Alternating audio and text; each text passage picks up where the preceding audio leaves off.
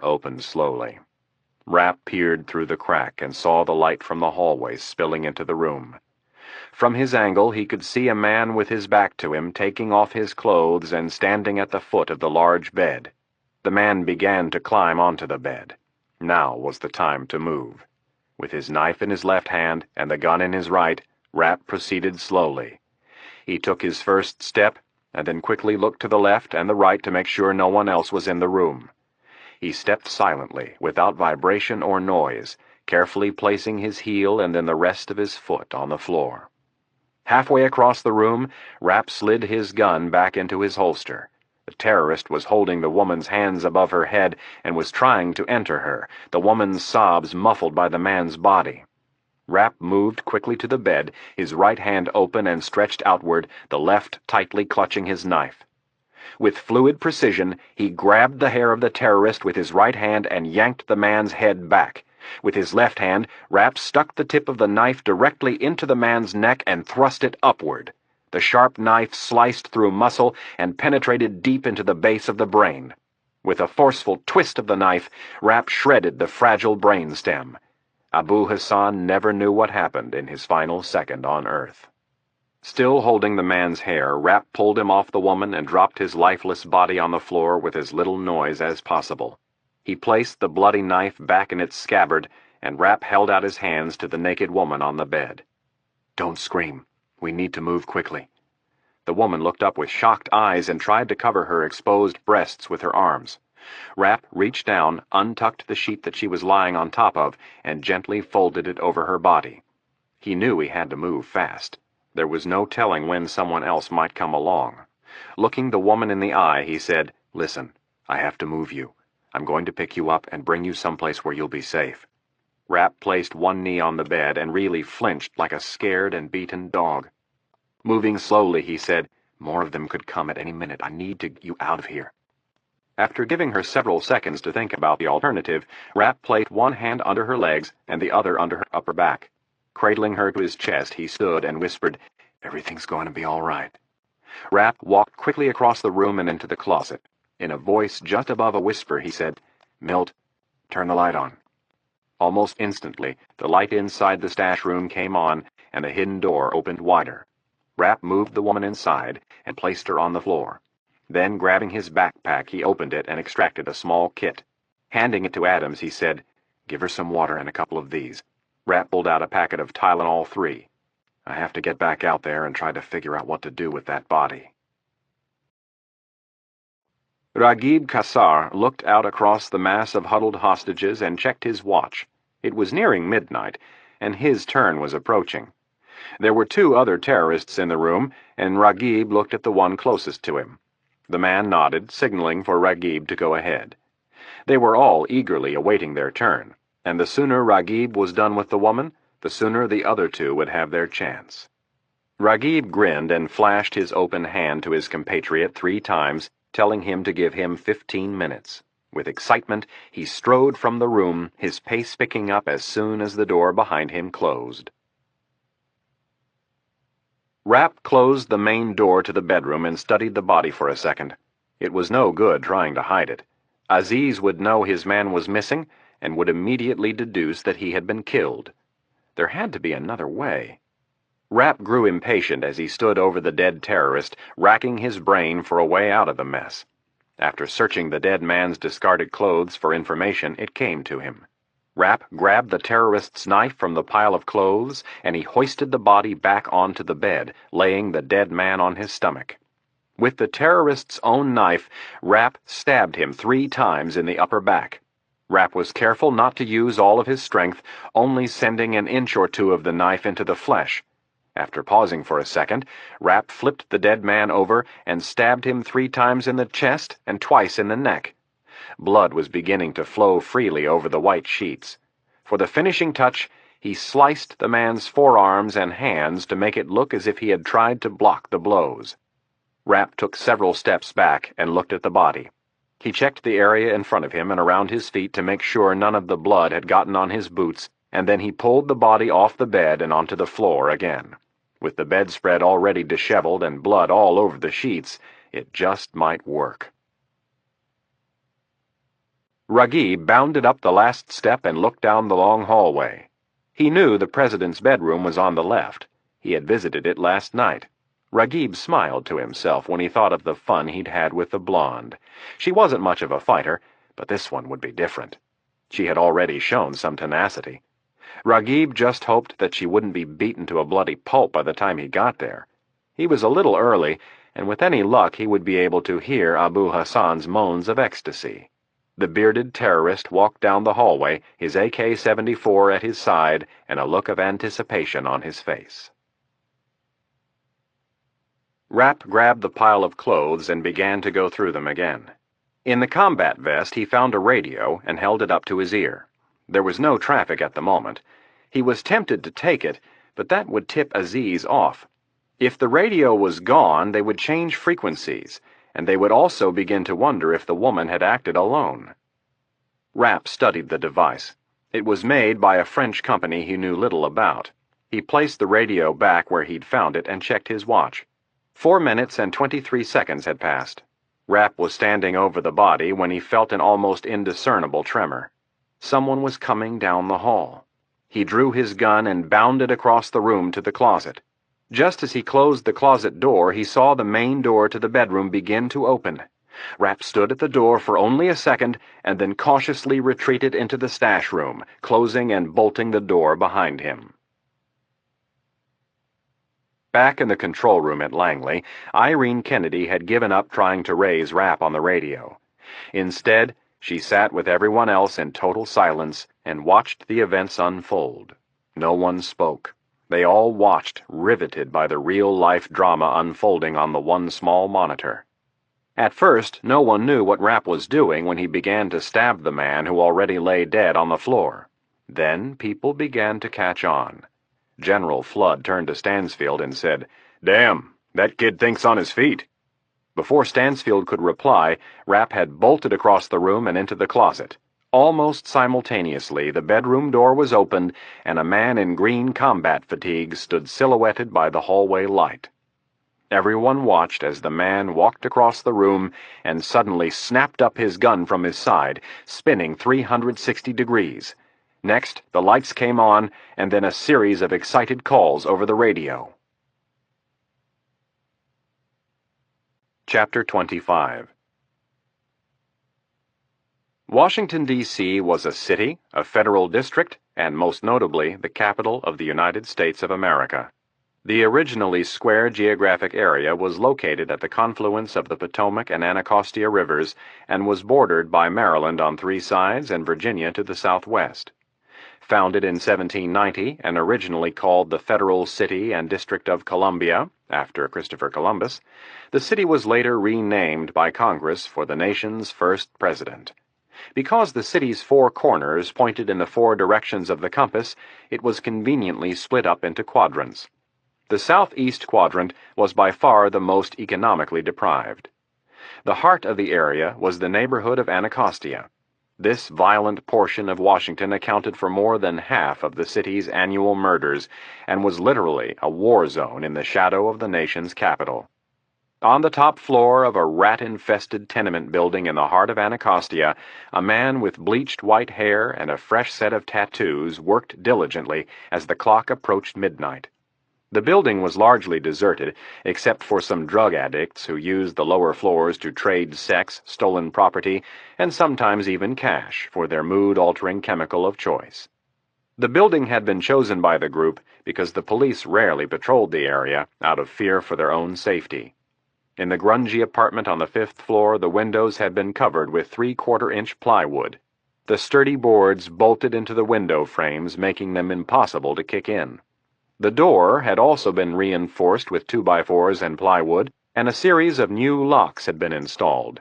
Inside the room, 2 motion sensors mounted in opposite corners had ensured the room's integrity for almost 2 weeks. Rafiq Aziz had ordered the white-haired man sitting on the folding chair to find the safe house almost 5 months ago, but Aziz had been adamant about waiting until the last possible moment to set it up. They did not want to attract too much attention.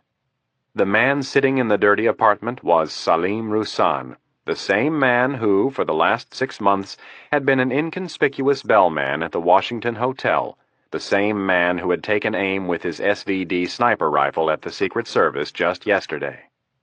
Rousan was no longer an inconspicuous individual. Thanks to the FBI, his employee photo from the hotel had been splashed all over television and every newspaper in the country. That was why Rousan had not seen daylight since walking into this apartment the morning before last. It had all been predicted by Aziz. The group's leader had been explicit about every detail before the raid on the White House, and that is why he had given Rousan only 2 10-round magazines. Aziz had other plans for Rousan, and he wanted him far away from the White House when the police and the FBI showed up. After Rousan had fired all 20 of his rounds, he had left the Soviet-made sniping rifle right there on the balcony overlooking the White House and fled the building by a staircase.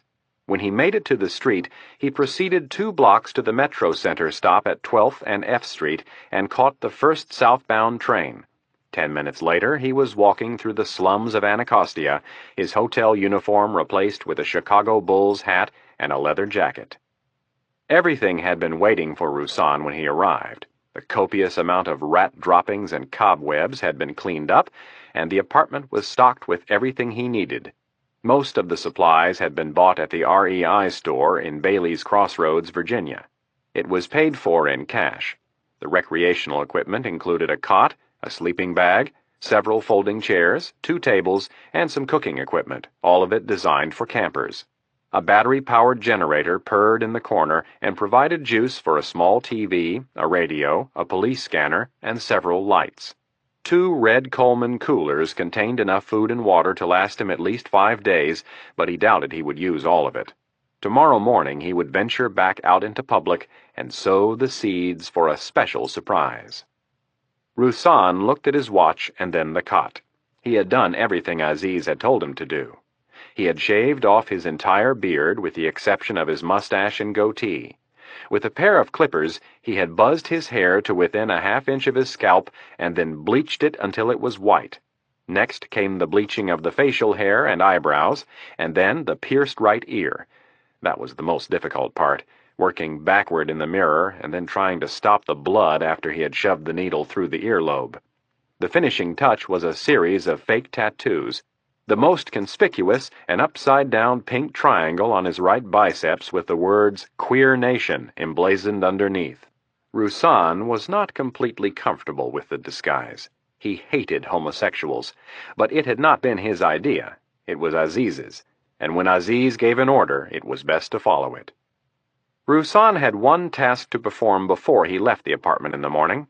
Looking at his watch, he debated whether he should take care of it now or get some sleep first.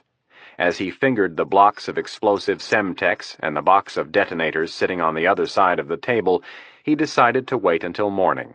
He would sleep better knowing the bombs were unarmed. Rafiq Aziz and Muammar Benghazi walked up the main staircase of the mansion. Aziz was furious.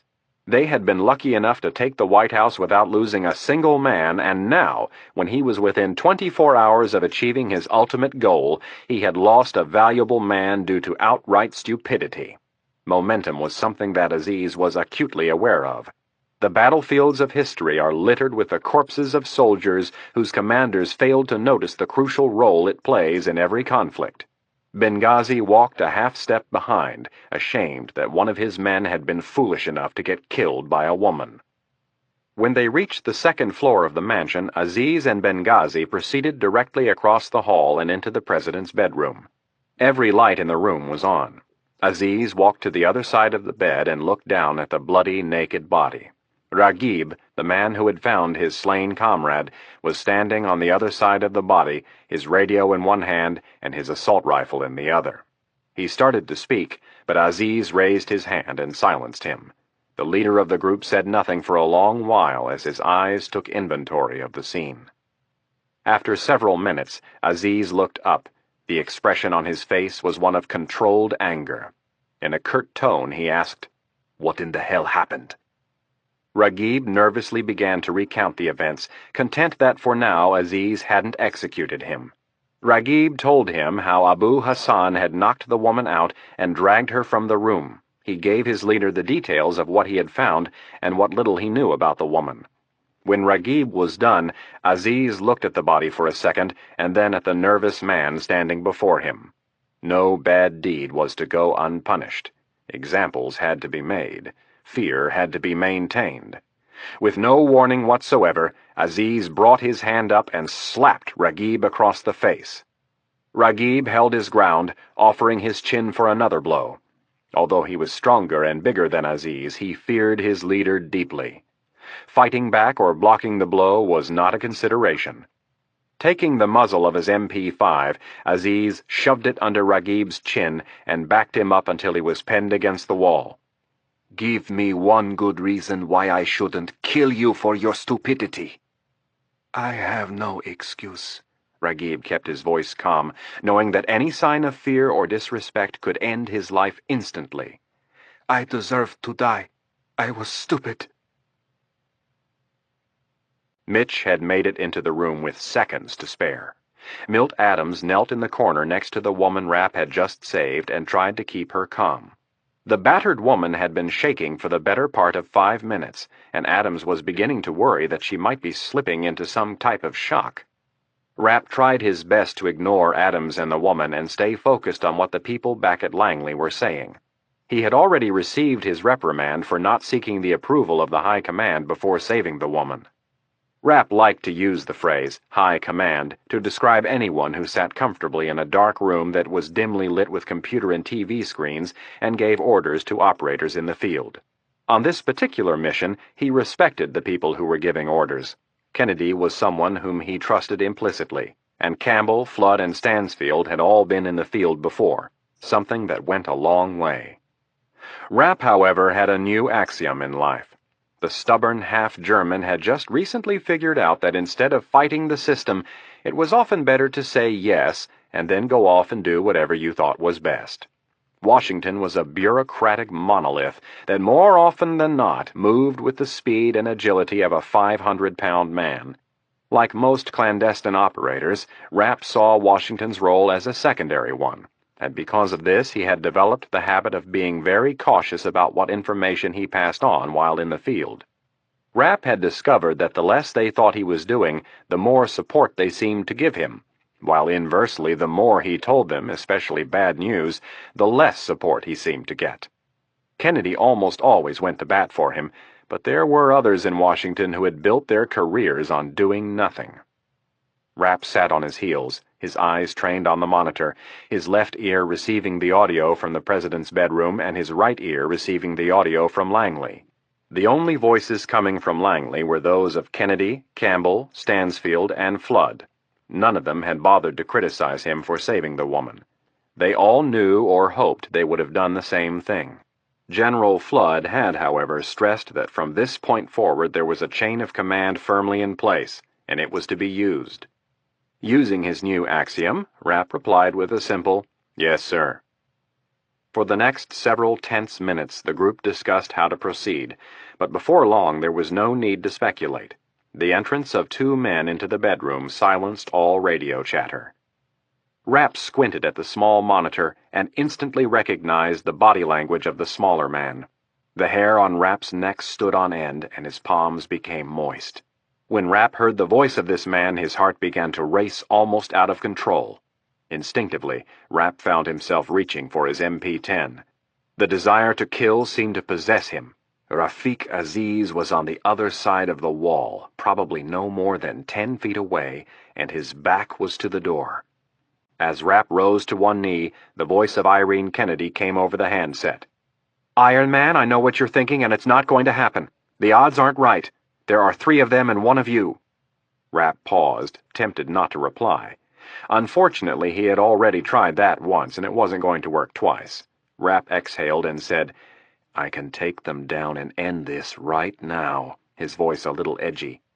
Kennedy's even voice came right back.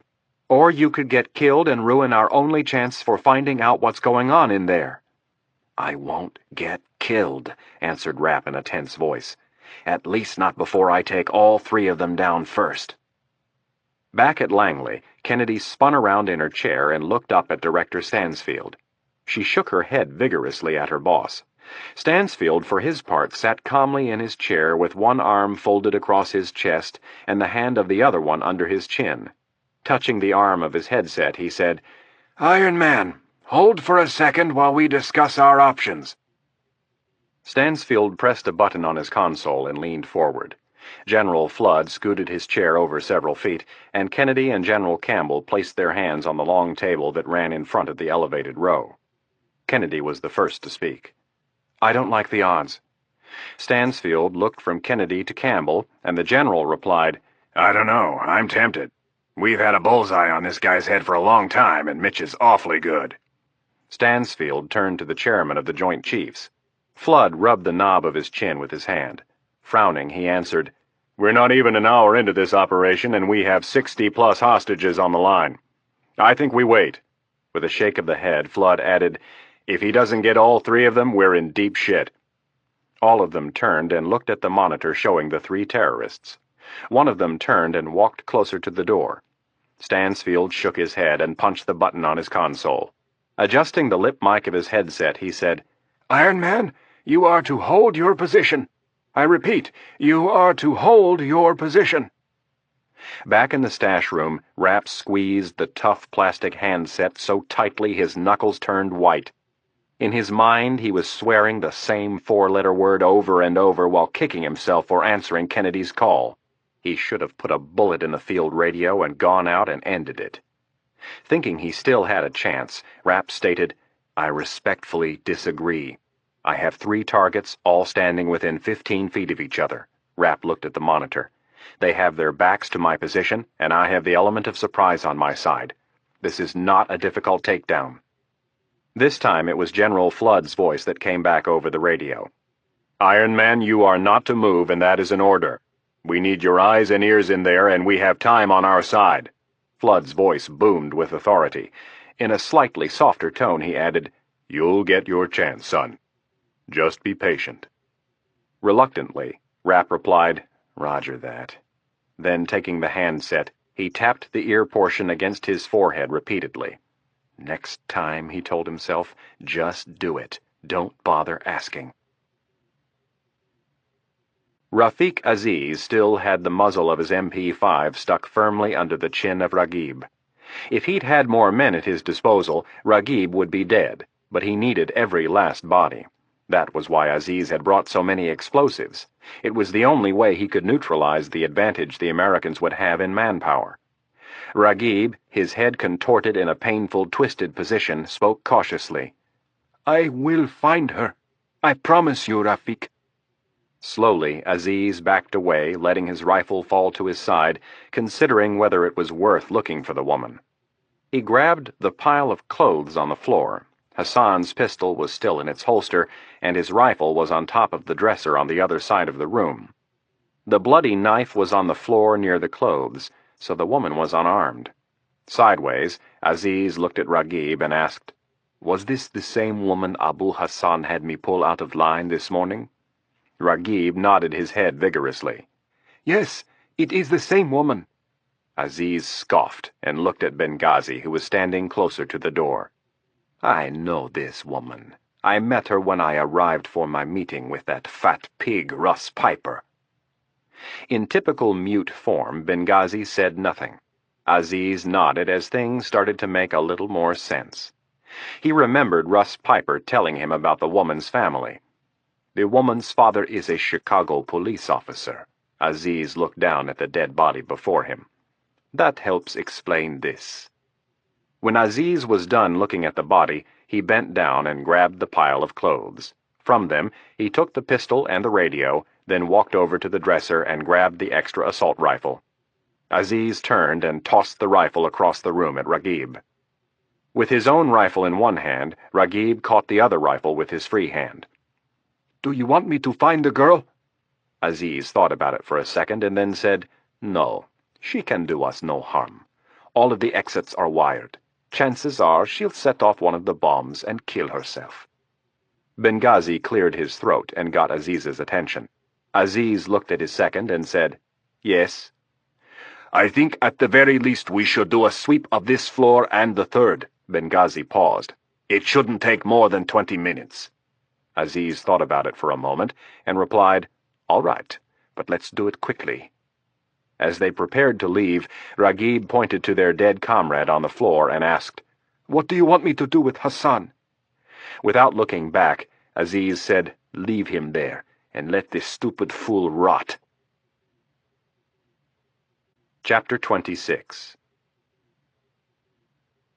Back at Langley, a lively discussion was underway. General Campbell wanted to broaden their vague mandate by sending 2 more people through the ventilation shaft. His reason was sound. They knew Aziz had brought a large amount of explosives into the White House, and they now had evidence that Aziz had strategically deployed the devices. Before any type of an assault could take place, those devices would have to be defeated, or at the very least, circumvented. To do that, they needed more information, and that meant getting someone with technical expertise into the White House. General Campbell and Irene Kennedy had again resumed their huddle with their respective bosses. Campbell stated confidently, 6 has the people and the equipment in place, and no one knows explosives better than they do. 1 call to Lieutenant Commander Harris, and we can have them in the shaft in under 5 minutes. I'd prefer to have Iron Man look around a little more, Stansfield said. Campbell sighed. I'm not sure we shouldn't have let Iron Man take them out a couple of minutes ago. Stansfield raised an eyebrow. It was a very risky play for so early in the game. Yeah, but one that might have been worth it. And if we get it again, I'd like to be in a position to increase the odds. So, Flood leaned forward, placing an arm on the table. You want to move these people in immediately? Yes. Campbell looked at his watch. It's almost 0100. The sun's going to be up in 5 hours. The sooner we get a clearer picture of what we're up against, the sooner we can end this thing. Plus, like all of our Special Forces personnel, these demo experts are cross-trained. You put 2 SEALs on Iron Man's flanks and... Campbell nodded confidently. The next time we get a chance to take out Aziz, we're not going to miss. Stansfield cautioned. Right now we have 3 armed terrorists moving about the mansion in a very surly mood. It might be wise to let them cool down before we start. I agree, replied Campbell. We just heard them say they're going to check the 2nd and 3rd floors, which should take about 20 minutes. Even if we get our people moving in under 10, it'll be close to a half hour before they make it in. And besides, they're coming into the 3rd basement, not the 2nd floor. What about Mitch? Asked Kennedy. He can sit tight until Aziz is done checking the 2nd and 3rd floors, and then he can head back down using the elevator. Kennedy thought about it for a moment and then said, It sounds reasonable to me. Both Kennedy and Campbell looked up at Flood and Stansfield. General Flood looked at Stansfield first, and then Campbell. Tell Commander Harris to get his men ready to move, but they are to wait for my order before they cross the fence line. Campbell and Kennedy went back to their spots, leaving the 2 older men alone. Flood moved close to Stansfield and asked, How does this change things with the Vice President? Stansfield pondered the question momentarily and then replied, I'm not sure. He was awfully vague in his direction. He seemed to leave the door open for everything up to the point of an actual raid. Flood shook his head and muttered, Vice President Baxter is severely hampered in the leadership department. He is not the person we need for this crisis. Stansfield slowly nodded. He's trying to cover all of his bets. So what do we do? The director of the CIA thought about it for a moment. He was vague for a reason. I almost got the feeling he wanted to be kept out of the loop. He wants his deniability. The general was not happy. Well, screw him and the horse he rode in on. We can tell him in the morning when he gets his lazy ass out of bed. On the east side of the White House, Lieutenant Commander Harris and his men were busy getting ready. The air under the tarp was soupy. Condensation had formed on the sides of the 3 vehicles, and rivulets of water were dripping to the ground. Every man was sweating profusely, but they all ignored it. They were used to working in conditions far worse than this. Harris had already chosen his 2 men. The first was Nick Schultz, a 38-year-old chief petty officer. Schultz was an EOD, Explosive Ordnance Disposal Specialist. who had been on the teams since he was 20. Due to his natural knack for explosives, he had spent a fair amount of time as a basic underwater demolition SEAL instructor for the grueling 26-week course that all candidates must complete before they can become a SEAL. However, what made Schultz one of the very best experts was his steady, unflappable demeanor. The second man Harris had picked was Danny Kraft. The choice was actually a foregone conclusion, since Kraft was Schultz's swim buddy. Kraft was Schultz's junior by 10 years. Where Schultz was calm and introspective, Kraft was active and outgoing. And where Schultz was plain-looking, Kraft was boyishly handsome. Looking quite a bit younger than his 28 years of age, Kraft had used his blue-gray eyes to woo college co-eds on both coasts. There was rarely a free night that the young SEAL spent alone. The two men were polar opposites, and as the older Schultz had expected, this worked to their advantage. Kraft saw things that Schultz didn't, and vice versa. Over the last 2 years, they had honed their skills and become a very effective duo. As they prepared for their insertion, the two men stood side by side in front of a long folding table and checked their equipment one last time. Besides their weapons and specialized toolkits, they were bringing one exceptional piece of equipment. Laid out on the table before them was a mobile X-ray imager made by Safety and Security Instruments out of San Diego. The first two pieces of the unit were the RTR-4 X-ray imager and the XR200 X-ray source. The two units worked in conjunction with a third piece of equipment, the RTR-4 control unit. This portable Pentium computer was mounted in a super-sturdy gasket-sealed aluminum case with shock-mounted components. The active matrix color flat-panel display on the control unit would provide Schultz and Kraft with a real-time sneak-and-peek into the guts of Aziz's bombs. Without the RT-4, any attempt to open the outer casing of the bombs would be a game of Russian roulette.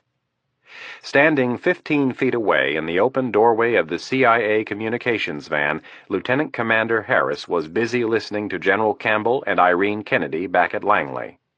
Harris was waiting for an opportunity to make his pitch, but hadn't found it. General Campbell was asking a lot of questions, as was Kennedy. When there was finally a pause, Harris made his move. "General Campbell, I'd like to request permission to go in with my demo boys. I think—" Campbell cut him off.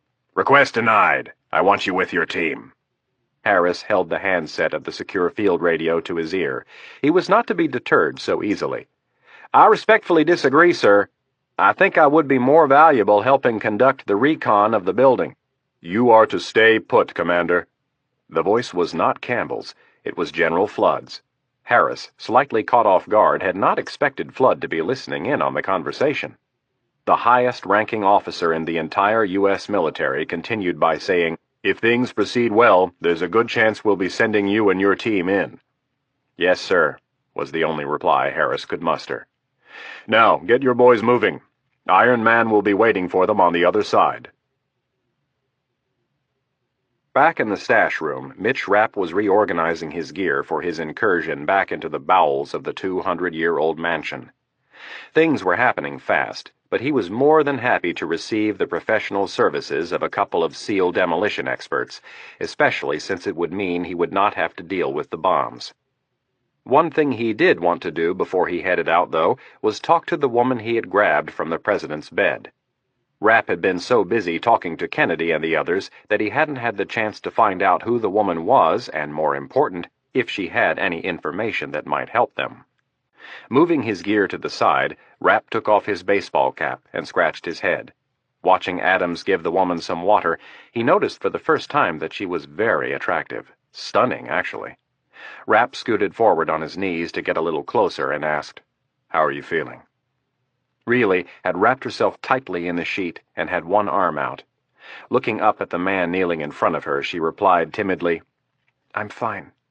But before the last syllable left her mouth, the tears started again. Really brushed some of them from her cheek and added, "I'm not fine, I'm a mess." Rapp laughed at her blunt observation. Reaching out, he grabbed her shoulder and said, "You're fine. Everything's going to be fine." Really looked up again, her bottom lip quivering slightly. "I'll never be able to thank you enough for what you did." Grabbing his hand, she squeezed it and said, "I owe you my life." Rapp blushed slightly. Now, there's no need to be melodramatic. He didn't know how to deal with the unusually personal gratitude of the woman, having grown used to his deeds going unnoticed by all but a select few. "I'm serious." Really squeezed his hand tighter. "I'm not being melodramatic. You saved my life." "Well," Rapp started uncomfortably, "he might not have killed you." "Oh," scoffed Really in between sniffles, "that's a hell of a consolation." She started to cry even harder. Milt Adams was still sitting next to Really. He looked at Rapp and shook his head. "You need to learn how to accept someone's gratitude, you big oaf. You're welcome. That's what you say to the pretty little woman." With his hand still on the woman's shoulder, Rapp scowled at Adams. Etiquette was hardly a concern of his at the moment. Rapp turned back to the woman, whose moist cheek was now resting on his hand. After squeezing her shoulder lightly, Rapp reached out with his other hand and brushed some of the tears from her cheek. "You're welcome," he started tentatively. "I'm glad I was there to help." Rapp held her cheek for a moment and then lifted her head so he could look her in the eye. That was when he noticed them, the greenest eyes he had ever seen. So beautiful were they that Rapp lost his concentration for a second and forgot what he was about to ask.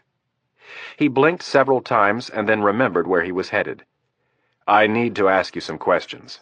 Are you up to it?" Really nodded and wiped the remaining tears from her cheeks.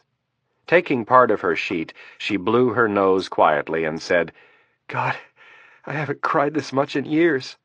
"Well, you've been through a lot." Rapp was making a concerted effort to say the right things.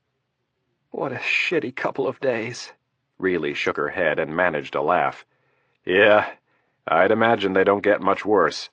Rapp looked at his watch and said, "Listen, I have some things I have to do, but I want to ask you some questions first." Really nodded. "Good. Let's start with your name." "Anna Really." "I'm Mitch, and this is Milt." Really wiped her hand on the sheet and extended it. "Nice to meet you, Mitch." Really gave a warm smile, showing off her dimples. "Very nice to meet you." Rapp grinned and shook her hand. Really then turned to Adams and shook his hand. "What do you do here at the White House?" asked Rapp. "I'm a reporter." From the look on Rapp's face, one would think they were on their first date and she had just told him she had a husband. Oh, shit, Rapp thought to himself. This could be a problem. "Who do you work for?" "NBC. It was my first day on the job." "Nice timing," Rapp said with a raised eyebrow. "No shit," Really shook her head. "Where have you been held for the last several days?" "In the White House mess." Rapp looked to Adams, who nodded and said, "That's where I thought he would hold them. No exterior windows, and the room is big enough." Rapp was worried about whether Aziz had kept all of the hostages together or split them up. As a general rule, that decision depended on assets and the layout of the building. With this in mind, Rapp was inclined to believe that with Aziz's limited manpower, he would be forced to keep all of the hostages in one place. "Were all of the hostages kept in the mess?" "Yes," Really shrugged her shoulders. "At least I think so." "How many of you?" Biting her bottom lip, Really thought about it for a moment and said, "I don't know. 80, 100, 120. I don't know." "I really need you to think about this one. You don't have to answer it right now, but I need you to try and remember how many people were in the mess." Really nodded. "I'll try." "What about Secret Service agents? Were they held in the same room as you?" Rapp knew Aziz well enough to bet that he would at the very least separate the Secret Service agents from the hostages. "I don't know. When all this started, I'd only been on the job for about 15 minutes. I don't know what any of the agents look like." "You don't have to know them personally to be able to pick them out. They all have short haircuts, athletic builds. They stand out." Rapp looked at her proddingly. "Come on, you're a reporter." With a grin, he added, "You're supposed to notice stuff like that." Really thought about it. "I don't remember seeing anyone like that." "What about any Marines or other military types?" asked Milt Adams. Really shook her head immediately. "I know for a fact I didn't see anyone in a uniform."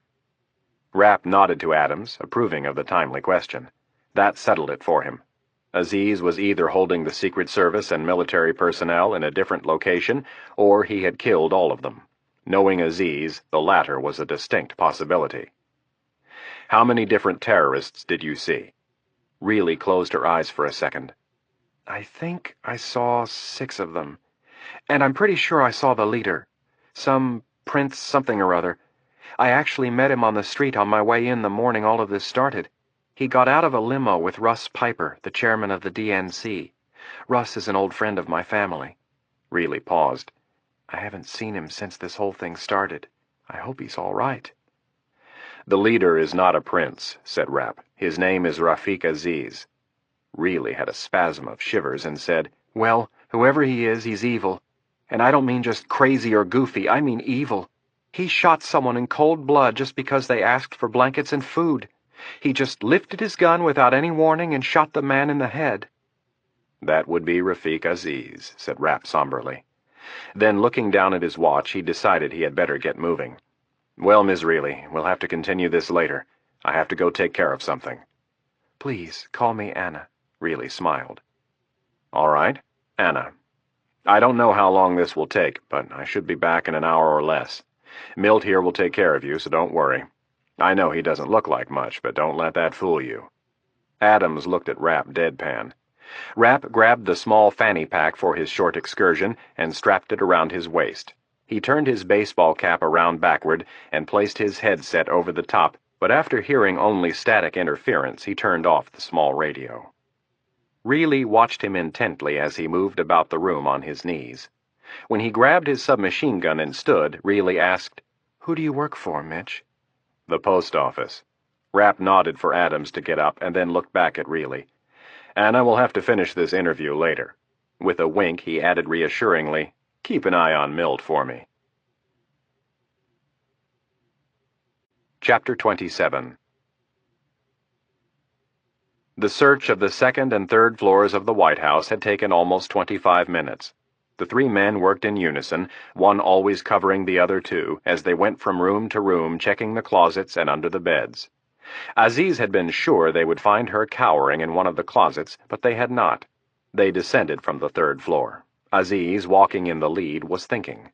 He was thinking about the building, and how old it was, how much it bothered him that he couldn't just walk from one building to the other without going outside. If he could just have gotten his hands around the president in his office, he would not have had to spread his people so thin. But Aziz knew if he wanted to get the Americans to meet all of his demands, he would have to extract the cowardly president from the safety of his bunker. And the only way he could do that was if his little thief, his gift from Saddam, was successful in his task. Aziz stopped suddenly and did an about-face. Benghazi and Raghib stopped just short of running into their leader. They were tired and their reaction time dulled. Aziz pointed back down the hall and said, "Follow me. I have decided there is something we need to check while we are here." The 2 men stood aside, and Aziz marched off in the direction from which they had come. As they continued down the staircase to the first basement, Aziz opened the fire door and stepped into the hallway. He stood there for several seconds, looking in both directions, and then he walked back into the staircase and continued down to the 2nd basement. He repeated his actions on this floor, pausing just long enough to look down the hallway. When they reached the 3rd basement, Aziz pointed to the stairwell door and said to Raghib, "You wait here." Aziz then marched down the hall with Benghazi. When the corridor ended, the 2 men turned to the left and continued for another 30 feet. Aziz was immediately surprised by the lack of noise. When he had checked on his little thief some 4 hours earlier, the sound had been pronounced. Slightly alarmed by the change, Aziz brought his assault rifle up to a leveled position. Benghazi, sensing his boss's tension, did the same. The outer door that Mustafa had broken through on the first night was only half open. As Aziz approached, he could see only a portion of the outer room to the president's bunker, and his little thief was not in sight. Aziz walked to the left so he could see the right side of the room. There was still nothing. No sound. No Mustafa. Without stopping, Aziz slid through the partially opened door and snapped the muzzle of his MP5 to the left. What he saw upset him instantly. Against the far wall, Mustafa was sitting on the floor, asleep in an upright position, his short arms wrapped around his potbelly, and his mouth open with a stream of drool running down his chin. Aziz took 3 steps and forcefully kicked the man's feet. Mustafa's eyes opened instantly, and Aziz shoved the muzzle of his rifle to within an inch of his face. "What in the hell are you doing?" Nervously, he replied, "I was taking a nap." "I can see that. Why aren't the drills running?" "They needed a rest." The safecracker tried to move farther away from the weapon, but there was nowhere to go. "If I run them non-stop, they will burn out." Aziz moved the rifle away from the man's face. The answer had satisfied him for the moment. "Are you still on schedule?" "Yes." Mustafa rolled his plump body onto one knee and stood. "I am actually several hours ahead of schedule." Aziz raised an interested eyebrow. "Really? When do you expect to have the door opened?" Mustafa looked at his watch. "If the drills continue to work well, I think I can have the door opened around 7 this evening." Aziz smiled. "That would make me very happy." Slapping the shorter man on the back, Aziz said, "You have done good work, Mustafa." "Thank you." Mustafa bowed his head slightly, accepting the rare compliment. Aziz looked over at the shiny vault door. In less than 24 hours, he would have his hands on the president. Mustafa's news of being ahead of schedule helped assuage Aziz's anger over the loss of Hassan. Once he had the president, he could breathe a sigh of relief. Leaving the stash room was a tense process. The only eyes Rapp had outside the room were the sole surveillance unit he had placed in the president's bedroom. This assured him that it was safe to exit the stash room, but Milt cautioned him that the large closet also had a door at the opposite end that led into the First Lady's bedroom. "All right," Rapp whispered, and Adams opened the wall several inches. Not moving, not breathing, Rapp peeked through the crack and listened. Stepping into the closet, he immediately noticed that its door to the First Lady's bedroom was open. Rapp checked to his left and his right twice, and then walked toward the First Lady's bedroom. He stood at the doorframe for a moment and listened. The room was empty. Directly across the room was another door, which was closed. Rapp figured it was either a closet or a bathroom. Whichever the case, it made no difference. The fact that the door he was standing in had been left open and the one across the room had been closed, however, was significant. It meant that Aziz and his men had done a sloppy job on the search. Each door should have been opened, checked, and then closed. Because of this inconsistency, Rapp felt confident enough to close the door to the closet. He quickly rummaged through the closet, grabbing a sweatshirt, a pair of sweatpants, and a pair of white sweat socks. Rapp went back to the stash room door and handed the clothes to Adams. "Give these to Anna."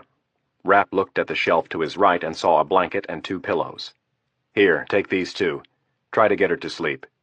Rapp began to close the door and said, "And make sure you don't bolt this thing. If I'm in a hurry to get back in, I don't want to have to stand out here and knock." Adams nodded and said, "Good luck." Rapp closed the organizer tight and silently moved across the president's bedroom. 3 steps, and he was across the entrance hall and into the bathroom. Reaching behind a light to the left of the medicine cabinet, he found the button and pressed it. The wall sprang open an inch, and with his gloved hand, Rapp pulled it open several more feet. With the push of another button, the elevator's doors opened, and Rapp began his near-silent descent. Seconds later, the elevator stopped and the doors opened. Rapp retraced his earlier steps down the hallway and into the stairs leading to the 3rd basement. When he arrived at the landing door, he reached for the handle and stopped just inches short. The stairwell was darker than the hallway on the other side, and a half-inch of bright light bordered the bottom of the door. Rapp had seen something. His eyes had caught some type of motion, a variance in light. Cautiously, Rapp backed up, wondering if the SEALs could already have arrived. With his gun leveled, he kept his eyes trained on the patch of light. After only seconds, he saw the shadow again. Frowning, he opened up the monitor, this time not daring to holster his weapon. With the monitor opened, his gun in his left hand and the snake in his right, he moved to the far side of the door handle and slowly inched the tiny lens forward along the concrete floor. Rapp's eyes went back and forth between watching the screen and watching the progress of the snake. An inch at a time he nudged it forward. The first thing Rapp saw on the screen was a pair of boots. As he pushed the lens forward, combat fatigues came into view, and then the distinctive barrel, hand grip, and curved magazine of an AK-74. Rapp pulled the snake back deliberately and swore to himself. Why was a bad guy all of a sudden down here in the basement? They had come across no one on the way in. Why now? As Rapp leaned flat against the wall, he tried to make some sense of it. After a while, he decided it must have been the girl. He had to make a decision, and the sooner he made it, the better. Waiting in the stairwell was not an option. There was no cover, and someone could come along at any minute. It was too big a risk. Opening the door and shooting the terrorist was an option, but one that would have to be a last resort. Rapp was left with only one real course: go back and tell Kennedy and Campbell to put the SEALs in a holding pattern until he could make sure the basement was clear. Rapp looked down at the corner where the white concrete wall met the hinges of the door. He reached inside the cargo pocket of his pants and extracted one of the micro video and audio surveillance units. Dropping to a knee, he attached a Velcro patch to the wall and then carefully positioned the unit so the tiny fiber-optic lens would have a view under the doorway. Rapp ascended to the second floor of the mansion quickly, taking less than 2 minutes to cover the distance from the third basement. When the small elevator reached the second level, Rapp turned on his monitor and checked the view of the president's bedroom. All was clear on the video and the audio, so he closed the screen and stepped out onto the tile floor of the bathroom. From there, it was across the way and into the large closet once again. With the doors closed, he found the hidden latch for the wall organizer and opened the way to the stash room. Adams and Reilly were sitting wide-eyed on the floor when Rapp entered, and Adams said, "You're back kind of quick, aren't you?" Rapp shook his head while he dropped to his knees in front of the secure field radio. "Yeah. We've got a problem downstairs." "Like what?"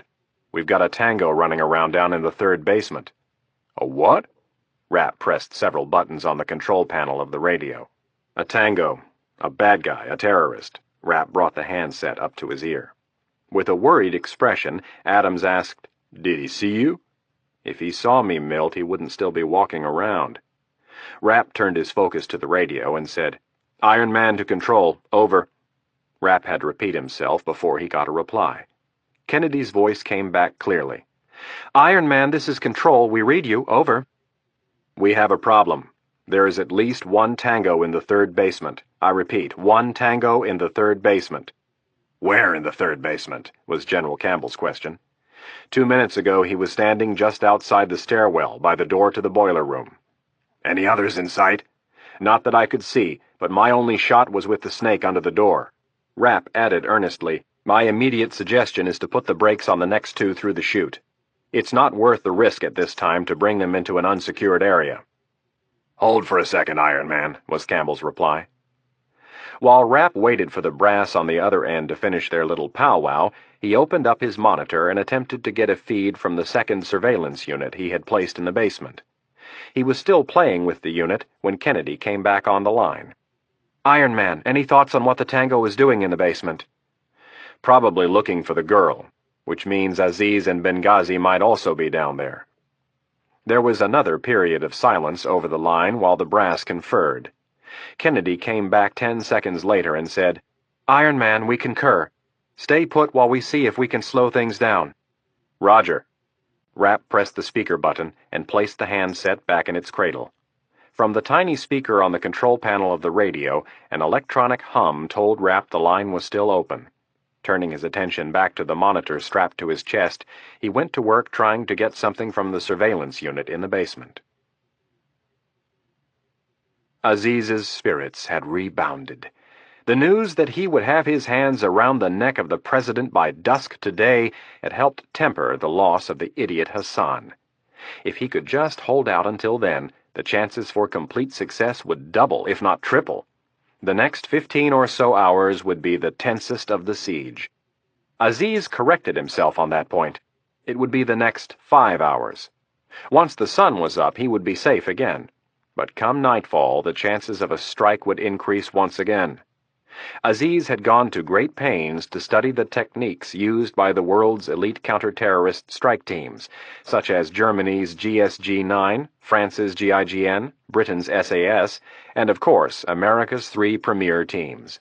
The groups all shared information on training, strategy, intelligence, and tactics, and competed in annual competitions to help hone each other's skills. All of the groups followed a fairly standard procedure when confronted with a hostage crisis: initial deployment of assets, intelligence collection, planning, development, and practice of the takedown, mission approval, and finally, execution of takedown. All of the groups were good, and the three U.S. teams were always ranked at or near the top in every category except one. When it came to mission approval, the U.S. teams were consistently ranked at the bottom. The common critique from the international counterterrorism community was that the U.S. had too many people in the chain of command, too many people throwing their opinions into the arena and thus slowing down a process that depended on speed and efficiency. This was one of the things Aziz was planning to exploit. This, as well as the American media and ultimately public opinion. The morning would bring a new day in the media cycle, and Aziz would begin to implement another crucial part of his plan. If he succeeded, it would keep the dogs at bay for another day. The politicians were his allies, and he needed to keep them believing there was a way out of the situation.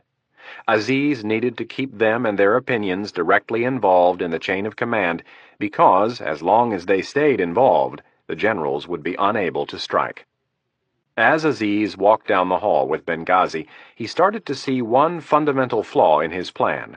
He had succeeded in negating the Americans' manpower advantage through the use of explosives and the exterior surveillance cameras he had seized from the Secret Service. With the amount of explosives he had deployed, any attack would result in the deaths of all the rescuers and, if need be, the hostages too. The flaw, Aziz was now sure, was created once again by the separation of the West Wing and the Executive Mansion. The West Wing was 100% secured, but the mansion was not. If the Americans found out that he was in the process of extracting the president from his bunker, there was no telling what they might do. It was entirely likely that they would risk everything to prevent the president from falling into his hands. As Aziz and Benghazi neared the end of the hall, Aziz stopped and said, "Muammar, I want you to stay here for the rest of the night. I will send you a replacement at..." Aziz looked at his watch. 7. I want you to make sure that nothing happens to my little ferret. Aziz pointed in the direction of the bunker. If you fail me this time, you will be begging for a quick death. The subordinate nodded while maintaining his ramrod posture. Aziz turned to go back upstairs and was confronted by two doors. One of them he had not noticed before. Turning to Benghazi, he asked, "Where does this lead?" "To the boiler room," the heavily bearded Benghazi answered. "Boiler room," Aziz repeated while he mulled over the words.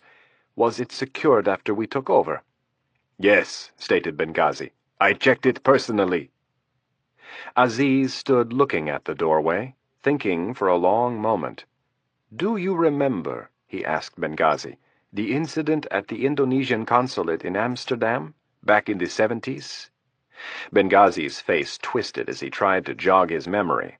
After a while he replied, "Yes, I remember what happened. The terrorists surrendered after a long standoff with the police." 2 weeks, answered Aziz, referring to how long the siege had lasted. "Did you know that during the standoff the CIA assisted the Dutch government by getting one of their people into the building via the sewer pipe?" "No." "Neither did the terrorists. The man came in through the basement and bugged the building. Everything the terrorists said and did was heard by the Dutch authorities." Aziz looked back at the door. "When was the last time you checked this room?" "I checked it yesterday afternoon." "A lot has happened since then. I think we should check it again." Without waiting for Benghazi's opinion, Aziz started for the door. The two SEALs trudged forward through the ventilation duct in complete darkness, Kraft in the lead and Schultz close behind. This is what they had trained their whole lives to do. There wasn't a Special Forces operator in the service worth his salt who wouldn't have given his left nut to be in their position. All the push-ups, early morning runs, icy swims, hour upon hour of target practice, live fire drills, parachute jumps that ran into the triple digits, it all came down to this. Apprehension was a word that didn't belong in their vocabulary. Maybe caution, from time to time, but not apprehension. These men relished the task before them, and knew all too well what the stakes were. Death was a distinct possibility. They had seen team members die in both training and covert operations. That was the life they had decided to live, and there wasn't a day they regretted the decision. The younger Kraft was in the lead because he had asked to be. The two SEALs were now experiencing the same problem that Rapp and Adams had. The closer they got to the White House, the worse their radio reception became. Like the two that had gone before them, they had removed their earpieces after a while because the static became so bad. It had not occurred to anyone, either at Langley or at SEAL Team 6's mobile command post, to have Schultz and Kraft string along a phone line, a military practice that had been commonplace for almost a century, but had gone by the wayside with the recent onslaught of high-tech radios and billion-dollar satellites. Events had progressed too quickly, and a low-tech solution to a critical battlefield problem had been missed. Kraft was glad he had remembered to put on his elbow and knee pads before being lowered into the ventilation duct. He had about 30 pounds of gear on his body, and was pulling another 30 behind him via a rope. Wiggling like a reptile, he could move only 4 to 6 inches at a time, and his elbows were doing most of the work. The two men moved quietly for the most part, the only real noise coming from the equipment they dragged behind them. The noise wasn't much, no more than that of a shirt sliding down a clothes chute. It was hard to tell how far they had gone, but to Kraft it seemed as if they were nearing the end. He stopped momentarily and looked behind him. All he found was more blackness and the sounds of his swim buddies squirming his way forward. Kraft decided to shed some light on the situation. Turning onto one side, he extracted his pistol, a Heckler & Koch USP 45 ACP. Attached to the pistol was both a cylindrical suppressor and a laser aiming module. Kraft turned on the laser, and the red dot bounced off the walls of the duct. Aiming the pistol straight ahead, Kraft found the end of the shaft not more than 30 feet away. Aziz placed his hand on the doorknob and nodded to Benghazi. Benghazi took up a position opposite Aziz and signaled that he was ready. When Aziz opened the door, Benghazi swung his rifle and half of his body into the now open space. Benghazi looked down at the expansive room from a slightly elevated position. A small grated metal landing was just on the other side of the door, and 3 steps led from the landing down to the stark concrete floor of the boiler room. One dim light off to the left provided minimal lighting. After Benghazi looked from one side of the room to the other, he checked on both sides of the doorframe for more light switches. After coming up empty, he spotted a group of 4 switches at the bottom of the grated steps. Benghazi moved down the steps and slapped all 4 switches up with the palm of his hand. The room lit up with powerful overhead lamps. Aziz stepped onto the landing and surveyed the room, his MP5 gripped in both hands. He nodded for Benghazi to move out ahead while he slowly came down the steps. Neither man spoke. Benghazi had known Aziz long enough to recognize when he was spooked. Aziz did not know exactly what he was looking for. As he peered around the room, he wondered if he wasn't being overly paranoid. There had been very little time for sleep over the last week, and his nerves were getting raw. The truth, however, was that it is impossible to be too paranoid when dealing with the CIA. He should have thought of this possibility earlier, but so much had changed from the original plan. It was a grave oversight on his part. He had been thinking of too many things and spreading himself too thin, but he was focused now. Nothing mattered more than getting his hands on the president, and if that meant sacrificing some of his assets to secure this area of the basement, it was a gamble that was well worth it. As Aziz moved across the room, a good 10 paces behind Benghazi, his eyes searched the floor for any type of drain, grate, or pipe. While he looked, he wondered how big the sewer pipe must have been in Amsterdam. Not any pipe would do. It would have to be big, and he doubted that anything big enough to support a human would be running into the White House. Aziz was looking under one of the large boilers when he heard a soft whistle from Benghazi.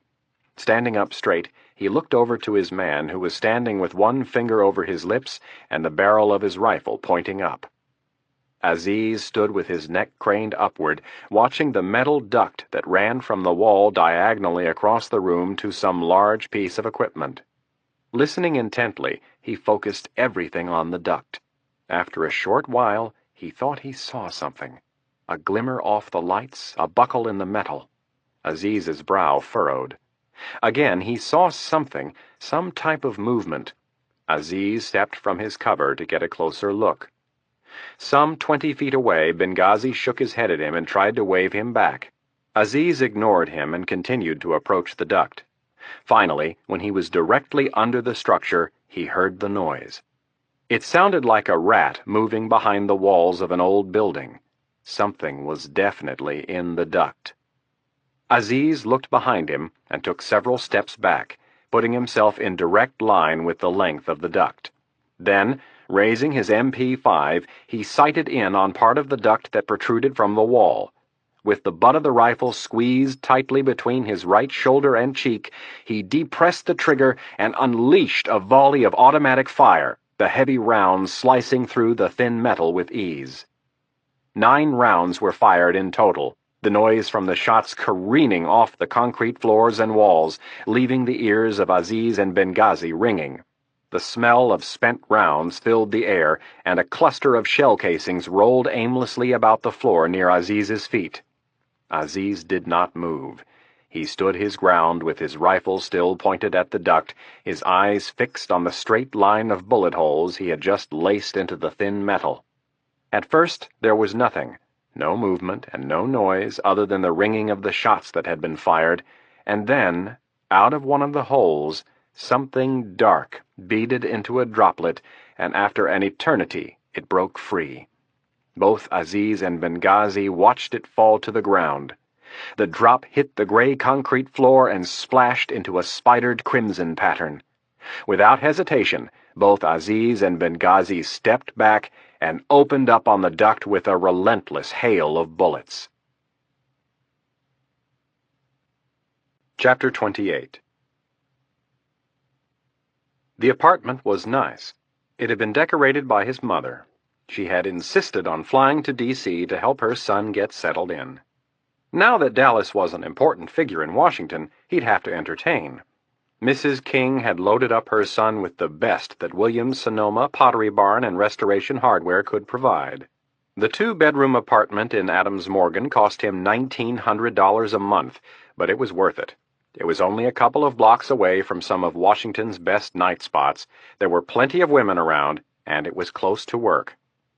Dallas King sat at the breakfast bar in the kitchen with a cup of coffee in one hand and the remote control to his TV in the other.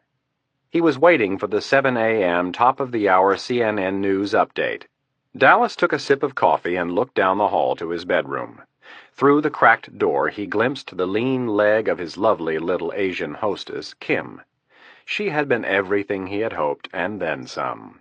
After King finished his meeting with Sheila Dunn, he had moved to the bar for one more glass of wine.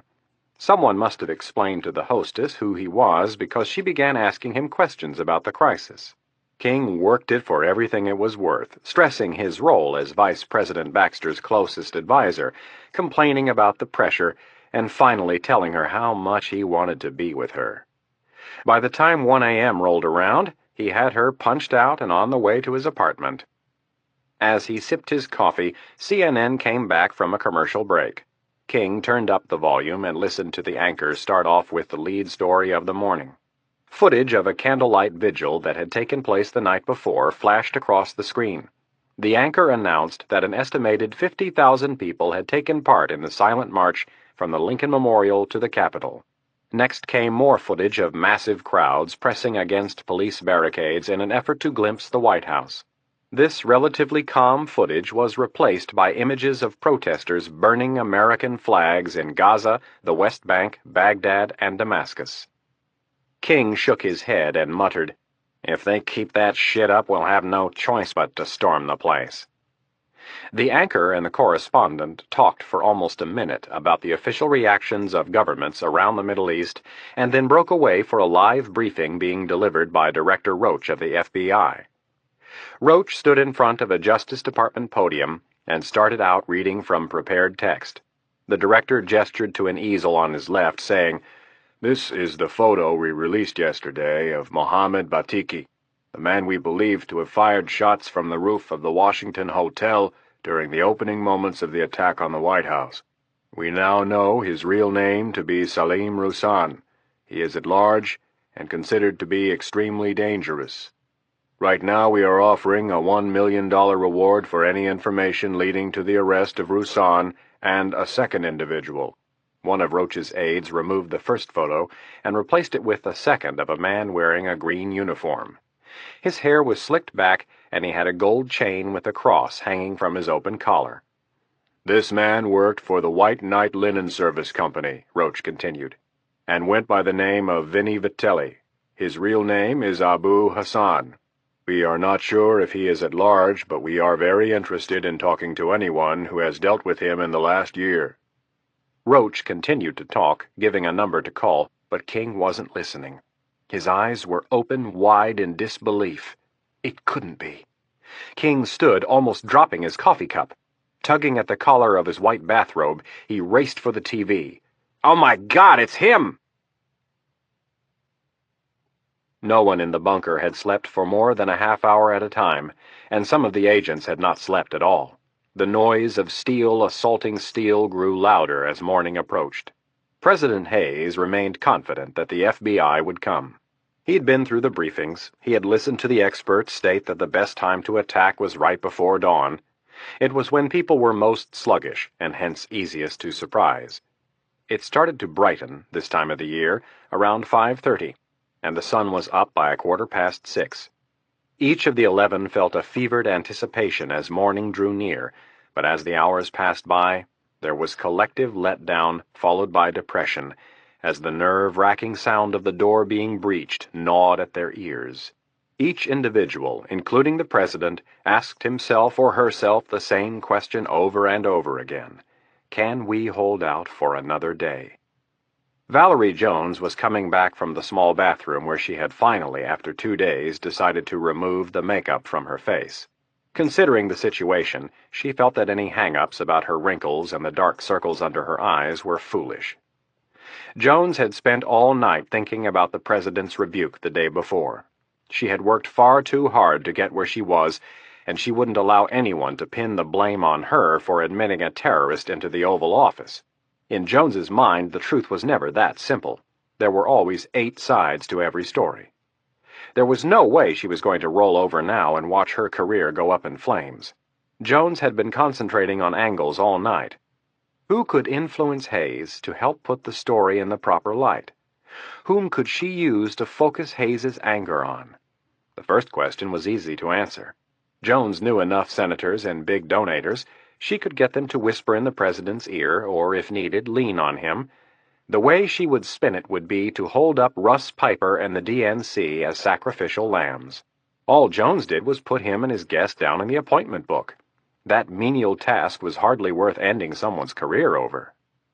As far as getting her boss to focus his anger on something or someone else, Jones was working on that. She proceeded back to the couches and sat next to him. If she could get him thinking in another direction, she just might hold on to her job and her career. President Hayes didn't bother to look up when his chief of staff sat. Jones studied him for a second, and then asked, "Why wouldn't they have come?" Hayes shook his head.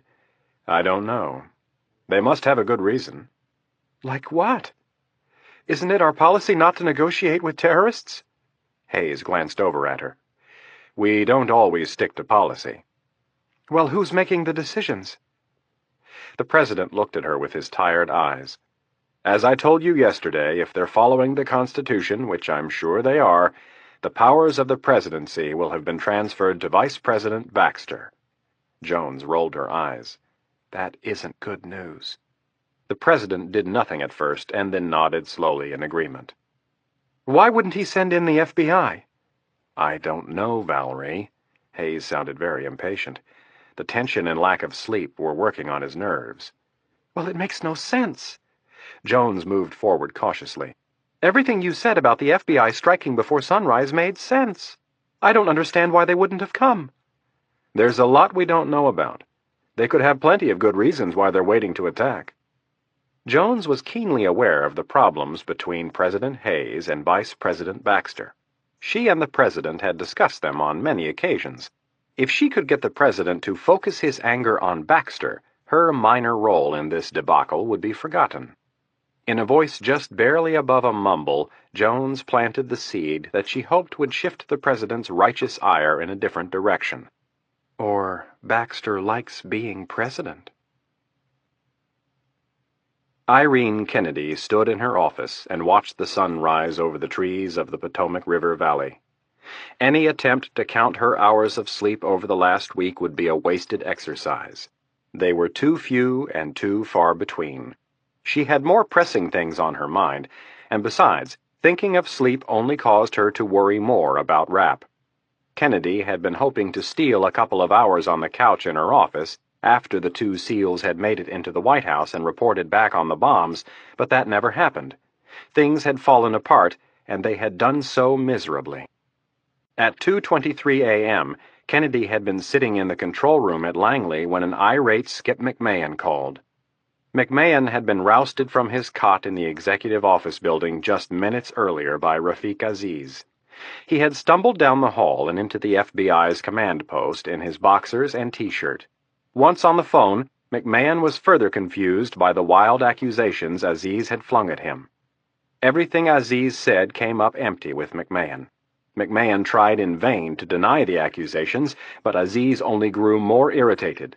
As Aziz began to threaten to kill hostages, McMahon began to link the recent events with a phone call he had received from FBI Director Roach the previous evening. Roach had explained to McMahon that the CIA would be moving some sensitive surveillance equipment into position by the east fence of the White House. In less than a minute, one of McMahon's agents had a set of blueprints rolled out on the table before him and was stabbing his finger at the location of a ventilation duct on the south lawn.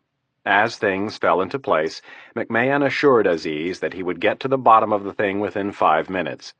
McMahon's next phone call was to his colleague and good friend Irene Kennedy. That was when the control room at Langley started to piece together what had happened. Upon receiving McMahon's call, General Campbell ordered Harris to send one of his men into the shaft to find out what was going on. Not long after that, the two SEALs were pulled out of the shaft by an electric winch. Nick Schultz had fulfilled the SEAL code of honor by never leaving a man behind in battle, dead or alive. When the shooting started, Schultz was trailing just far enough behind to be safe from the shots, but within reach of the gear that Kraft was pulling behind him by rope. Struggling, he pulled his swim buddy back through the narrow confines of the duct inch by inch, praying his friend would be alive when they reached the other end. It was all for naught. Kraft was dead. Now, standing at the window of her 7th-floor office at Langley and watching the sun climb into the morning sky, Kennedy wished she could turn back the clock and do it all over again. Do it right. Do it the way she had wanted to from the start. Kennedy had promised herself when she got into this business of ordering men into harm's way that she would do everything possible not to become a detached bureaucrat. 17 men had died under her watch at Langley, the majority of them in one seriously botched operation. Kraft would bring the total up to 18, and as with those before him, Kennedy would visit his grave. A knock on the door pulled Kennedy from her trance, and without turning, she said, "Come in." The door opened and closed, but whoever had just entered had chosen to stay silent until recognized. Kennedy finally turned and saw a far from jovial Skip McMahon standing across from her. "Skip, I couldn't say anything to you last night. There were far too many people around." McMahon, dressed in a suit and tie, stared her down, his hands on his hips and deep, dark circles under his eyes. "I can't believe you didn't tell me." "I'm sorry." McMahon shook his head slowly from side to side. "You and I have never played these games. We've always been straight up with each other." "I know. I apologize. It's just that things happened too fast last night. I wanted to tell you, I asked if I could bring you in on it, and I was told to wait." "By who, Thomas?" "It goes higher than that." McMahon frowned skeptically. "How much higher?" Kennedy turned away, not entirely comfortable with telling McMahon.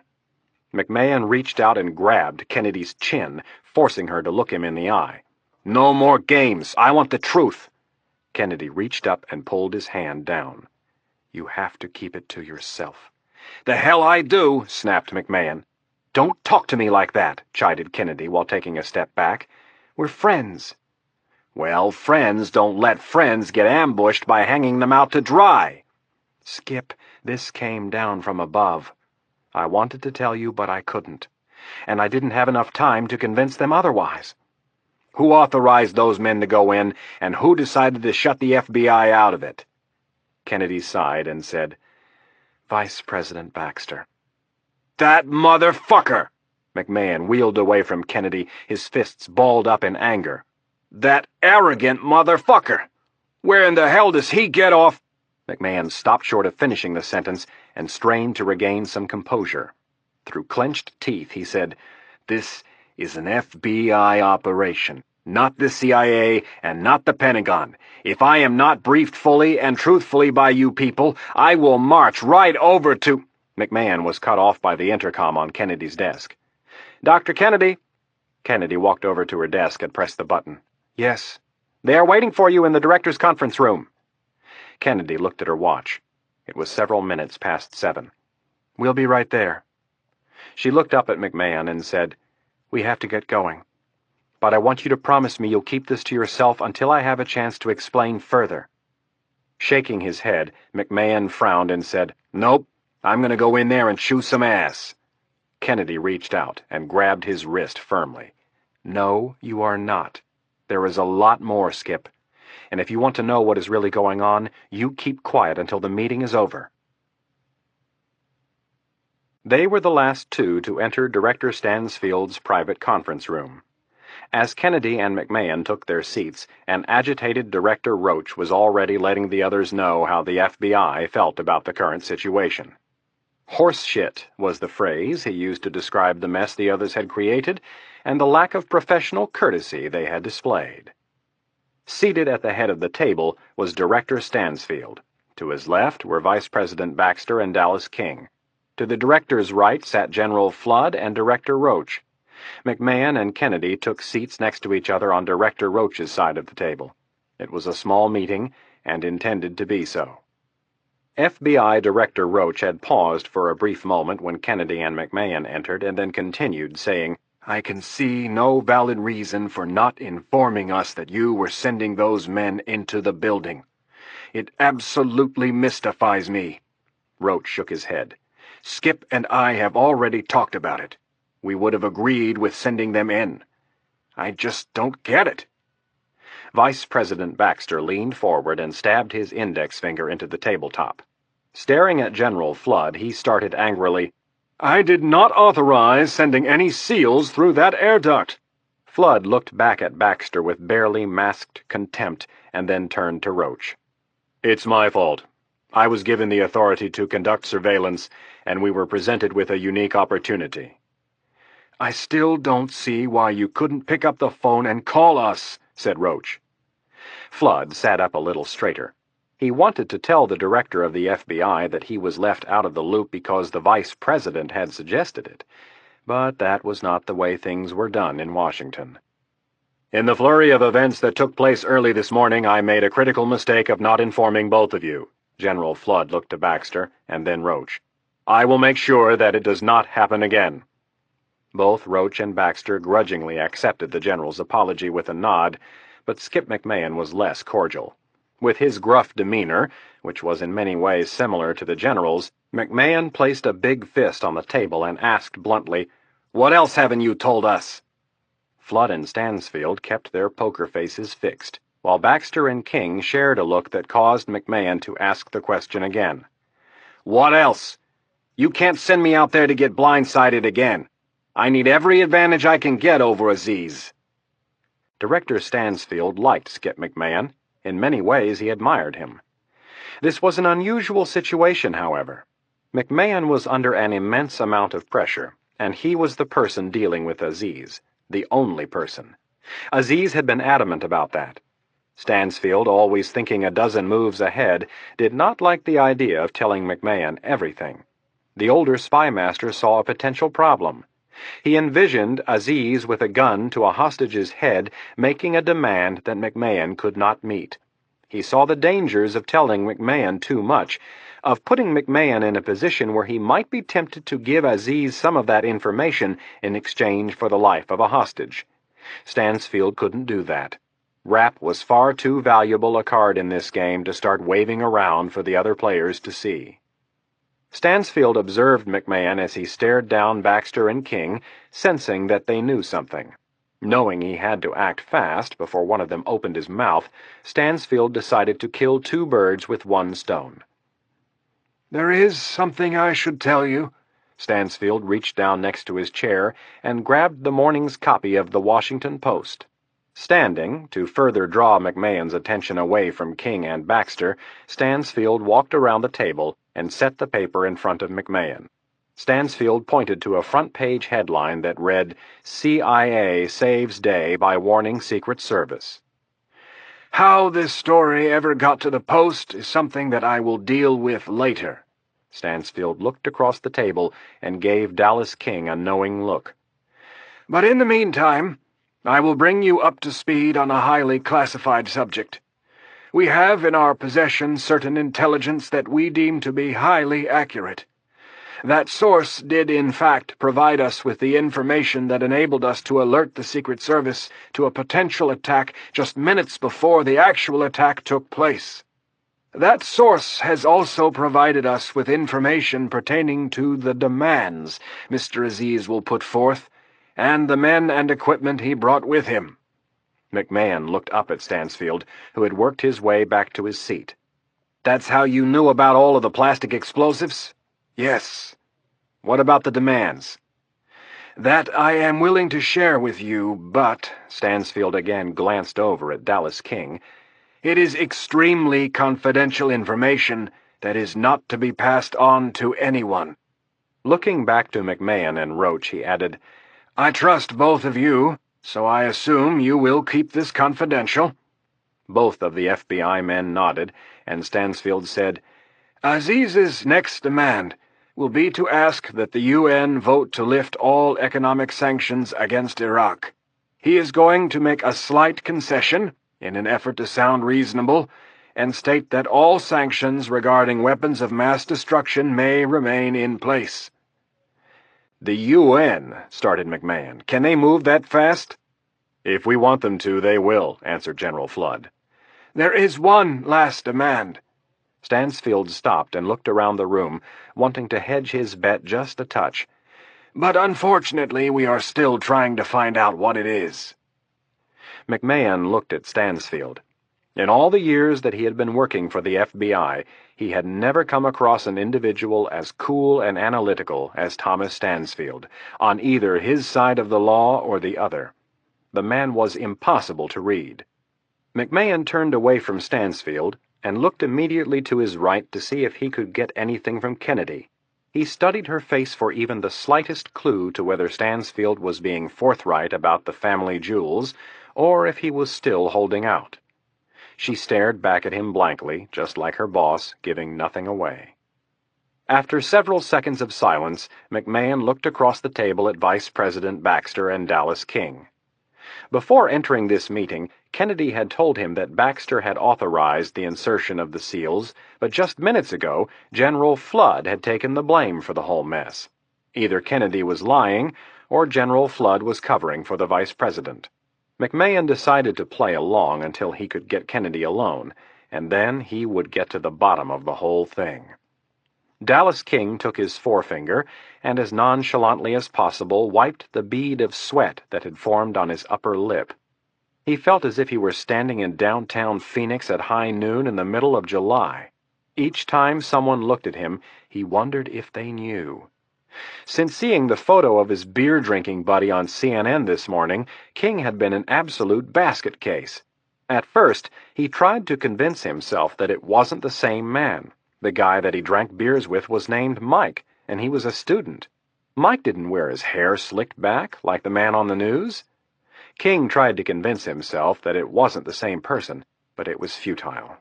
As he recollected his relationship with the mysterious Mike, there were too many strange coincidences. For several weeks straight, he had run into Mike everywhere he went. Mike had conveniently known all about the Stanford basketball team, King's alma mater. King closed his eyes and pinched the bridge of his nose as he remembered the evening they took the late-night tour of the White House. King remembered how Mike had claimed he had an uncle who used to work for the Secret Service under Kennedy. He convinced King to show him the Treasury Tunnel, saying that it was originally designed as a bunker during World War II. Mike told King that during the Kennedy administration, the staffers used to sneak women down into bunk rooms off the tunnel and have sex. And that's exactly what they had done that night. President Hayes was out of town, and King had no problem gaining access for his newfound friend and a couple of hot young ladies. King couldn't believe how unlucky he was. Of the hundreds of people who worked at the White House, this crazy terrorist had to pick him. Squeezing his nose even tighter, he said to himself, "How could you have fucked up so bad?" The pressure was unbelievable. He needed time to think, time to maneuver. Mitch Rapp woke up to the sound of Milt Adams snoring and a brown ponytail in his face. His left arm was pinned under Reilly's neck, and his right arm was draped across her chest. Rapp lifted his head up and tried to retrieve his right arm. This only spurred Reilly to clutch his arm tighter. How they had ended up sleeping in this embrace might have seemed a little strange, but the stash room was not particularly spacious. After the debacle earlier in the evening, Rapp had stayed on the radio with Langley until almost 4 a.m. At that time, the FBI was screaming to find out what was going on, and the entire operation was put in a holding pattern. Kennedy had ordered Rapp to get some sleep, and they would call him with orders in the morning. Rapp, in turn, had let Langley know how he felt, telling them that if they had allowed him to act when he wanted to, Aziz and the other 2 terrorists would be dead and 1 Navy SEAL would still be alive. It was no surprise to Rapp that Langley signed off without responding to his statement. Rapp then forced himself to bring it back down. He had done enough clandestine insertions to know that when you are given the opportunity to grab a couple of hours of sleep, you should take it. Rapp found comfort knowing that the next time he came across Aziz, he would shoot first and ask questions later. There would be no more checking in with Langley for the green light. Reilly had surprised Rapp by taking his arms and wrapping them around her as they lay down to go to sleep. As he drifted off, Reilly had kissed Rapp's hand and whispered something he didn't quite catch. He was more than a little surprised by the warm feeling the little kiss had given him. Now, craning his neck away from Reilly, Rapp looked at the secure field radio that was sitting between him and Adams.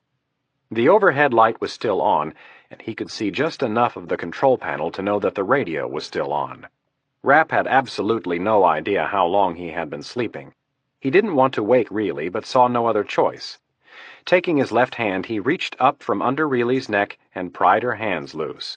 His digital watch told him it was 7:41 a.m. He'd had at least 2 hours, maybe 2.5. Rapp figured that was more than enough for now. This was hardly the time or place to be sleeping in. If Langley wasn't going to call him, he would have to call them and get things moving. Chapter 29. Rafiq Aziz was showered, shaved, and back in the expensive suit he had worn for his historic visit to the White House. All of his men were still at their posts except one. That man was standing behind a television camera in the White House press room. The morning sun spilled in from the windows running along the side of the narrow room. Aziz stood behind the familiar podium at the front of the room and checked his watch. It was nearing 8. Behind him, mounted on a blue curtain, was the White House logo. Aziz watched his man move from the camera to a control panel at the rear of the room.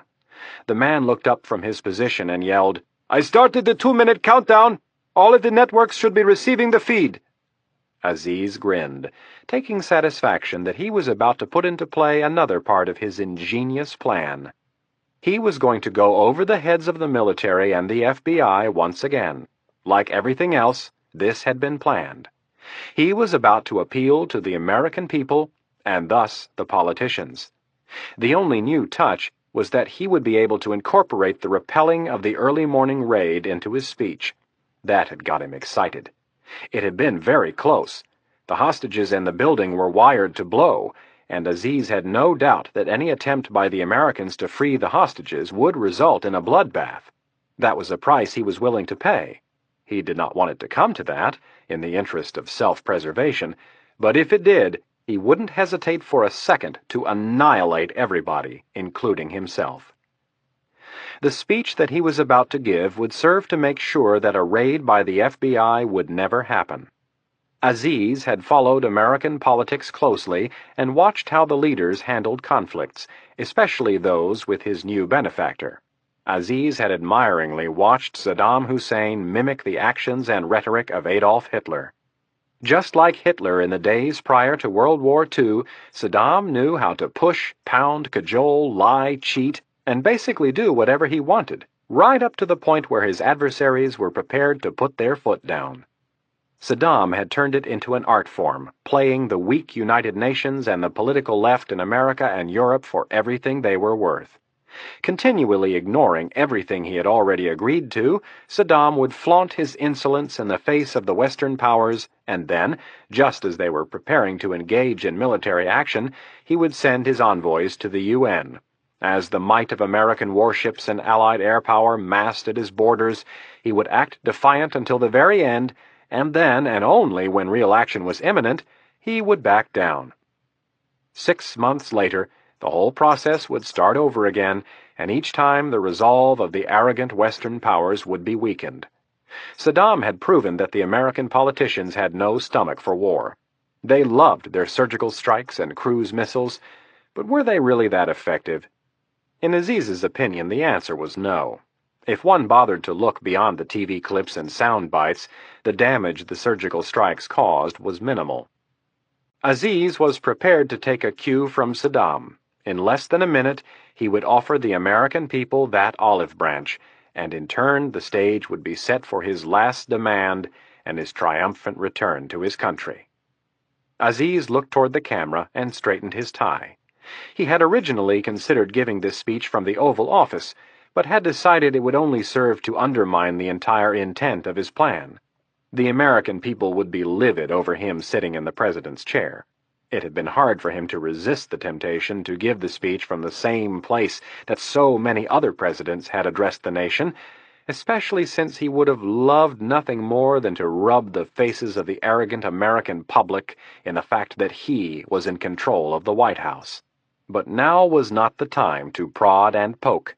Now was the time to pull back from the brink and get the politicians working for him. Aziz's man at the back of the room held up his hands and started the countdown. Aziz placed both hands on the podium, and when the signal was given, he cleared his throat and began to recite his speech from memory. "It is with a heavy heart that I come to you this morning." Looking somber and passive, Aziz stared into the camera with his dark eyes and said in perfect English, "I wish the American people no harm, and wish for this conflict to come to a speedy conclusion. I apologize to the families of the men and women who have died in this conflict. I know that this will seem empty and hollow to many of you, but you must please understand that this is a war that your military and political leaders have started. I beg you, as a nation, to ask yourselves, in front of your God, who has harmed whom in this conflict?" Aziz stopped and looked into the camera, his face utterly devoid of aggression. "Since the end of World War II, the West, mostly you, the Americans and your Israeli allies, has killed over 500,000 of my Arab brothers. Over 500,000 human beings." Aziz again stopped and stared into the camera, wanting to stress this number. "You sit here, in this great nation, with all of your wealth and comfort and technology, and you are numb to the pain and suffering that my people have gone through and continue to go through. I ask you, for a moment to put yourself in my shoes, in the shoes of the Arab people. Who is the bigger barbarian? The terrorist who kills 30 people with a car bomb? Or the president who gives the order to kill thousands by sending his air force to do his dirty work? This is a question that we will probably never come to agreement on. But it is one that, at the very least, we should understand is a universal tragedy. I have not come to you today to try and place blame, but rather to make the first step in putting all of this behind us. I have come to you seeking peace. When this conflict started, I warned your FBI that any attempt to retake this building would be futile. I further warned them that such an attempt would result in the execution of hostages. Despite these warnings, your arrogant FBI tried to sneak a group of their commandos into the building last night. Their attack was repelled, just as I told them it would be, and resulted in the death of an unknown number of their people. I had intended to kill one of your fellow countrymen this morning to punish the FBI and your leaders for their reckless actions, but I have decided to spare that person's life as an example of my good faith. I do not think it is right for an innocent person to pay with his life for the stupidity and arrogance of the small group of warmongers that runs your country. It is my sincere hope that we can resolve this conflict peacefully, and it is you, the peace-loving American people, that I am appealing to. Enough blood has been shed. It is time for us to stop living as enemies. Pausing for a second, Aziz looked down and then back up. But before we can do that, America must come to the Middle East peace table as a truly independent advocate, not the big brother of Israel. I have 2 demands left, and if those demands are met, I will give you back this great house and the people in it without further harm. The first of my demands is simple. By 6 o'clock today, the U.S. must convince the United Nations to lift all economic sanctions against Iraq. I fully understand the need to keep the blockade in place against materials that would enable Iraq to develop weapons of mass destruction, and I think those provisions should stay in place. My concern is that my Arab brothers and sisters are starving and dying because of a feud between the leaders of the West and the leaders of Iraq. This is wrong, and it should be ended. If this demand is not met by this evening, Aziz's expression turned more stern, I will be forced to kill 1 hostage every hour until it is met. Let me state again that any further attempt to free the hostages by force will be met with harsh punishment. With the push of 1 button, this whole building will crumble to the ground, killing everyone in it. Aziz continued his glare. If my demand is met by this evening, I will release half of the remaining hostages, and then I will give you my last demand. If that demand is met, Aziz shook his finger, we can spare the innocent people that have been caught in the middle of this conflict, and we can begin mending fences among our 2 peoples. Aziz glanced down for a second, as if searching for something special. When he looked back up, he said, I ask you, as citizens of this great nation, the greatest nation the earth has ever known, to help me make these first steps toward a lasting peace. I wish you all the best, and will pray for you. Thank you, and may your God bless you. Aziz nodded his head once, and his man at the back of the room cut the live feed. Walking quickly to his right, Aziz grabbed his MP5 and yanked at his tie. He started for the Situation Room, where he could gloat over his performance and watch the pundits dissect his every word. Vice President Baxter sat with his mouth agape, watching for the second time Aziz's nationally televised address. The heavy armor-plated presidential limousine rocked ever so slightly as it raced across the chain bridge on its way from Langley back to the Naval Observatory. A stream of motorcycles, police cruisers, sedans, vans, Suburbans, and 2 other limousines both preceded and followed the black Cadillac. Dallas King sat next to Baxter on the spacious back seat, his digital phone held firmly to the left side of his face. King was already on his second call in as many minutes. He was in classic political crisis mode and happy to be doing something other than obsessing over the imminent demise of his short-lived career. Before Aziz's original address had concluded, King had been punching numbers into his tiny phone and barking out orders. With one eye on the small color TV in the back of the limo, he nodded his head and then said, "No, don't waste your time asking any of the regular questions. I couldn't care less who they voted for last time if they plan on voting this time. I don't want to have to say it again. This is an issue that transcends party lines. I want the nuts and bolts, and I want them within the hour. We can go back and get specifics later." King stopped talking for a second and listened to the Democratic pollster on the other end. He started shaking his head in frustration. "You're not listening to me. I don't want you to skew the results, at least not yet. I want to get an honest feel." King listened and nodded. "That's right. After we take a stance, we can go back and push for the numbers that will back us up. But for now, I want to know what they think of this guy." King paused again and looked at the small TV. It had not been lost on King that Aziz came off very well on TV, a hell of a lot better than most of the politicians in this town. He was very well-spoken, looked sincere, and was movie star handsome to boot. "Don't forget to get me the splits on the women versus the men. The soccer moms are going to eat this guy up." King paused once again and then said, "Yep, put together a dozen questions and call me back in 5 minutes." Pulling the phone away from his face, King pushed the end button and looked to see his boss's reaction to the speech. Baxter's expression had turned from one of surprise to a mysterious frown. King asked, "What do you think?" "We're fucked," mumbled Baxter, without taking his eyes off the TV. "The press is going to go berserk over this failed raid." Looking at his boss, King thought, "You think they're mad about this? Just wait until they find out I gave one of them a tour of the building last month." King gathered himself. "The press will be fine.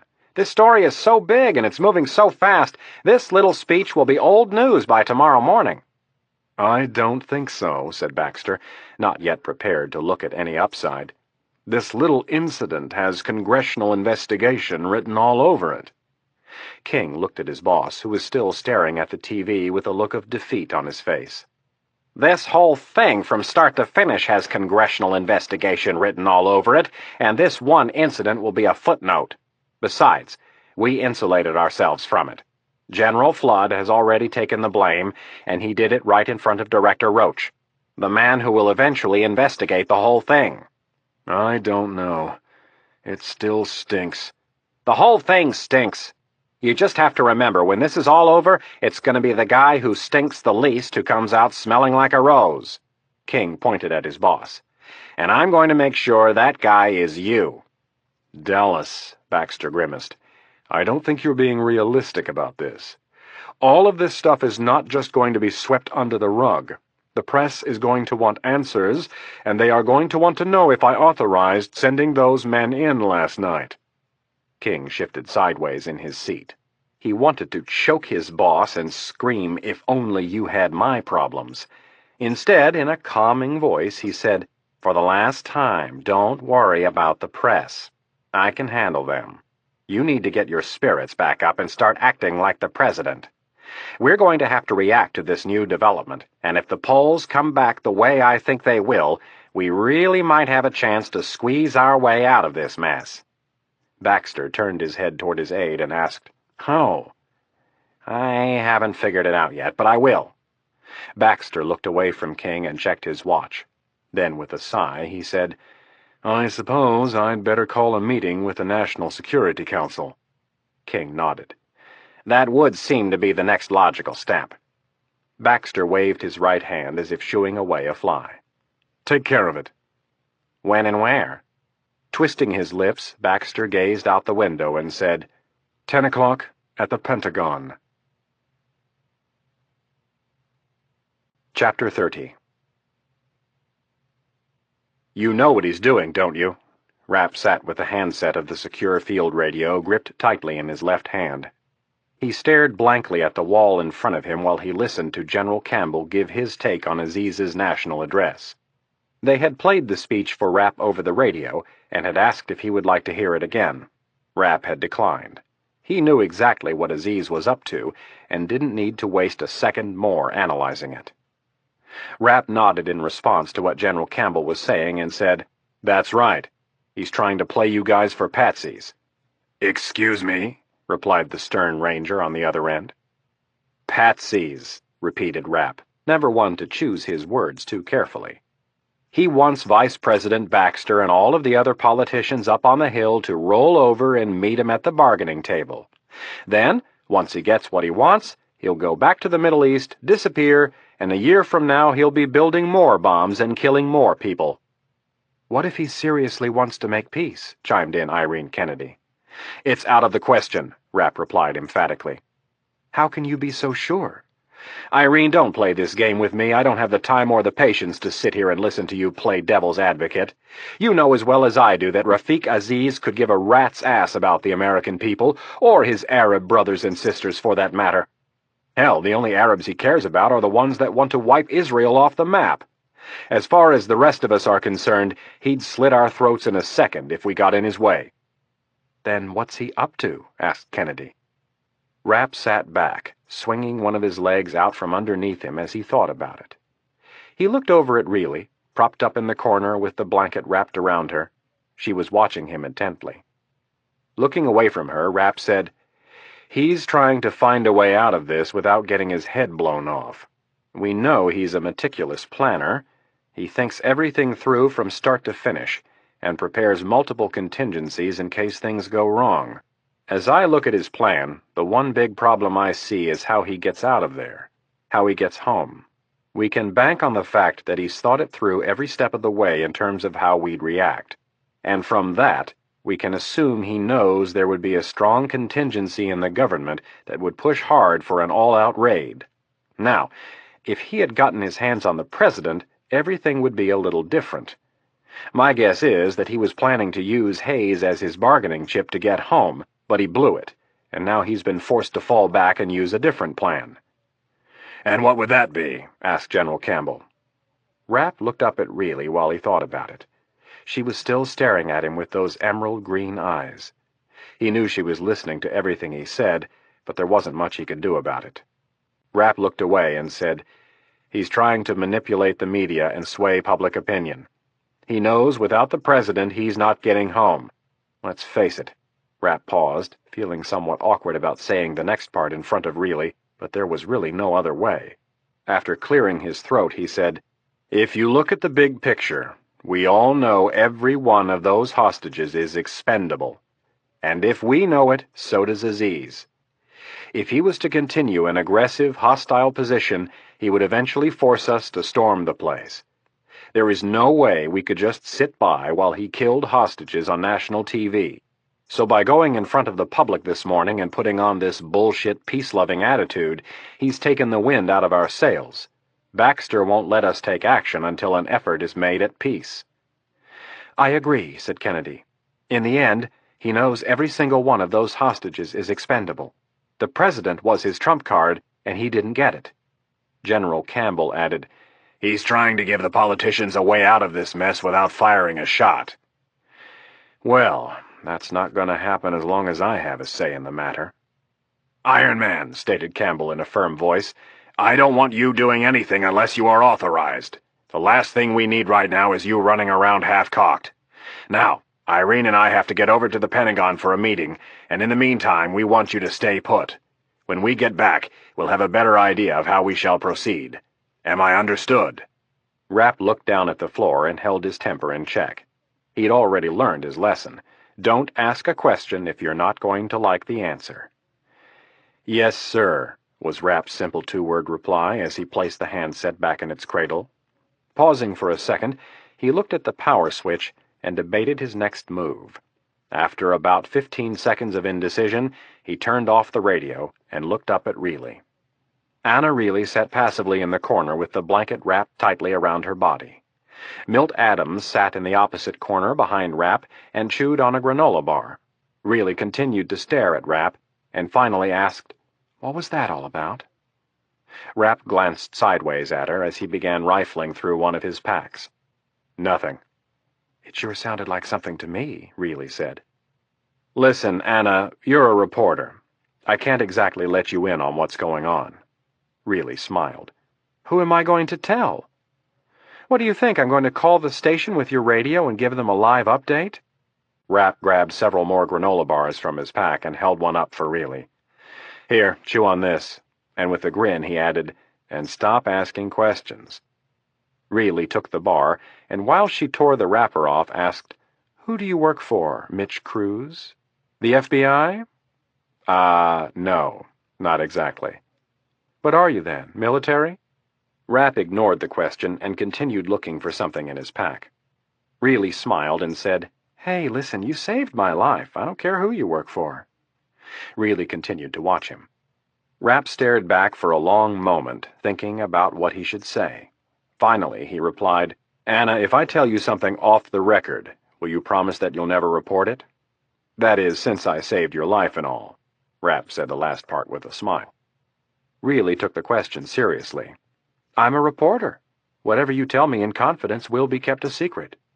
Chuckling, he said, "My dad always said, don't bullshit a bullshitter."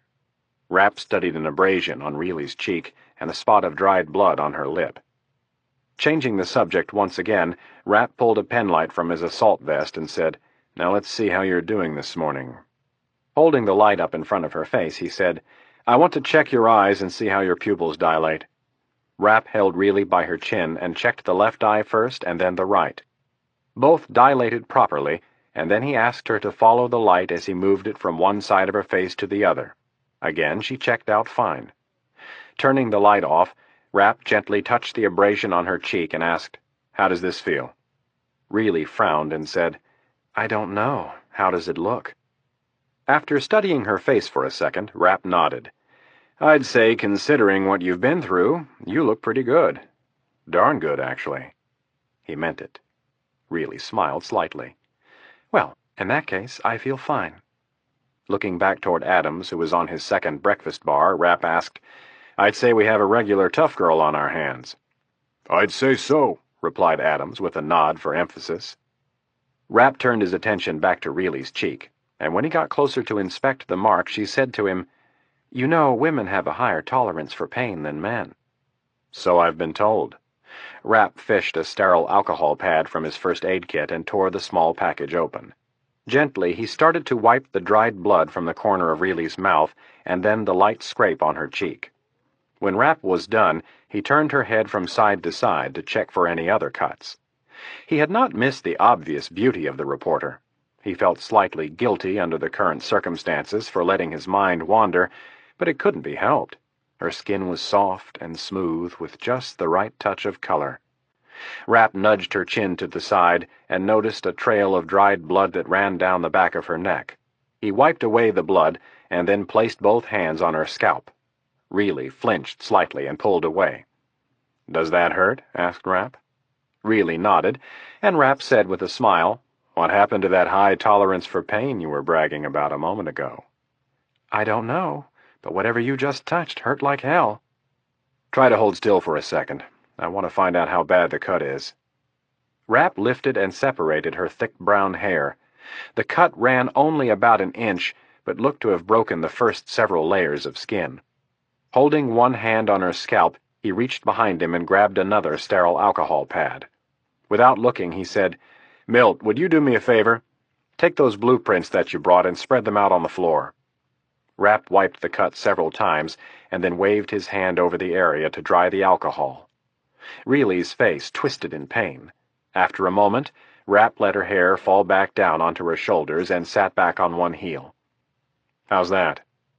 Really brought her hand up and gently touched her head. "I'm fine if I don't move too much." But Rapp noticed the flicker of pain moving across her face when she raised her arm. "What was that?" asked Rapp. Gently, Really touched her side. "Something hurts in my side." "Can you stand up for me?" "I think so." Rapp helped her up. Does it hurt on the front, the back, or the side?" She gestured with her hand. "The back and the side." "I need to take a look at it. Are you all right with that?" Really looked at Rapp's concerned face, and the corners of her mouth turned up ever so slightly. Reaching out, she placed her hand on his cheek and said, "If I can't trust you, I don't know who I could." Rapp blushed slightly and said, "Good, then turn around so I can take a look." Really did as she was asked, and Rapp lifted up her sweatshirt. Her skin was a golden olive from her narrow waist up, and then the discoloration began to appear. Halfway up her back, on her left side, a red mark about 4 inches long and 3 inches wide had started to form. He checked for bright red streaks and found none. Rapp touched the area softly at first, and really showed no sign of pain. Then he pressed a little harder, and she winced sharply. "Can you take several deep breaths for me?" Really did so without pain, and Rapp let her shirt fall. "It's probably just a bruise, which can still hurt like a bitch, but it's 10 times better than having a broken or cracked rib." With a smile, he added, "You must be one tough chick." Really smiled slightly. "I have a lot of brothers." Rapp nodded. "I think you're going to be all right, but then again, I'm no doctor." "What are you, Mr. Cruz?" asked the persistent Really. Squeezing her shoulder, Rapp said, "I've got some work to do." Turning toward the seated Adams, Rapp said, "Milt, I need you to show me every stairwell and elevator that leads from this floor to the 3rd and from this floor to the 1st. Dallas King was already on his 2nd battery. His digital phone had left his ear only momentarily over the last hour and a half. He walked at a hurried pace next to Vice President Baxter as her entourage moved down the wide hallway of the E-ring at the Pentagon. A slew of serious-looking Secret Service agents surrounded them. King thought the large contingent a bit much. They were, after all, in the Pentagon, but he had other things to worry about. As the group continued forward, the sea of people before them parted as Pentagon employees moved out of the way and clung to the walls while the current Commander-in-Chief passed by. The buzz level was high. Everyone had either seen Aziz's national address or heard about it. Now the natural question was, what would the U.S. government do in response? The answer was actually tied to a lone individual in Omaha, Nebraska. Reginald Boulay was his name, and at this exact moment he was giving Dallas King the results of his Husker poll. Boulay had built up his poll over the years and made it into one of the most accurate in the political consulting business, and he only supplied it to a few well-paying clients. The members from the Husker poll were never found in the newspapers or on TV. Boulay wasn't in the business to skew results by push polling and a variety of other techniques. He was in it to get the most accurate results possible, and he did it by asking brutally honest questions in plain English. King had decided after talking to 2 of his regular pollsters and being irritated at their inability to understand what he wanted, that if there was ever a time to spend money on Boulay and his Husker poll, now was it. King nodded as he listened to Boulay relay the results. Although King had honestly expected them, he was nonetheless surprised. They reflected the new trend in America, almost a refusal to judge and condemn. King had sensed it while listening to Aziz's speech, and wondered if he was smart enough to know what he was tapping into, or if he was just one lucky bastard. The handsome King liked what he was hearing from Boulay. According to the Husker poll, a little over 60% of those surveyed felt that Vice President Baxter should exhaust almost all options in an effort to resolve the crisis in a peaceful way. When it came to lifting economic sanctions against Iraq, except those involving weapons of mass destruction, the numbers jumped to almost 80%. As Boulay had explained it to King, "There's about 20% of the population that would just as soon level the White House before giving these terrorists a thing, and nothing you do or say will change that." King had also expected that. The zealots at either end of the spectrum would always be around. They were not the people you had to worry about. The rest of the populace was whom he had to keep his eye on, the 60 to 80% of the people who were not too far from the middle on any given issue. As a political advisor, King saw it as his job to try and get those people leaning in his direction, or, more precisely, to position his boss in the middle of them. That would be his next course of action. After asking Boulay to fax him the results, King ended the call and brought the vice presidential armada to a screeching halt. Grabbing his boss by the arm, King stopped at the next door on the right and pulled Vice President Baxter over with him. The Secret Service agents were used to this type of semi-private consultation between their charges and their aides, and without having to say a word, they turned their backs to the vice president and deployed in a protective shell. King placed a hand on Baxter's shoulder and said in a whisper, "It's just like I thought. Over 60% of the people want to see a peaceful resolution to this mess. And almost 80% think we should lift the economic embargo against Iraq, just so long as the military embargo is kept in place." Baxter nodded and said, "So we're safe if we push for the UN to raise the sanctions?"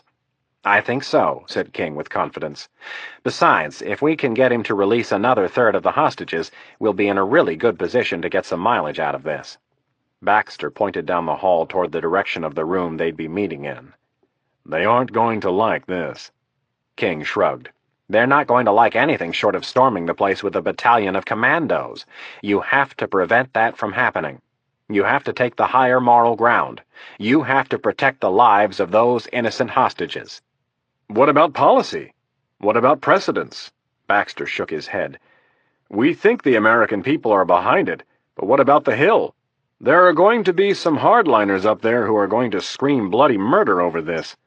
Hell, some of them are already pissed that we gave them the Iranian money." "Fuck 'em," snarled King. "They're gonna hate you no matter what you do, and if you do what they want and send in the troops, you're gonna have a group of hardliners from the left trying to crucify you." King shook his head. "You can't please both groups. You have to stay with the majority of public opinion and stick with your base. That's where your protection is." It was Baxter's turn to shake his head. "That's comforting. Public opinion, which you are so infatuated with, is about as predictable as the weather." Baxter continued shaking his head. "Public opinion is like a mob. It's fine just so long as you can predict where it's going, but the second you screw up and they turn on you, you're screwed." King looked at his boss, his eyes sagging. He had been working non-stop for the last 3 days. He was tired, he was sick of hearing his boss whine, and he had bigger problems of his own. "Sherman," King's face twisted into an expression of contempt, "maybe you should just quit. If you can't see that we have a golden opportunity here to build you up as a great statesman, as the man who saved the day, as the politician who stepped in and brokered the peace during the biggest crisis this nation has faced in possibly—" King paused while shaking his head, "its entire history? Then maybe you really should just let General Flood and Director Stansfield and the rest of the warmongers storm the place, destroy that great building, and kill all of the people in it, and then you can go down in the history books as the butcher who sent 50 Americans to their death because he was afraid to step up to the plate." Baxter stood silently and looked at his chief of staff. He was not used to being spoken to in such a manner by anyone, not even a peer. This was probably the principal reason why King's words sank in. It was true, Baxter thought to himself. If he wanted to be president someday, which he did badly, more than anything in the world, he would have to stand up and be a leader. Slowly, he started to nod in an affirmation of King's words. Chapter 31. General Flood, General Campbell, Director Stansfield, and Irene Kennedy were all sitting next to each other at one end of the long table of the Joint Chiefs briefing room. Across from them sat the Secretary of Defense and the Secretary of State, both with one aide. When Vice President Baxter entered, he and Dallas King sat at the head of the table with the other members to their immediate left and right, leaving over 2/3 of the massive table's seats unoccupied. The crisis was wearing on everyone. Eyes were bloodshot, and hands were a little shaky from either a lack of sleep or too much coffee, or both. Vice President Baxter folded his unsteady hands and placed them on the table. His kick in the pants from King had given him a newfound sense of focus and determination. Instead of asking for opinions, Baxter looked to the Secretary of State and said, "Charles, I want you to light a fire under the UN's ass and get this vote taken care of before the end of the day." Secretary of State Charles Middleton bowed his head and asked, "How much pressure may I use?" As much as you want. Threaten to veto every resolution midway into the next century. Threaten to pull all funding. Just do whatever it takes to get the vote passed by the end of the day. Once we get the hostages released, we can always go back later and pass a reversing resolution." "It might not be that easy," warned Middleton as he adjusted his glasses. "I don't care. Get it done. And we'll worry about the rest of it later." Director Stansfield cleared his throat. "Excuse me, aren't we getting a bit ahead of ourselves?" Baxter's head snapped to his left. He wasn't in the mood to debate anything. He was only in the mood to give orders and have them followed. But now, as he looked across the table at the cool and grandfatherly Thomas Stansfield, his newfound confidence wavered just a touch. Stansfield was quite possibly the most harmless-looking individual that Baxter had ever met, but the rumors about the old spymaster caused one to think twice before locking horns with him. Baxter eased back several inches and asked, "How do you mean, Thomas?" "I think it would be prudent if we analyzed what was said and then decided on a course of action."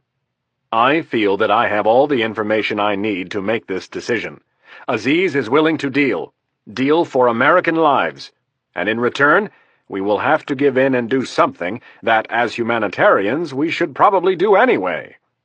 "And what would that be?" asked General Flood in an uneasy tone. "Stop starving the Iraqi people." "We," started an irritated General Flood, "are not starving the Iraqi people. Saddam Hussein is starving his own people by refusing to comply with the terms of surrender for a war that, I'd like to remind everybody, he started." Flood stabbed his thick forefinger at the surface of the table. "We have confirmed intelligence reports that Saddam has funded Aziz with the express purpose of carrying out a terrorist attack on U.S. soil. With that information, how can we even consider asking the UN to lift the sanctions?" "We don't know for sure if those reports are accurate," retorted the Vice President. Thomas Stansfield looked the Vice President squarely in the eye and said, "I would stake my entire career and reputation on the validity of that information." Baxter felt himself losing ground. Leaning all the way back in his chair, he brought his hands up and said, "I'm not going to sit here and defend Saddam Hussein. I hate the man. I find him despicable. But what I want to do is free as many hostages as we can, and then we can go back later and fix things." "Fix things?" Flood was getting angrier. "What if we can't go back and fix things?" "I think almost everybody will recognize that we were forced to make some decisions under duress. Hell, basically with a gun to our head." Flood moved his glare from the Vice President to the Secretary of State, who was sitting directly across the table. "Charlie, how badly do the French want to get back into Iraq?" The Secretary of State replied without enthusiasm, but bluntly, "Badly." "How about the South Africans?" "Badly." "How about Russia?" "Badly." "Do you have any reason to believe that after we've opened the gate, they would turn around a week or a month from now and pull back out?" "I doubt it. They've been itching to get the embargo lifted for years, and they're already doing a fair amount of business with them on the sly." Flood turned back to Baxter. "It won't be that easy to just reverse course when and if this whole mess is resolved." "I know there is nothing easy about this, General." Baxter knew he had to reassert his authority. "You don't need to explain the obvious to me. My #1 concern is the lives of the American citizens that are being held hostage. If I have to change a foreign policy that isn't even working to gain their freedom, I will gladly do so." Baxter tilted his head back indignantly. "You would jeopardize the entire foreign policy and national security of this country for the lives of 40 to 50-some people?" "I think you're being a little melodramatic, General Flood." "Melodramatic." Flood repeated the word while his face reddened. "This is a war, Vice President Baxter. And in war, there are casualties. Saddam Hussein has attacked us. He has paid this terrorist, this mercenary—" Flood flipped his hand in disgust. "Call him what you want, to come and attack us. Men like Saddam and this Aziz only understand one thing, and that is force. Overwhelming force." Baxter looked at the general with scorn for challenging him. Disagreement was one thing, but this was a show of disrespect. General Flood, your opinion has been noted. Now, if we could move on to some other issues. Sir, stated the general loudly, if, or more accurately, when it becomes known that Saddam had a hand in this whole mess, the American people are going to want action, and there will be some uncomfortable questions asked of those who are making the decisions. Baxter's temper began to unravel. Are you threatening me, General Flood? No. Flood stared him right in the eye. I am merely once again stating the obvious. We are not the only country in possession of this information. Some of our most faithful allies know what is going on, and they will not sit idly by while we jeopardize their security. General Flood, bellowed Baxter, his temper finally getting the best of him. Do I need to remind you how the chain of command works? I am in charge here. Baxter pointed to himself. And I am going to put the interests of those hostages above everyone else's, especially those of another country, whether they be an ally or not. Flood did not flinch. He did not twitch. He did not move a muscle. He simply returned the vice president's stare and said, First of all, I am very aware of the chain of command. And secondly, I would be derelict in my duty if I didn't inform you that you couldn't be more wrong in ignoring the national security of our allies. Israel has been one of our staunchest. In your effort to find a short-term solution, you are, in my opinion, moving one of our closest allies and possibly this entire nation toward war. Before Baxter had a chance to come completely unglued and Flood had a chance to elaborate, the door opened and a female naval officer entered. She apologized to the group and approached Irene Kennedy. The officer handed Kennedy a piece of paper and left. Dr. Kennedy opened the paper and studied the note. It concerned a little issue completely forgotten about. Desperately wanting to find out what her counterpart had to say, she stood and said, If you'll excuse me, I need to check on this. Kennedy waved the note in the air and left the room. Mitch Rapp had everything ready to go. Bringing Adams along had proven to be a big help, not only because of his knowledge of the building, but also because it gave Rapp an extra set of very capable hands. Adams had just finished showing Rapp the exact spots for a third time. Rapp looked at the layout of the second floor one last time and double-checked the number. When he was done, he had come up with 5 different locations. Turning to Adams, he said, Do you think you can handle the monitor and the devices at the same time? Adams nodded. Yep. Good. That'll free me up to keep an eye out for any surprises. Rapp then grabbed the small fanny pack and took out all of the micro-surveillance units except 5. Handing the pack to Adams, he pointed at the blueprints and said, We'll place them in the 5 locations you suggested.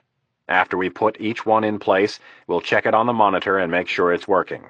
Rapp then grabbed the monitor and helped Adams get strapped into it. When he was done helping Adams, he began checking out the rest of his gear. As Rapp slid the bolt on his submachine gun back, Reilly asked, Is that an MP5? Rapp looked up, frowning, more than a little surprised that she could even make a guess, let alone get the manufacturer correct. Close. It's the new MP10. How do you know what an MP5 looks like? My dad's a police officer in Chicago. Oh, that's right. What are you going to do? A little reconnaissance. Where? Rapp placed the submachine gun on the ground. You sure do ask a lot of questions. I'm a reporter. It's my job. Rapp frowned and nodded as if he had just been reminded of a particularly bad thing. Reilly picked up on the expression and asked, Is there something wrong with that? Normally, Rapp shrugged his shoulders, probably not. But under the current circumstances, I can see where we might have a problem. And why would that be? Why? Rapp tilted his head. Because when this whole thing is over, you will probably have one hell of a story to tell. I owe you a lot. I wouldn't report anything that you didn't agree to. Rapp slid his pistol out of his thigh holster and pulled back on the slide. The cylindrical brass round was where it should have been, and Rapp let the slide go forward. What if I don't want you to report a single word of this mess? What if I want you to act like we never met and none of this ever happened? That's not realistic. Well, then we have a problem. Looking at him, she wondered why he would have to be so secretive. Who do you work for? I can't tell you that. Rapp shoved his pistol back in its holster. Seriously, I'd like to know. And seriously, Rapp shook his head and opened his eyes wide. I can't tell you. It must be the CIA. Really kept her eyes on him, trying to get the slightest hint of a reaction. She got nothing. It has to be the CIA. Otherwise you could tell me. Wrong. Are you a woman of your word? Yes. Good. Then someday, if we both make it out of here alive, I'll tell you my life story. Rapp smiled, showing a set of long dimples on both cheeks. Really smiled back and nodded. So, you work for the CIA. I never said that, replied Rapp. Irene Kennedy stood over the secure phone in General Flood's office and felt a sinking feeling in the pit of her stomach. On the other end was Colonel Flynn of the Israeli Foreign Intelligence Service, Mossad. Flynn had just given Kennedy a brief overview on the 3 names she had given him the night before. There was no surprising information on the first 2 terrorists, but the third was an entirely different matter. Mustafa Yassin was the man in question, and Kennedy was curious. The colonel had come up with 3 matches on the name Mustafa Yassin. The first was a 57-year-old officer in the Jordanian army, and the second was an 18-year-old suspected Palestinian dissident. When Colonel Flynn finished giving the background on the individuals, Kennedy asked, "Could you repeat the info on the last Yassin, please?" Sure, but let me caution you, Yassin is a fairly common name over here, so this might not be the same guy. The last Mustafa Yassin is an Iraqi. We don't have a lot of information on him, but what we do have all revolves around the invasion of Kuwait. Since then, there has only been one update added to his file. According to our intelligence, his alias is the Thief of Baghdad. When the Iraqis rolled into Kuwait and started looting, it was this Yassin fellow who they put in charge of breaking into all of the bank vaults. "What else do you have on him?" asked Kennedy. Not a lot, but this isn't the guy I would worry about. My bet is Aziz recruited this 18-year-old fellow from Gaza as cannon fodder. Kennedy looked down at Flood's desk and thought about the possibilities. "Can you locate him?" "I already have my people checking on all 3. So far, I've only been able to confirm the whereabouts of the Jordanian officer." "I thought you kept close tabs on these dissidents." "We do," started Flynn, "but things are a little stressed over here right now. What is the phrase you like to use? The natives are restless. We have another intifada on our hands.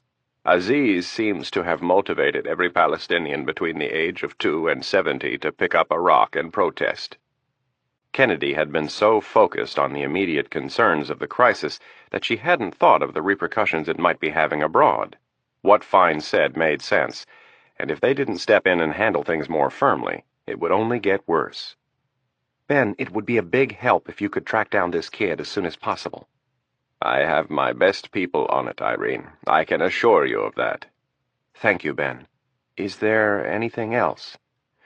"Well..." There was a 4-second pause. "The word on the street is that you grabbed Sheikh Harut the night before last." "Where are you hearing that?" "Several sources, actually.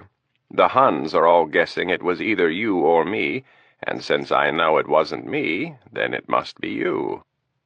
"I'm not in a position to discuss that matter right now, but I can assure you when I know anything about it, you will be briefed fully." Flynn didn't say anything for a long while and then said, "Irene, this is uncomfortable for me, but there are those in my government who are very unhappy with the way this crisis is being handled." Kennedy turned around and sat on the edge of General Flood's desk. There were many that, put in her shoes, would simply have told the colonel that the U.S. was doing just fine managing the crisis, and that it would be appreciative if its allies would keep their opinions to themselves. Flynn continued, "It is our fear that you may make a short-term decision that could be catastrophic to Israel's interests." Kennedy thought about Flynn's words honestly, and refused to let nationalism seep into her thought process. There was no doubt that Israel had a lot on the line, and it didn't take a Rhodes Scholar to figure out how they would like the crisis resolved. Kennedy usually stayed out of this type of discussion, but in the current situation, and considering her own frustration with Vice President Baxter, she felt it prudent to try to assuage some of Fine's fears. She also knew that whatever she said would be relayed up to the highest levels of the Israeli government. Ben, people like us don't make policy. We only advise. Having said that, however, I can assure you that at every juncture of this crisis, there have been those of us who have forcefully stated our concerns over our relationship with your country. Our concern that we don't lose focus on our long-term commitment to Israel's security and stability in the Middle East. Fine again digested the comments in silence and then added tensely, "There are those in my government who are very nervous." Pausing again, Kennedy could hear the stress in his breathing. "There are many who don't like the fact that you are dealing with Aziz, that you have done an about-face on your position of not negotiating with terrorists." Kennedy chose her words carefully. There are many in my own government who do not like this change in policy, but this is an extremely difficult situation. Who has made these decisions to negotiate? Ben, you are moving into an area that I am not comfortable discussing. Well, then let me say this last thing. We have a good idea where this is headed, and we will do whatever it takes to protect our security. Fine stopped, and then repeated himself. Whatever it takes. I understand, replied Kennedy. The colonel couldn't have been clearer, and Kennedy knew that he had been told what to say by someone above his pay grade. Quite possibly the Prime Minister himself. Is this something that I should pass on as an official or unofficial position of your country? It has always been our position that we will do whatever it takes to protect ourselves. Then why the need to remind me? Because, started Fine, this is an unusual situation, and we would not want anyone to question where Israel stands on this issue. Fair enough, Ben. I will make sure that your position is well known. Running a hand through her hair, she added, I need to check on some things. Could you do me a favor and let me know just as soon as you track down your 18-year-old dissident? Of course. When can I expect to hear more about Sheikh Harut?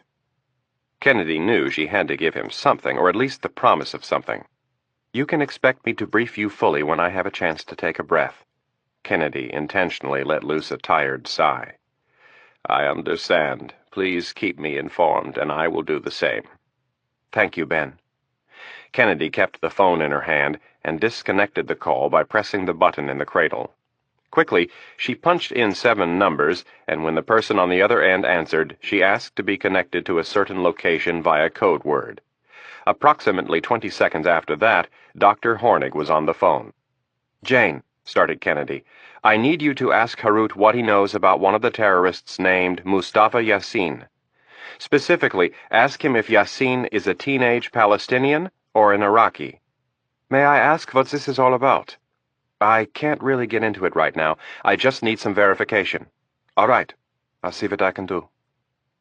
The door to General Flood's office opened, and the general himself entered with General Campbell and Director Stansfield. Kennedy turned away from them and said, I have to go. How long do you think it will take to get the info? I don't know. We seem to be losing him a bit. How do you mean? Asked Kennedy, as her face twisted into an expression of concern. The techniques we use are not exactly beneficial to the long-term health of the human brain. You mean you're losing him as in he's turning into a vegetable? Crudely put, yes. But we have extracted an extraordinary amount of information. I have found out some very interesting things that will give us terrific insight into the minds of... That's fine, Jane, Kennedy cut Hornig off. But I really need you to ask him those questions about Yassin. And the sooner I get the answers, the better. I have to go now. Call me as soon as you get anything. With that, Kennedy hung up the phone just as General Flood made his way around the backside of the desk. Flood looked at Kennedy and asked, What's wrong now? Kennedy exhaled. We might have a problem. What kind of problem? Asked Flood. Looking across the room, Kennedy placed her hands on her hips and said, I'm not sure, but I hope to know more within the hour. Then, looking to her boss, she said, Colonel Fine passed on a little message for us. Stansfield nodded knowingly and said, "I was beginning to wonder when they would weigh in." Kennedy walked over to where Stansfield and Campbell were standing. He said that they will do whatever it takes to protect themselves. Approaching the group several steps behind Kennedy, Flood pronounced, "Good for them. At least someone is sticking by their guns in this mess." "What happened after I left?" The group settled into their seats, and General Flood began to recount for Kennedy the strategy laid forth by Vice President Baxter. Judging from the facial expressions around the room, even Thomas Stansfield's, it was clear what was thought of the Vice President's plans. It seemed as if things were only going to get worse. Chapter 32. The door was so hot in one spot that Warch could only touch it for a second or two at a time. He took this as a terrible sign. That, and the fact that nightfall had come and gone and there had been no abatement in the drilling. Things were getting bleaker by the moment, and you could see it on the faces of the tired agents. To make matters worse for the Secret Service agents, President Hayes had done the unthinkable. He had ordered all of them to place their weapons on the small table near the kitchenette. The President made it clear that there were to be no acts of bravado, that they would surrender without a shot. In Hayes's opinion, if the terrorists got the door open, there would be no sense in further bloodshed. At that point, the battle would be over. Warch had tried only once to change President Hayes's mind, but it was to no avail. Hayes was steadfast in his decision that there would be no more bloodshed. As Warch stood by the vault door, Hayes came over. The President placed his hand on the door. "It's getting warmer." "Yep," answered Warch. "Any bright ideas?" "Nope." Hayes gestured for Warch to follow him. They walked over to the couches and sat, Warch on the love seat and Hayes on the couch. Hayes looked at Warch and said, "Jack, stop beating yourself up. There's nothing else we can do." "It's not in my personality to give up, sir." "Well, that's admirable, but I just want you to know that I appreciate everything you and your men have done." "Thank you." A question had been burning in Warch's mind since the attack. With the President in such a complimentary mood, Warch decided to ask it. "Sir, who was that prince, and how did he get in to see you?"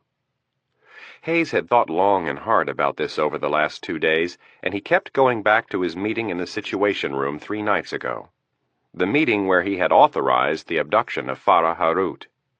In that meeting, he had seen a black and white photograph of Rafiq Aziz. It was an old one, but the eyes had left an impression on him. The face was different, but there was something about the eyes that made him think it was Aziz. "I can't be sure, but I think it might have been Rafiq Aziz. Or if it wasn't, it was one of his people." Warch nodded. "I told you about the call I got from Irene Kennedy right before the attack." Hayes nodded. "Well, I've never seen a photo of Aziz, but whoever that man was standing in the Oval Office, I didn't like the look in his eye." "I've seen a photo of him, but it was old." "Sir, I'll understand if you don't want to answer this question." Warch looked at the President to see if he was open. Hayes nodded for Warch to go ahead. "I have my suspicions, but I'd like to know for sure. What did these terrorists hang in front of the DNC to entice them into getting a face-to-face meeting with you?" Hayes thought for a moment. It was ingrained in his political instincts to avoid answering this question. He had worked on the Hill for 20+ years, and the only thing that was as certain as hot summers in Washington was congressional investigations. And when this whole thing was over, they would see an endless stream of investigations, reviews, and reports. If recent history had taught Hayes anything, it was that the cover-up usually created more problems than it solved. If national security wasn't on the line, it was best to get everything out in the open. For this mess, that would damage the party. How much was anyone's guess, but it was better than dragging the whole thing out for years. The politics of greed had shown its ugly head in the worst of ways, and because of it, they were now in this fix.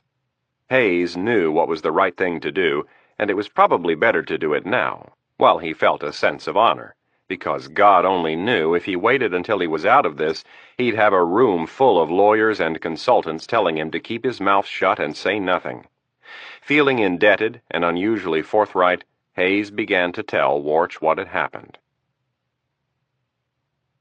Aziz grinned from ear to ear as he watched the pundits, experts, and analysts go over every word of his speech to the American people. He had changed back into his fatigues and was sitting in the Situation Room. He now sat, remote control in hand, simultaneously watching 6 TVs with his feet up on the long conference table. He was spending more and more of his time with MSNBC on the main screen, but whenever he saw someone on one of the other stations with a title such as former FBI agent or counterterrorism expert, he couldn't resist switching to that station. The analysis was almost exactly as he thought it would be. For every law enforcement type, there was a former State Department official, politician, journalist, or religious leader that would talk of a peaceful solution to a horrible situation. His favorite comment so far had come from some Baptist minister who had noted an incredible amount of religious tolerance on the part of Mr. Aziz in his acknowledgement of our Christian God. They were literally falling all over themselves in an attempt to make it sound as if a non-violent end to the crisis was within sight. They were saying things like, "The ball is now in Vice President Baxter's court. If he wants to find a way out of this horrible siege, this will probably be his best chance." Aziz loved it. The pressure was a reality. It was no longer something he hoped he could elicit. If things went as planned, he would be in a perfect position for his final demand and his triumphant return to the Middle East. The U.S. would meet his most recent demand. Most of its allies would just as soon begin trading with Iraq again. As long as military hardware and technology were off the table, the deal was palatable to all but Britain and Israel. Aziz confidently rubbed his chin as he thought of the moment when the vault door would be opened, the moment he looked into the eyes of a defeated President of the United States. The sheer joy of being able to gloat over President Hayes, hold a gun to his head, and watch him cry. After he had broken Hayes and made him think his life was about to end, he would show him the slightest ray of hope, and slowly he would reveal to him how there was a peaceful way to resolve the entire crisis. Then he would change back into his suit and shock the world by going on national TV with President Hayes. The endless parade of military personnel and Secret Service agents who had sworn on their reputations that the president was safe in his bunker would be embarrassed and shamed. They would be shunned in favor of the politicians who could broker the safe release of the president and the hostages. Aziz was relishing his exceedingly favorable luck when an image on one of the TVs caught his attention. His feet were off the table in a second, and the remote control was pointed toward the main TV like a gun. As the channel changed, the unmistakable image of Sheikh Farah Harut took center stage. Aziz's eyes widened as he listened to the anchor on NBC talk about reports out of the UN that Iran was protesting the abduction of an Islamic cleric. A moment later, a woman appeared on the TV. Aziz listened to the anchor say, "We're fortunate to have with us Sheila Dunn from the Washington Post. Sheila, you wrote an article that appeared on the front page of the Post this morning. Can you explain how that article might tie in with this most recent development between Iran and the UN?" "Yes." Dunn looked seriously into the camera. "I have it from the highest sources that the CIA alerted the Secret Service that the White House was targeted for a terrorist attack. It appears that this warning was given with just minutes to spare." The anchor leaned forward, placing his elbow on the desk. "How do Sheikh Harut and Iran figure in this?" "Well, Iran has filed a grievance with the UN stating that a group of commandos from a foreign country carried out a mission in the Iranian town of Bandar Abbas 3 nights ago that left dozens dead and Sheikh Farah Harut missing. Sheikh Harut is the spiritual leader of the group Hezbollah, and he and Rafiq Aziz are very close. So it stands to reason that the CIA obtained the advance information of the attack from Sheikh Harut." "Do we know what role, if any, the CIA played in this raid?" "No." Dunn shook her head, acting as if she was really disappointed. "Both the Pentagon and Central Intelligence Agency have refused comment on the subject." Aziz turned the television off. He would make them pay. The connection had been made, and there was no way they could lie their way out of it. Someone would die for this. Abruptly, Aziz turned and started for the door. A specially outfitted U.S. Army Black Hawk helicopter ferried Kennedy, Stansfield, General Flood, and General Campbell from the Pentagon to Langley. When they arrived in the control room on the 7th floor, they all stood in silence while they looked up at the wall of monitors. One of the watch officers had called Kennedy and warned her what was happening. In truth, it didn't surprise her. If she hadn't had so many other things on her mind, she probably would have predicted it. Thomas Stansfield stood, impassive, looking at the large wall, taking in the tiny images. General Flood and General Campbell were a different matter, however. They were men who were used to giving an order and having it followed to the letter, and almost always without question. In this particular situation, General Campbell couldn't have been more specific. He had told Rapp in very clear English that he was to stay put until further notice. In addition to the monitor that showed the inside of the President's bedroom and the one that showed Lieutenant Commander Harris's makeshift command post, 4 more monitors now showed images. They said it all. Those screens didn't come to life all on their own, and since Mitch Rapp was the only person capable of installing them, it was obvious that he had directly disobeyed General Campbell. Kennedy looked at one of the watch officers sitting in the back row. "Have you tried to raise him?" "Repeatedly." "Any luck?" Kennedy knew the answer before the man started to shake his head. Director Stansfield walked toward the front of the room so he could more closely examine the monitors. He tried looking at the monitors both with and without his bifocals. 2 of them covered staircases. The old director knew from memory which ones they were. The other 2 monitors covered the wide main hallways that cut east-west across the 2nd and 3rd floors. As Stansfield was watching, a 5th monitor came online. This one showed a staircase that he was not familiar with. The row of technicians and analysts to his left began talking in earnest as several of them hurriedly flipped through books about the White House. After several seconds, one of them pronounced that the staircase in question was the one that led from the 3rd floor to the roof.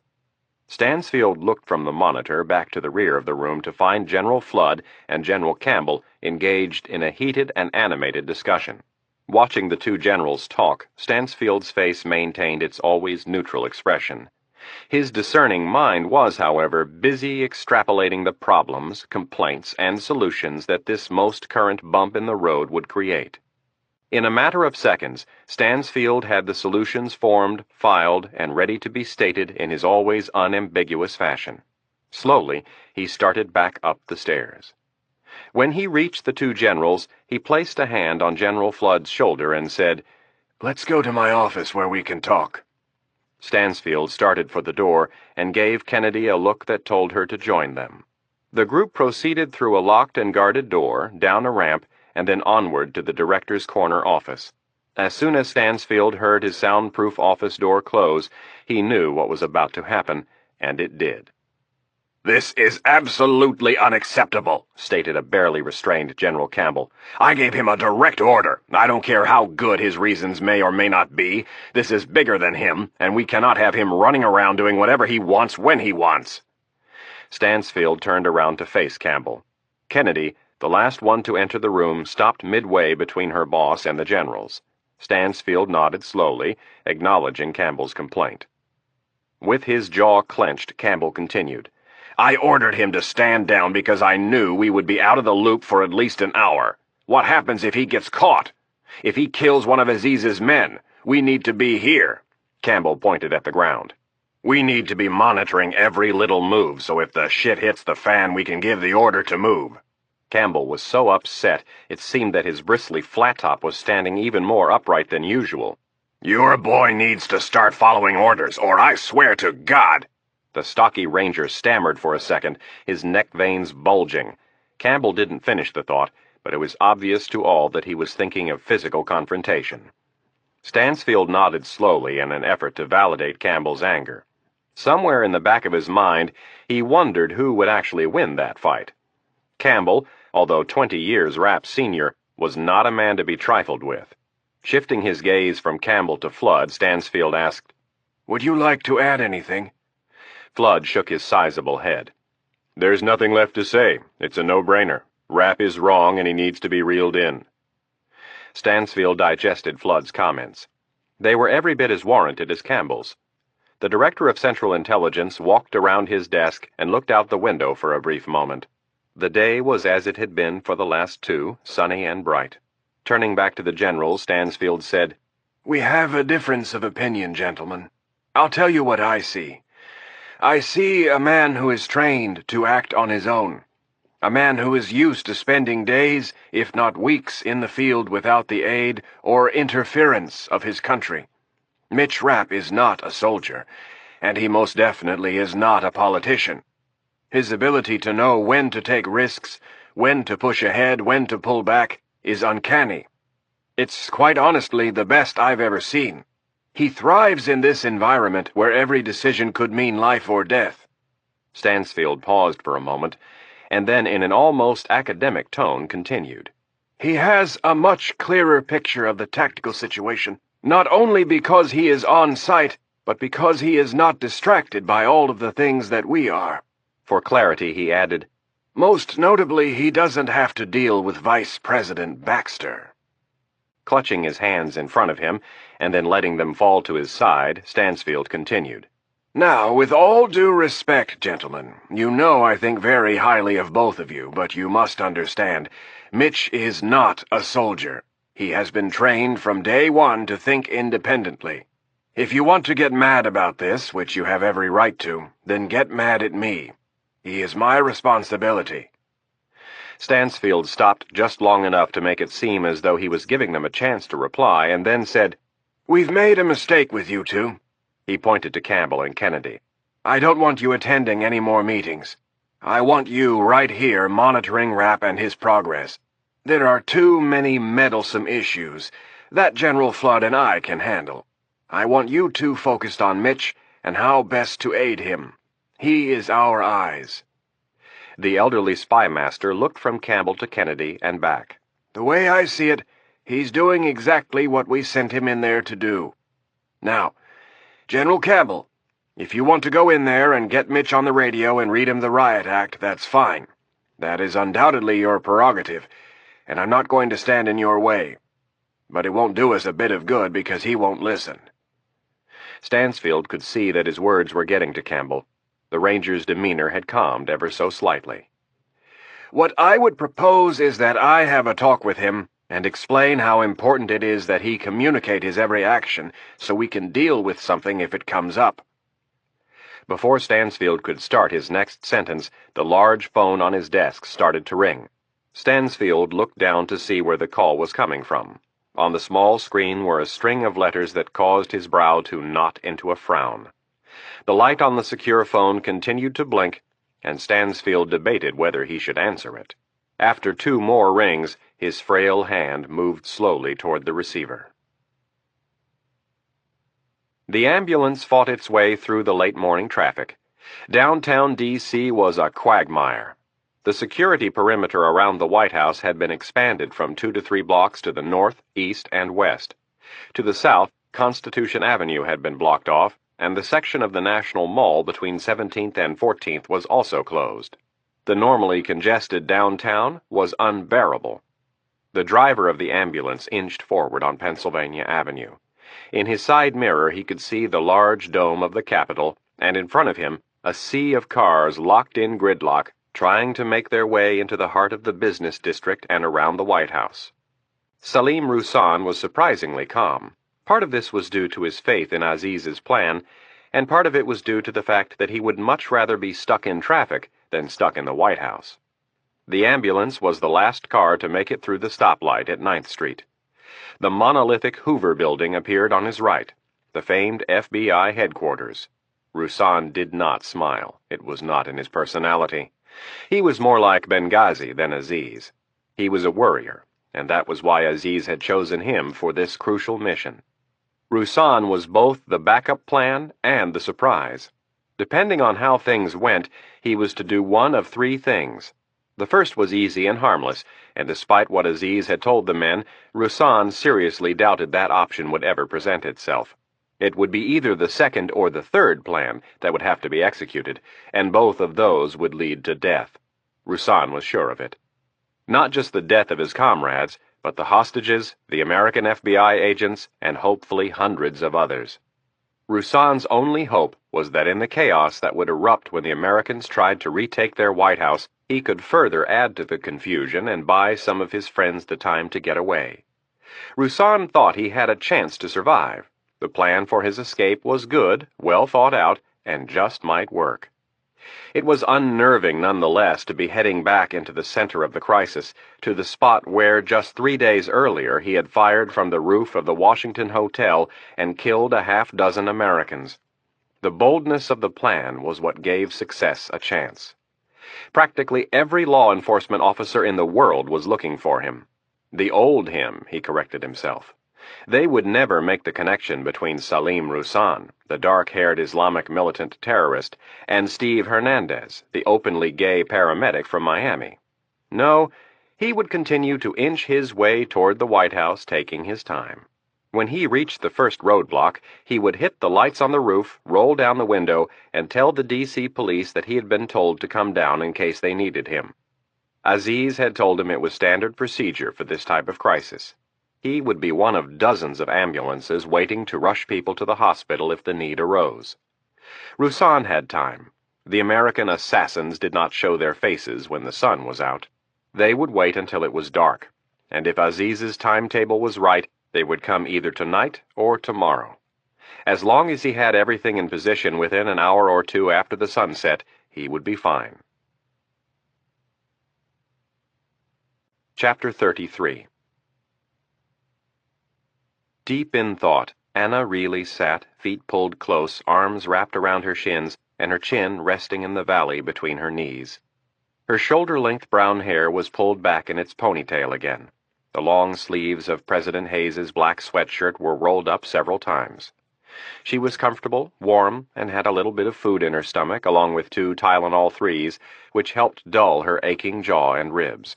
All things considered, she was doing pretty darn well.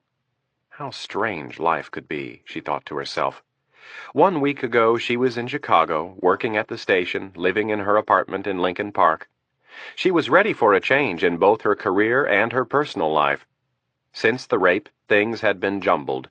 There had been the boyfriend who couldn't handle what she had been through. He was a pharmaceutical rep, and when offered a promotion and transfer to Phoenix, he jumped at the chance and told Anna he couldn't love someone who couldn't love him back. She'd blamed herself for that one, until she was healthy enough to realize that if he had really loved her, he would have given her more than 7 months to recover. It had actually turned out to be a blessing. Spending the last several years alone had allowed her to grow in strength. Independence and self-reliance were great things. The best part about them was that the only person who could let you down was yourself. The downside, which she was now experiencing, was that you woke up one day and realized you had either pushed everybody away or not allowed anyone to get close enough. Either way, you were left with a lonely existence. Reilly thought fate had to figure into the equation somewhere. It always did for those large and defining moments in life. What kind of twisted fate had led her to this strange moment, this crossroad?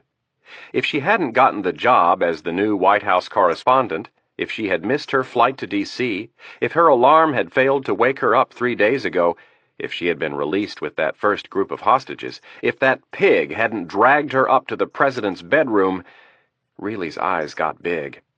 If Mitch Cruz, or whatever his real name was, hadn't stepped in when he did? Wow, Reilly thought as a shiver ran up her spine. The thought of Cruz not showing up when he did was horrifying. She owed him a lot, more than she could probably ever express. Reilly stared blankly at the wall opposite her. Her thoughts settled in on the man named Cruz, and on the odds of him appearing exactly where he did, and all of the possible outcomes in between. It was staggering. Call it fate, call it a guardian angel, call it what you like, but someone or something had stepped in and put him there at that exact moment in time. A smile fell across Reilly's face, and she looked upward to say a little prayer of thanks. Before picking up the phone, Stansfield told Kennedy to listen in on a second phone located on the other side of the room. He then asked Generals Flood and Campbell to stay silent. Stansfield's hand reached down and picked up the handset. At the same time, he sank into his chair and brought the phone to his ear. "This is Director Stansfield." At first, there was only breathing, heavy breathing, and then the words hissed forth. "I know all about you, who you are, what you've done, and all of the people you've sent your missions to kill. Stansfield looked down again at the readout on his phone. The black letters said WH Sit Room. The hostile voice he recognized as that of Rafik Aziz, and it didn't even come close to riling the director of the Central Intelligence Agency. Instead, Stansfield leaned back and asked, "What can I do for you, Mr. Aziz?" "Do for me?" spat an obviously agitated Aziz. "You can tell me what you have done with Farah Harut." It was a statement made with confidence. Stansfield was sure of that. The director stayed cool and replied, "I have no idea what you are talking about." "Don't insult me," screamed Aziz.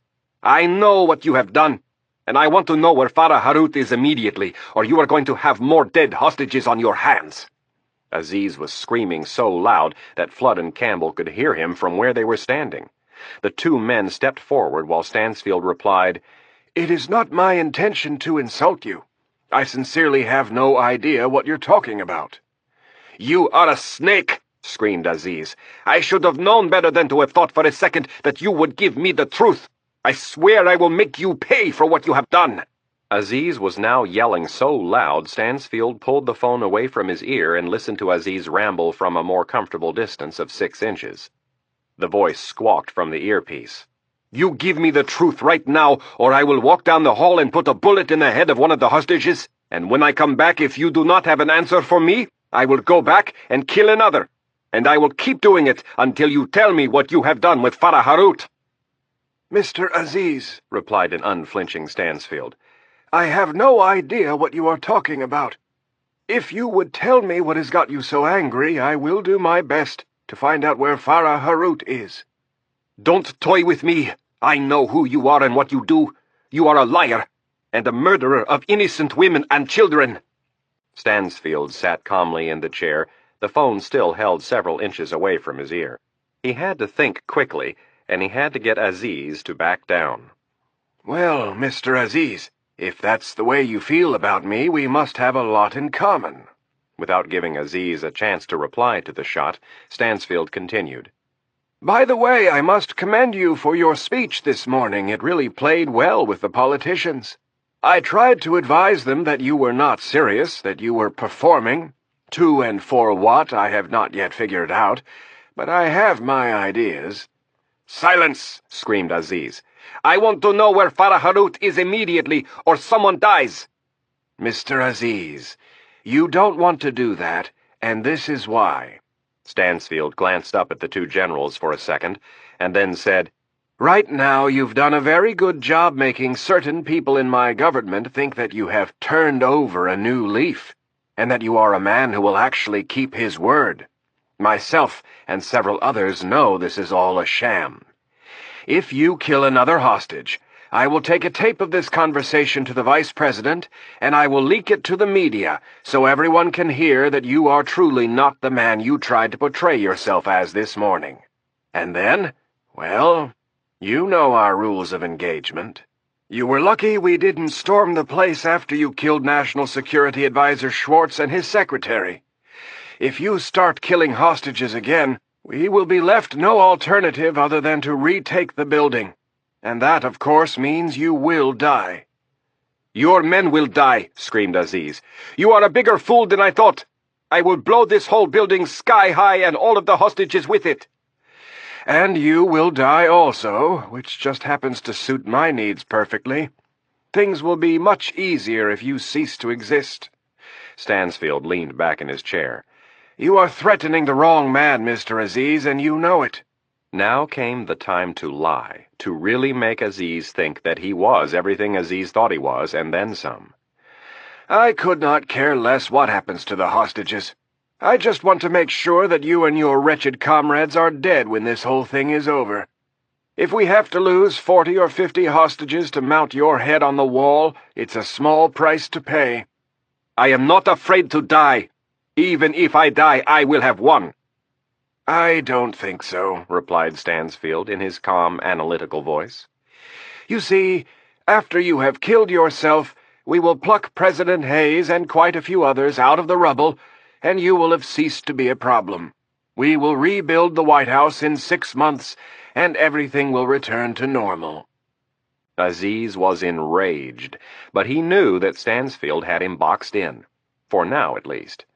But oh, the surprise they would be in for when their president wasn't so safe. Now was not the time to push things, no matter how much Farah Harut meant. Aziz could not do anything to precipitate an attack by the Americans until he had the president in his hands. Aziz would have to swallow his pride and make a tactical retreat. His ego, however, was far too large to do so without taking a parting shot. "You are too sure of yourself, Mr. Stansfield," Aziz spoke in a low, ominous tone. "Things are not always as they appear. We will talk again this evening, and by then you had better know where Farah Harut is." With that, the line went dead. Stansfield set the phone back in its cradle and looked up at the two generals. General Flood asked, "What in the hell was that all about?" Stansfield glanced up at Kennedy as she walked across the large office. He knows Harut is gone and thinks we have him. "I got that part of it. What was the rest of it about?" He said if I didn't tell him right away where Harut was, he would kill a hostage. "And that's when you decided to play chicken with him?" asked Campbell. Stansfield shrugged his shoulders. It was hardly the phrase he would have used to describe his method. I took a risk. I obviously don't want to see any of those hostages killed. All I did was give him the answer that fits his belief of who I really am. Stansfield rubbed his forefinger under his chin. And he blinked. Kennedy placed both hands on her hips and frowned. "There was more to it than that, Thomas. He didn't just blink. He rolled over and showed you his belly, and did it way too fast. It was out of character." Maybe he's getting tired? Kennedy shook her head. "No. There's something else going on. Something I haven't told you about yet because I wanted to check on a few things before I got everybody worried." Kennedy moved her hands from her hips and folded them across her chest.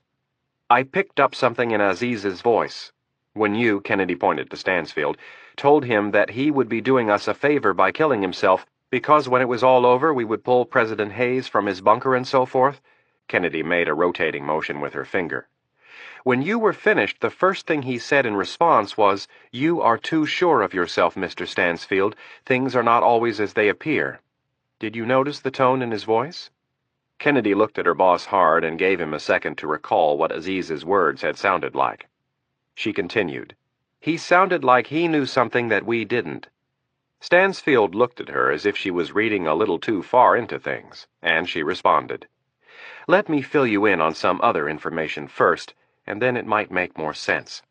Stepping toward her boss, Kennedy looked up at the generals and said, "That phone call I received from Colonel Fine this morning was in regard to 3 names he was checking for me.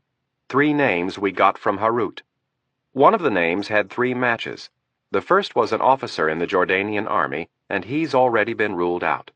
The second, and we thought the most likely, was an 18-year-old Palestinian kid with suspected ties to Hamas, and the third was a man known as the Thief of Baghdad. It turns out the third of the 3 Mustafa Yassins is the Iraqi who was in charge of looting all of the banks and vaults after they invaded Kuwait." General Flood shook his head. "It's obviously the second one, Irene." "It could be," conceded Kennedy with a nod. "But what if it's the third one? What if Aziz brought along this Thief of Baghdad, knowing there was a good chance the president would get to his bunker? What if at this very moment this man is working on getting the president out of his bunker?" Kennedy stopped and looked each man in the eye, one at a time, while she gave them a chance to think about it. What if Aziz said to Thomas, "You are too sure of yourself, things are not always as they appear," because he knows President Hayes is not as safe as we thought? Everyone's eyes got a little bigger as Kennedy finished stating her case. General Flood looked down at Stansfield and said, "I think this is something we need to bring to the attention of the Vice President." Stansfield stared back at him blankly for a while and then said, Not quite yet. We need a little more proof before we go to him. "Well, how do we get that proof?" I have a pretty good idea, Stansfield replied with a nod. Chapter 34. Rapp backed down the long cross hall of the second floor. Each step was placed carefully, heel first and then toe. The cross hall, which was more a long room than a hallway, was brightly bathed in the late morning sunlight. Rapp and Adams, dressed in their black Nomex jumpsuits, stood out against the light-colored walls and carpet. They felt secure, though. Having been out of the stash room for over an hour, they had placed all 5 of the surveillance units and checked each one to make sure it was working. At no time during their sweep did they see or hear a sign of the terrorists. Even when they checked out the back staircase that led to the rooftop guard booth, there had been nothing. With the units in place, Rapp felt infinitely more comfortable, now that he had a secure base from which to operate. How they felt back at Langley would be a different matter entirely. Rapp had known this before he stepped out of the stash room with Adams some 70 minutes ago, but that was just tough shit. There were too many people sticking their fingers in the pie. This thing needed to be streamlined, and someone needed to take action. Sitting around and playing cautious was not in Rapp's nature, especially where Aziz was concerned. Rapp knew whom he was dealing with. He knew what Aziz was up to, and if nobody else could figure it out, to hell with them. This was not one of those moments in life where disagreement was acceptable. This wasn't a policy decision where it was difficult to quantify the benefits of one course over the other. This was black and white. Rapp knew what had to be done, and everyone else could kiss his ass if they weren't on board. As they made it back to the president's bedroom, Adams entered first, and then Rapp. Rapp stood in the doorway for a moment and took one last look to his left, straight ahead, and to his right. Behind him, on the other side of the bedroom, a stench was beginning to drift from the body of the dead terrorist. Rapp noticed it and cringed at the thought of how bad the smell would get in another day. Adams tapped him on the shoulder and said, "I've got to piss like a racehorse." Rapp stepped back into the room and nodded to the bathroom. Adams went in and closed the door behind him. A couple minutes later he reappeared, a look of relief on his face. "You just wait," Adams looked at Rapp. "You're too young to understand, but someday you'll know what it's like." "Yeah, if only I live that long." Adam took the thick barrel of a silencer and pointed to the closet. "Let's check on Anna." Adams went in first and pressed the hidden button. As the closet organizer swung out, Adams stepped into the stash room. Rapp poked his head in and said to Reilly, "Do you need to use the restroom?" Reilly nodded enthusiastically. "Follow me, and don't make any noise." Then, looking to Adams, Rapp said, "Monitor the stairwells until we're back, and let me know if you have any movement." Reilly stood and followed Rapp quietly, which was easy to do in her stocking feet. Walking into the bathroom, Reilly closed the door behind her, and for the first time saw herself in the mirror. She had one hell of a shiner on her cheek, and her skin looked a little pasty. Without wasting too much time in front of the mirror, she got down to business and took care of her more immediate needs. In the middle of that task, she was struck by the bizarre thought that she was sitting on President Hayes's toilet. The same toilet that quite a few presidents had used. When she was done, she closed the lid. Hanging on a bar next to the sink were 2 sets of washcloths and hand towels. Really couldn't resist. She felt disgusting and dirty. Opening the faucets, she doused her face with water and began to rub a bar of soap vigorously in her hands. After cleaning and drying her face quickly, she had another idea. Reilly soaped up one of the washcloths and wetted another and one of the hand towels. Next, she checked the medicine cabinet and grabbed the president's shaving kit. Wrapping everything up in a larger bath towel, Reilly opened the door and found Rapp waiting for her. Rapp looked at the towels and asked, "What's that all about?" Clutching the bundle in her arms, she looked up and said, "A little sponge bath." Rapp pointed to himself with a big smile on his face and said, "For me." Reilly almost laughed, but instead shook her head. "No, for me." Rapp kept the smile on his face as the 2 of them went back into the stash room. Once inside, the door was again closed and bolted. Rapp looked at the radio and knew that he had some explaining to do. Deciding it was better to get on with it, he knelt down and powered up the unit.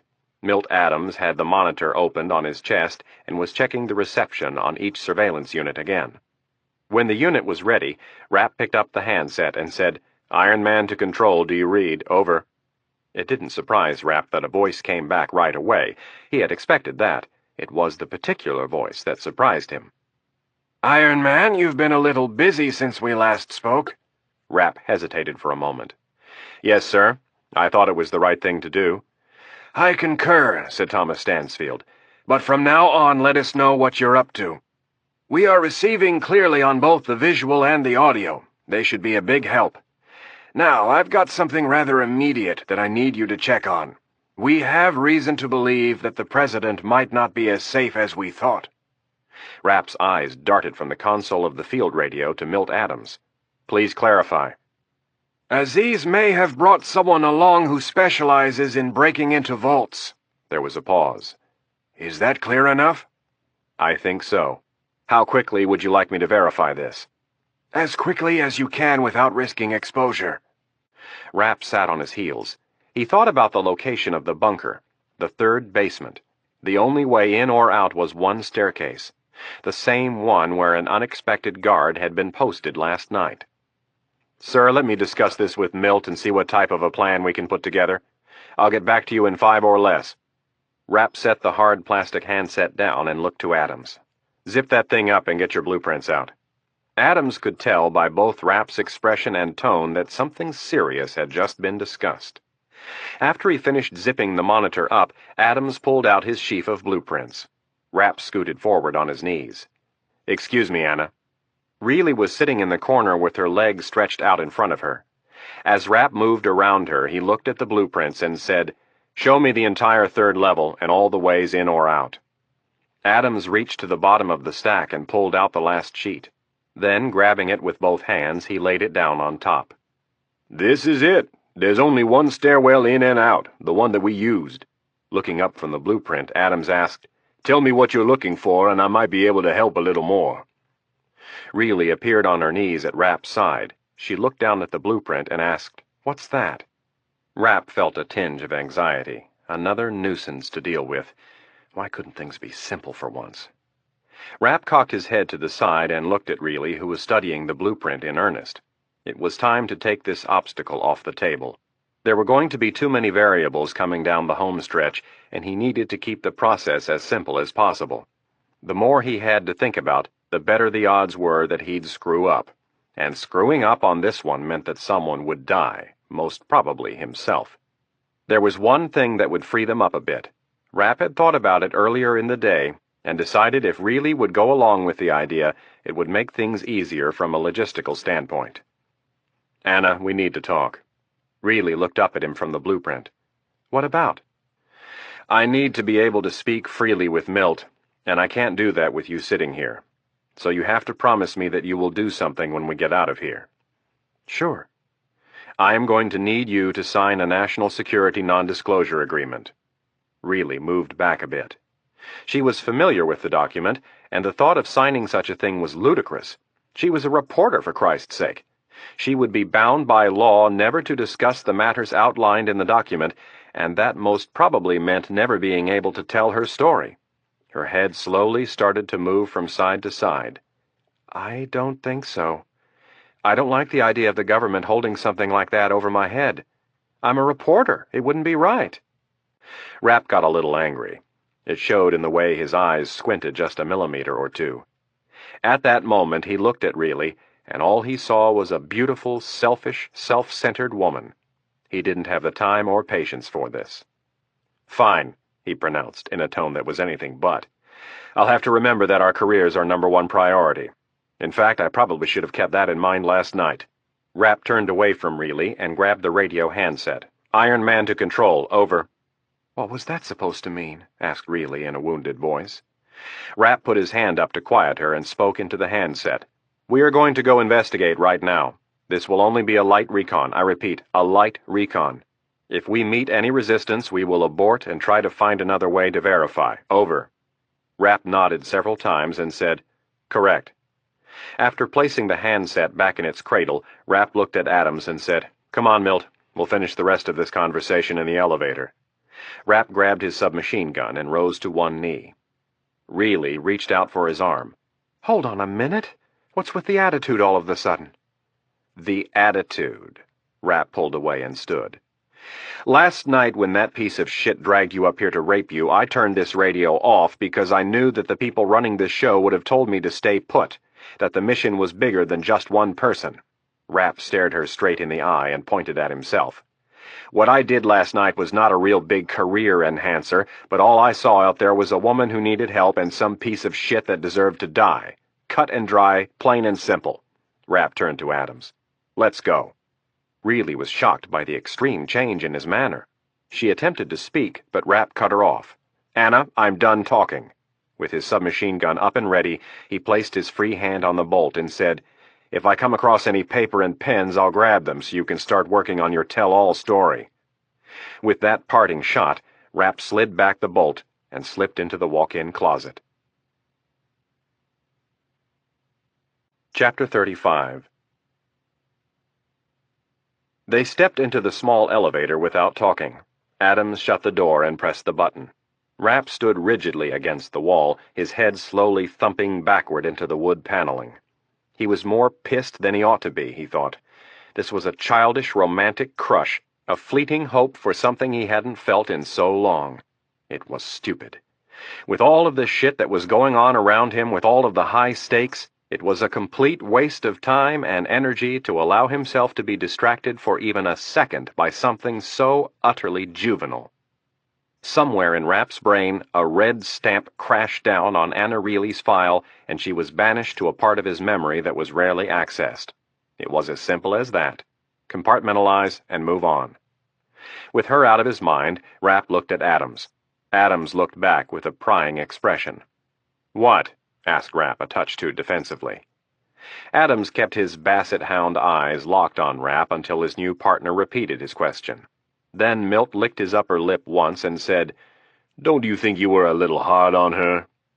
Moving away from the wall, Rapp began to fidget in frustration. "She's a non-issue, Milt. We have more important things to worry about." "Are you going to let me in on the secret?" "Yep, and it's a doozy." Rapp took the MP-10 and cradled it across his chest as the small elevator reached the first basement. "It appears Aziz brought along some guy who specializes in breaking into vaults." Rapp stopped to see if Adams could connect the dots. It didn't take long. The expression on Adams's smooth face went from an inquisitive frown to one of surprise. "That's not good." "Nope." Rapp shook his head. "Our job is to find out if Hayes is as safe as we thought." Thinking several steps ahead, Adams plucked the folded blueprints from his vest. The series of sheets were like an unruly road map. Adams opened the documents and shuffled the right one to the top. Shooing Rapp out of the way, he held it up against the wall and said, "This is where it's located." Rapp looked at the layout of the third basement. "Only one way in?" "Well, not really. Hold that side for me." Rapp grabbed one side of the blueprint while Adams held the other with his hand. "There's another way down to the third basement." Adams touched a spot on the blueprint. "This is the ante-room to the vault. This little rectangle area here. It doesn't make a lot of sense from a strict design and engineering standpoint, but it's one of those things you need to implement into a design when you're trying to add things to a 200-plus-year-old building." Adams touched another spot on the blueprint. "This is the boiler room where we came in, and this is the hall that I told you led to the bunker." Adams traced his skinny black finger down the hall, took the left-hand turn, and tapped on a door. "This is one of two ways into the anteroom. It's a 3-inch thick steel door. Over here on this wall of the anteroom is the second door. This is probably the one the President used to enter the bunker." "Why do you say that?" asked Rapp. "Because this door leads up a short staircase to a tunnel that runs all the way under the West Wing to where there's a much longer set of stairs that lead all the way up to a hidden door just off of the Oval Office." Adams pulled another sheet from the back and showed Rapp the location of the tunnel and where it went. "This tunnel used to be the bunker until this new one was completed just this last year. As this tunnel comes over from the West Wing, it stops here. At that point you can either go down this little flight, which empties you into the anteroom, or you can go up a flight of stairs that leads to one of those doors that don't exist." Rapp liked where this was headed. Where is this fictitious door located? Adams changed places again and tapped a spot. "Right here. Just down the hall from where we are right now, in the China storage room." "That's perfect." "Not quite." Adams shook his head. "These doors that lead to the anteroom are hermetically sealed with rubber gaskets. If we go down through the tunnel, we wouldn't be able to hear or see anything in the anteroom unless we opened the door to it, and I doubt you want to do that." No. Rapp thought about the options for a second. "Yeah, you're probably right. That means they would have had to get through one of these outer doors first to get to the bunker door." "Yep, and this is the door they would have gone through." Adams changed back to the drawing that showed the layout of the third basement. "This way they only go through one door. If they tried to come in through the tunnel door, that's assuming they could find it to begin with, they would have had to go through an extra door." That makes sense. Rapp looked at the drawing. "So, we have to go down the stairs we used when we came in and hope that a guard isn't posted like he was last night." "I'm afraid so." "Okay." Rapp took his hand off the blueprints. "Put those things away, and let's get ready to move out. You know the routine." After he was done putting the blueprints back in order, Adams folded them up and stuffed them inside his black vest. Then, unzipping and turning on the monitor, he pressed the button to open the elevator door. Rapp stood over his shoulder, while Adams stuck the tip of the snake under the outer metal door leading to the first basement. The tiny lens gave them a slightly warped view of the hallway looking up from the stark concrete floor. Adams maneuvered the lens all the way to the right, and then back to the left. "Looks good," proclaimed Rapp, as he stepped back and readied his gun. Adams pulled the snake back with his right hand and coiled it against his hip. Rapp took the doorknob in his right hand, pulled, and scooted quickly into the hallway. He brought his MP-10 up and swept to the left and right. Adams was just 2 steps behind, having had to pause for just a second to shut the outer door to the elevator. In less than 3 seconds, Rapp was at the door that led to the 2 lower floors. A twist of the metal knob with his gloved right hand, and he was through the door, his thick black silencer moving everywhere his eyes went. Whether he had one hand on the weapon or 2, it made no difference. At these close distances, one-handed, he could hit a head-sized target with about 95% accuracy on the first shot. With both hands on the efficient and compact Heckler & Koch, it was a guaranteed 100%. After checking the stairwell above, Rapp began his controlled descent, keeping his body pressed against the wall, always looking down and checking each new stair as it came into view. Adams followed quietly several steps behind. Rapp was gaining confidence in him. When they hit the landing in between the second and third basements, Rapp stopped. The tiny surveillance unit he had placed next to the door was barely discernible. If he hadn't known it was there, he doubted he would have seen it.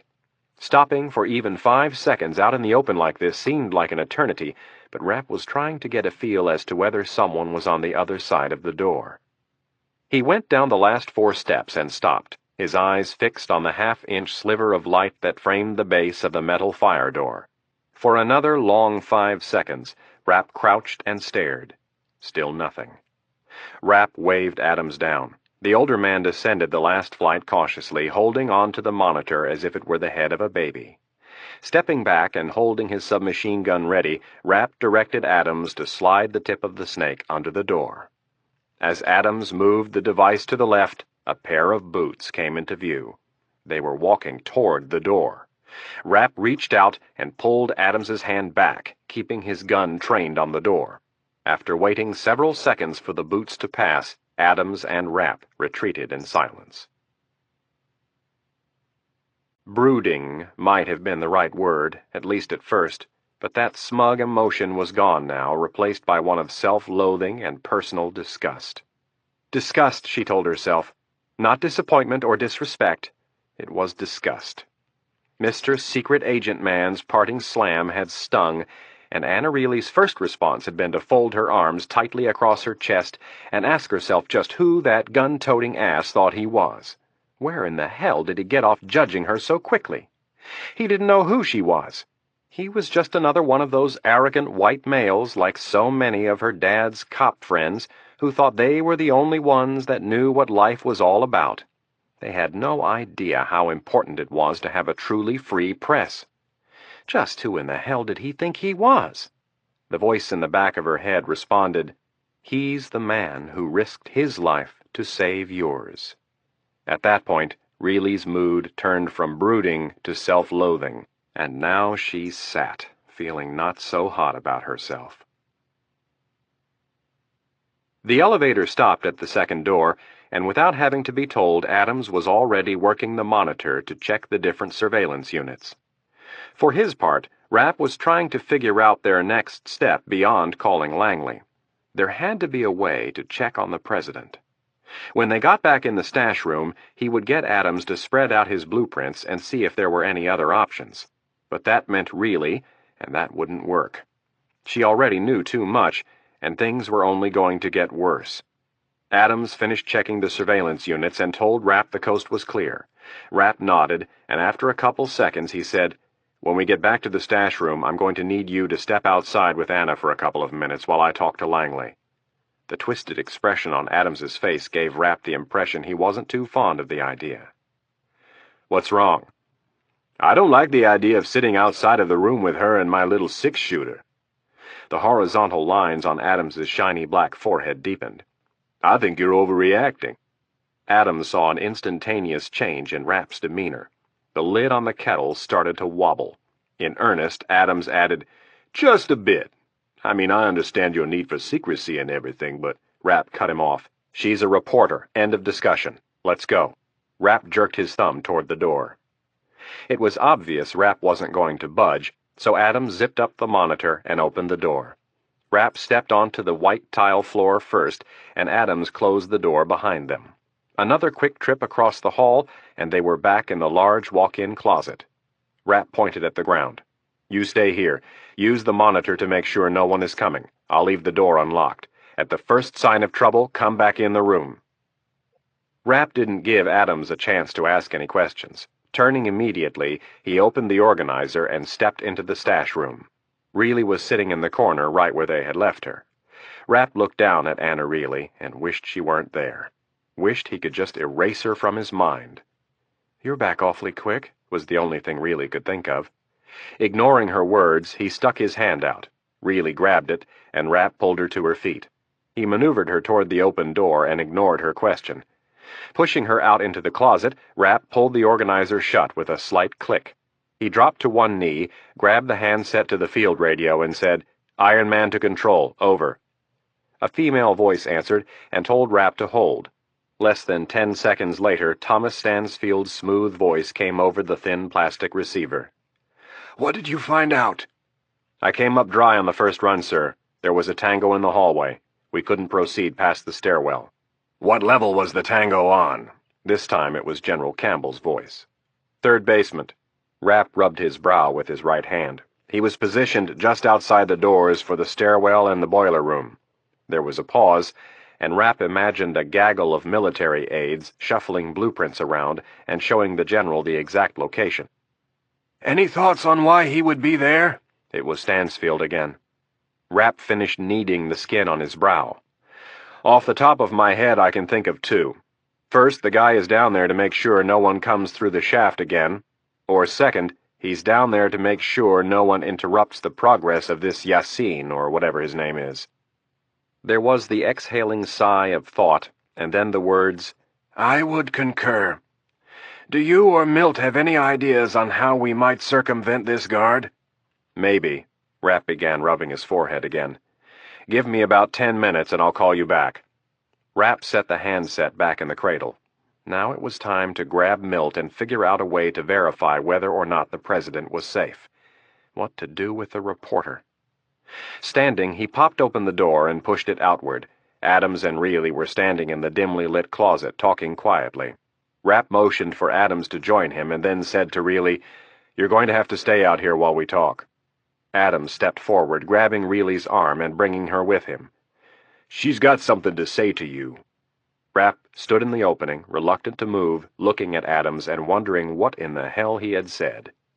Looking to Reilly, he saw that her feisty attitude was gone. After a long moment, Rapp retreated a step and allowed the two of them to enter the stash room. Chapter 36. SEALs don't like to sit around, especially when there's action to be had, and even more so when one of their own has been killed. Lieutenant Commander Harris wanted a piece of that action, and although he would never admit it to the brass, He wanted to put a bullet in the head of every terrorist in the White House. No prisoners. Now Harris was in the process of exactly that as he strode up the steps of the old post office on the corner of 12th and Pennsylvania. He had walked the 4.5 blocks from his makeshift command post on the east fence of the White House with the bullish Mick Reavers. They were still there, manning the CP, despite the debacle of last night. Rapp and Adams were, after all, still in the building, and the powers that be at the Pentagon had yet to decide on a redeployment, if any. Harris knew that was a distinct possibility. At any minute, he could get the order to pack himself and his men up. The press was asking a lot of questions concerning Aziz's statement that he had turned away an assault. If they pushed hard enough and the politicians started chirping, Six's plug would be pulled. JSOC didn't like operating in the light, and if the current trend continued, they would most certainly pull Harris and his men away from the White House and back under cover. There was one other alternative, but Harris didn't want to think about it. He wanted to believe that the Navy and ultimately the Pentagon would do the right thing, but he knew from past experience that that didn't always turn out to be the case. In a crisis, SOP for the Pentagon often was to circle the wagons and offer up a sacrificial lamb. The beast served to the press was usually the unit commander, and that, of course, was yours truly, Lieutenant Commander Dan Harris. Harris was dressed in his fire-retardant black coveralls. Surprisingly, he and Mick Reavers didn't attract too much attention. By the third day of the crisis, the spectators had grown used to seeing heavily armed men going to and fro in black ninja jumpsuits. The two SEALs had left their submachine guns back at the command post, but both still carried their H&K USP 45 caliber handguns in their thigh holsters. As Harris and Reavers bounded up the steps two at a time, they were met at the top by Charlie Wicker. Wicker turned and opened one of the heavy old doors. Harris and Reavers fell into step behind Wicker, all three men swiveling their heads as they walked into the large old building. Their discerning eyes took an almost instantaneous inventory of all that was around them. Exit signs, windows, strange-looking people, you name it. They did it out of habit. Always know your surroundings. Wicker approached a bank of elevators. The one on the far left was held for them by a security guard. As they stepped into the elevator, Wicker looked at the security guard and said, "Al, this is Lieutenant Commander Harris." The balding man stuck out his hand. "Al Turley, Commander. Nice to meet you." "Same here." Harris grabbed Turley's hand and gave him the requisite bone-crushing handshake. Then, pointing to the mound of flesh next to him, he said, "This big fella is Chief Reavers." His hand still stinging from Harris's handshake, Turley decided to skip the nicety with the even larger Reavers. When the elevator reached the top door, Turley led the way down the hall. At the end of the hallway, they came upon a door labeled Bell Tower. Extracting a key, Turley opened the door, and they stepped into a stairwell that appeared to have been built not too long after the Civil War. The narrow staircase was flush against the wall on one side, and on the other was only a railing. They were inside the dingy bell tower of the grand old post office. Turley, not wanting to slow the others down, let them take the lead. He had already taken the wiry little one up to the top once, and he thought his heart might leap from his chest. As Turley expected, the three black-clad men marched up the steps two at a time. Within seconds they were out of his sight, only the echoes of their footsteps letting him know they were above him. Turley slowed his pace. 10 months from retirement. It wasn't worth it. The three SEALs reached the top without so much as breaking a sweat. Wicker climbed up the ladder that was bolted to the wall, and with one hand he pushed open the hatch that led to the bell tower. Pulling himself up and through, he spun around on his butt and stood. Harris was next, and then Reavers. All three men stood side by side, looking west out the large aperture. The bell tower atop the old post office had the second most commanding view of all Washington after the one from the Washington Monument. From this eagle's nest, they looked straight down Pennsylvania Avenue, past Freedom Plaza and Pershing Park, over the southwest corner of the Treasury Building, and there, perfectly bathed in the bright afternoon light, was the White House. Wicker retrieved a pair of binoculars with a laser rangefinder from his vest and handed it to his CO. After turning his black baseball cap around so the brim was out of the way, Harris held the binoculars up to his eyes. The commander of SEAL Team 6 zeroed in on the roof of the White House and sought out the tiny rooftop guard booth. After a slight adjustment, the blue hue of the bulletproof plexiglass was in the crosshairs. Harris paused for a second and watched the hooded man sitting behind the protective glass. Harris's forefinger pressed a button, and a second later 3 red numbers appeared. Harris handed the binoculars to Reavers and turned to Wicker. 820 meters? Wicker nodded confidently. Yep. What's the forecast for tonight? A lazy southeasterly breeze between 2 and 5 knots. Harris nodded. That was child's play for Wicker. He could hit this shot from almost double the distance at 5 knots. What about the glass? It's half an inch. I've shot through it before on the range. Wicker continued his confident stare, eyeballing the White House with his naked eye. That's the range. This is real life. We need to know how old that glass is, the manufacturer's testing data, everything we can get our hands on. Wicker kept his eyes on the White House, supremely confident in his skills, knowing that there were only a handful of men in the whole world that matched him in skill and none that could exceed. The glass was installed in '92 and is due to be replaced within the next year. I studied the manufacturer's testing data 2 years ago and have all the info I need right up here. Wicker tapped his temple with his forehead. If that glass was brand new, I could still do it, but it's been baked by the sun now for 7 years. Its strength has been reduced by at least 60%. With 250s, we'll be able to drill right through it. Wicker nodded confidently and added, Hell, the first shot might even get him. Harris was a little surprised that Wicker already had the stats. How did you find out about the glass? I called one of my fellow snipers at the Secret Service. When? Asked Harris. 2 days ago. Wicker kept his gaze on the White House. Harris smiled. He loved it when his men were proactive. You've been thinking about this shot for that long? Wicker turned, a devilish grin spreading across his lips. I've been thinking about this shot ever since we ran that exercise 8 years ago. Harris knew the exact exercise Wicker was referring to. It had been on his mind since the onset of this entire clusterfuck. Slowly, Harris began to nod. And then, with a smile of his own, he looked to Wicker and said, Don't ever tell anybody that. The boys at the Secret Service might not understand your professional curiosity. Oh, they understand, Wicker nodded. We've talked about this shot 100 times.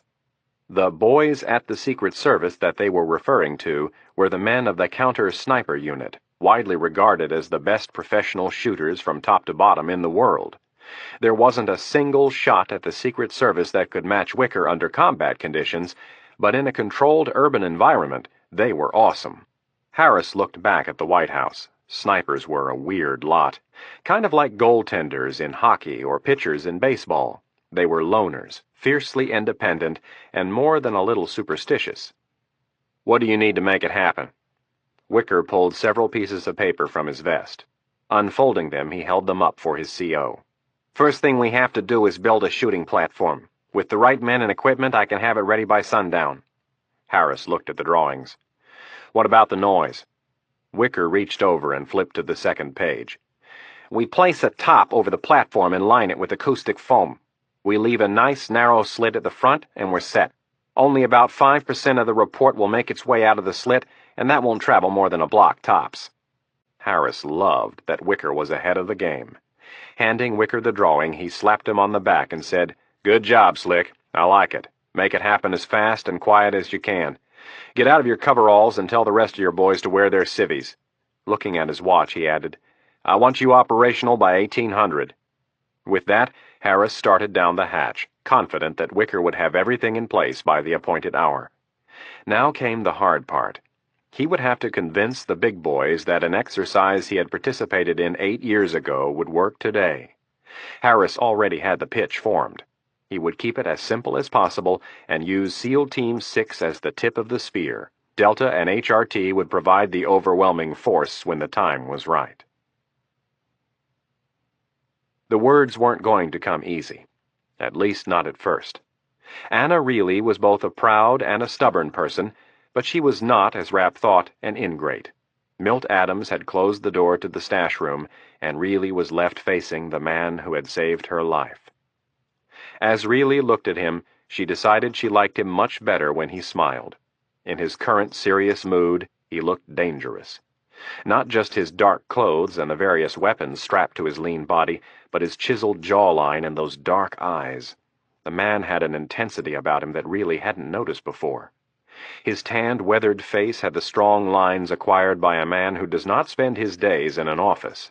It was the eyes, though, that both drew her in and made her want to shiver. Dark pools of brown, so dark they were almost black, framed on top by two thick eyebrows. This was the man who was capable of killing, the man who had plunged his knife into her assailant. Reilly's mouth must have been slightly open because it was suddenly void of moisture. She closed it and swallowed hard, then, opening it slowly, she said, "I'm sorry for the way I handled that situation earlier. I don't want to seem like I'm—" She paused, struggling to get the next word out. "Ungrateful." Reilly had to look down. It was difficult to look into those dark eyes and make the apology. "I'm not crazy about signing anything, especially something the government wants me to sign." Reilly looked up and made a half-hearted effort at a smile, but the dark orbs on Rapp's face turned her gaze back down. "I realize this thing is a lot bigger than me, and if there is anything I can do to help save the rest of the hostages, I'm more than willing to do my part.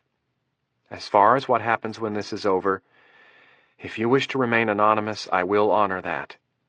If you feel, or whoever you work for feels, that you need to edit my story before I tell it—" Reilly was forced to pause again, feeling very uncomfortable with this particular concession. Still looking at the ground, she said, "If you really feel the need to edit out material that you are absolutely sure is too sensitive to report, I'll go along. I'll probably do it kicking and screaming, but I'll do it." Rapp was conflicted. His opinion of the young and attractive Miss Reilly had already been etched into his mind and filed away. Now it appeared he might have been mistaken. She had been wrong, but now she was correcting that, taking a big step to humble herself and admit it. The ball was back in Rapp's court. Chapter 37. Her elbows rested heavily on the table. The hum of computers, faxes, scanners, and monitors droned in the background. The control room at Langley was in the midst of a lull. Kennedy's hand cupped her chin, and her eyes were closed. Opening her eyes, she looked at the red digital clock on the wall. It was almost noon. She let out a yawn and stretched her arms above her head. Things were about to happen. She had felt it herself and seen it in the look Thomas Stansfield had given her. The light on her phone blinked once and then began to ring. She grabbed the handset and answered. "Dr. Kennedy." "Irene, it's Jane. I've been busy trying to get an answer to your question, but things have proved a little more difficult than I thought." "How so?" "Well, the subject is not entirely with us." Kennedy frowned. "Will he be coming back?" "No." There was a substantial pause, and then, "At least, I don't think so." Then, in a slightly defensive tone, Dr. Hornig added, "You must remember this is all new, very cutting-edge stuff." "Did you get anything out of him?" "From what little I could gather. Harut had no idea what this Yassin fellow's talents were. But please keep in mind he's not all there." Irene didn't want to hear excuses. She wanted answers. "Did you get anything out of him?" "I'm afraid not." "Okay. If you find anything out, please let me know." Kennedy disconnected the call and dialed an international number. While the secure satellite technology at Langley started the process, Kennedy turned around and checked to see what her boss was doing. Thomas Stansfield sat comfortably in his chair while Jonathan Brown, the Deputy Director of Central Intelligence, relayed a slew of congressional complaints and inquiries. From what little Kennedy heard, she gathered that the congressmen and senators on the Hill were demanding to know what in the hell happened last night. The familiar voice of Colonel Fine answered on the other end, and Kennedy turned around. "Ben, it's Irene. Have you found anything out on Yassin?" "Nothing firm. Some rumblings and rumors here and there, but we haven't been able to nail him down." "Which one are we talking about? The Iraqi or the Palestinian?"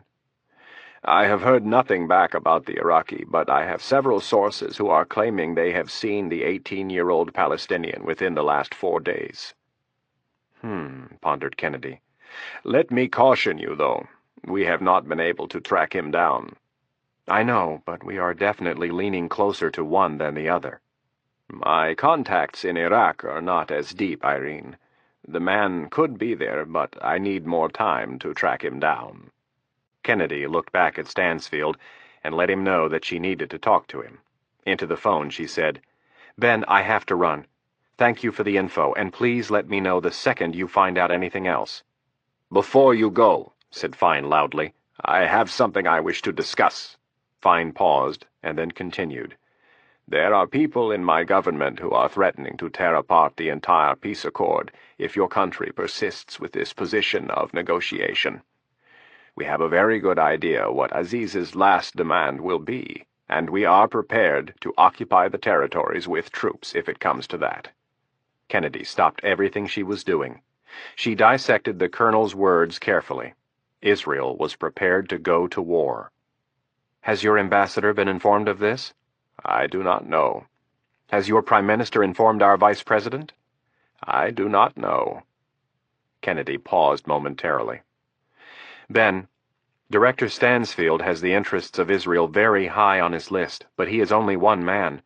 Now is not a time to play games through back channels.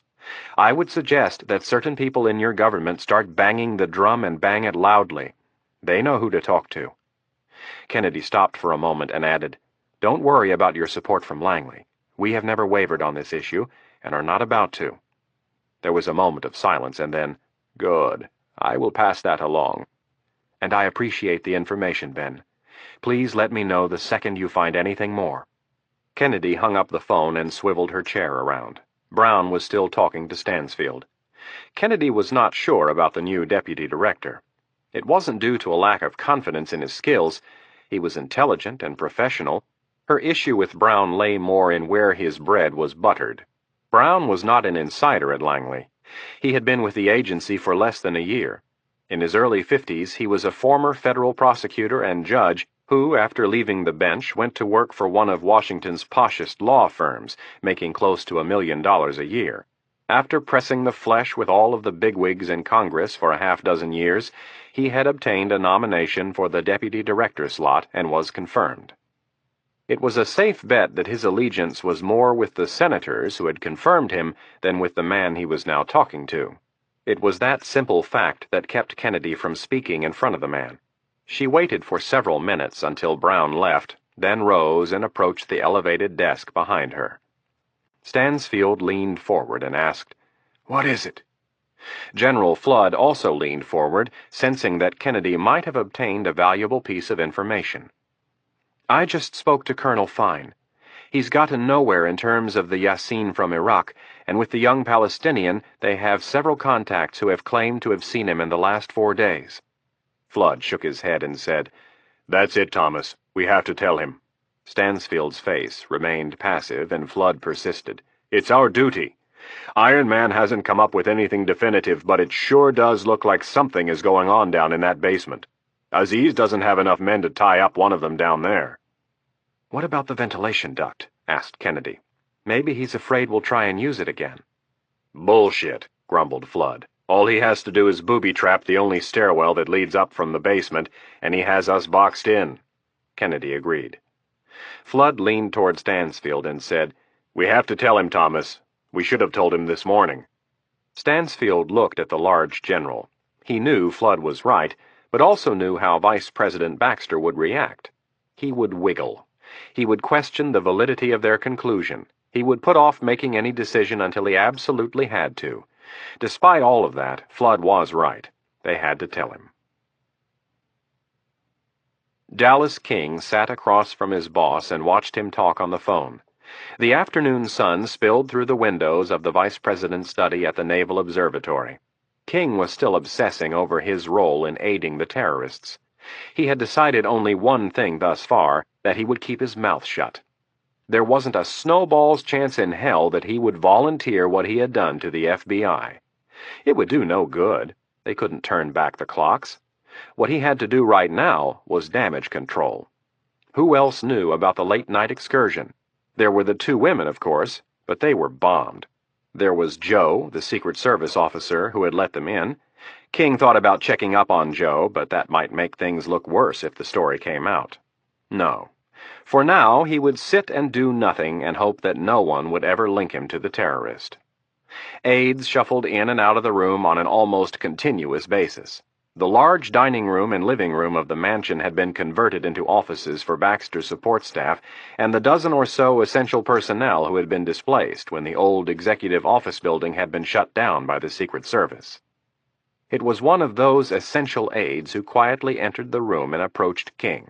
In a voice low enough to not distract the vice president, she said, "Director Stansfield and General Flood are on the line, and they wish to speak to the vice president immediately." King stood. "Which line?" The young woman held up 2 fingers and began her retreat. King watched her leave. Out of habit, he checked out her backside as she sauntered for the door. It was nice. He'd been eyeballing her for the better part of the new year, but knew it would be trouble. Office romances were a big no-no. Stick with the married women, King told himself. King made his way over to a credenza on the other side of the large study.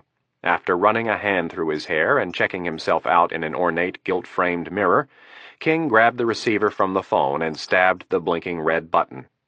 "Director Stansfield, General Flood, Dallas King here." It was Flood who spoke first. Dallas, where is the Vice President? "He's right here, but he's on the line with the Secretary General of the UN. Well, tell him we need to speak with him." Flood's voice was even gruffer than normal. King held the receiver to his left ear, and with his right forefinger he smoothed out his eyebrows. Looking into the mirror to check on his grooming, he replied, "As I said, he's on the line with the Secretary General, and it's rather important. Is there something I can help you with?" Flood, the highest-ranking officer in the entire United States military, was used to people jumping to his requests. Add to this the tense situation and a lack of sleep, and the result was predictable. "God damn it," bellowed Flood. "You've got some things to learn about the chain of command, son. When the chairman of the Joint Chiefs calls and says he wants to talk to the Vice President, you put him on the phone." King pulled the receiver away from his face and looked at it with a frown. Under his breath, he said, "Give me a break." Then into the phone he replied, "Let me see if he can take your call." Without waiting to see if it was okay, King pressed the hold button and set the phone down. Looking into the mirror one more time, he straightened his tie and checked his perfect white teeth. Walking across the spacious study, he approached the vice president's desk and gave his boss the proper signal. Baxter looked up, and when the moment was right, he said, "Excuse me, Mr. Secretary, would you hold one moment, please?" Baxter covered the phone. "What now?" "General Flood and Director Stansfield are on line 2, and they want to talk to you immediately." "Immediately," Baxter repeated the word in the same tone as King. "Yep, General Flood has got his undies in a bind about something. He snapped at me when I told him you were busy." Baxter took his hand off the receiver and said, "Mr. Secretary, I want to continue this conversation, but I must take an urgent call. May I call you back in a few minutes?" Baxter nodded several times while he listened to the Secretary General of the UN and then said, "Thank you." King looked down at his boss and said, "I think I'd better listen in on this." Baxter nodded his consent, and King quickly crossed the room and stood poised above the phone on the credenza. When his boss reached down to punch the proper line, King did the same. Baxter said, "Hello, General Flood." "Mr. Vice President, I'm on the line with Director Stansfield. We've come across some troubling information that we must bring to your attention."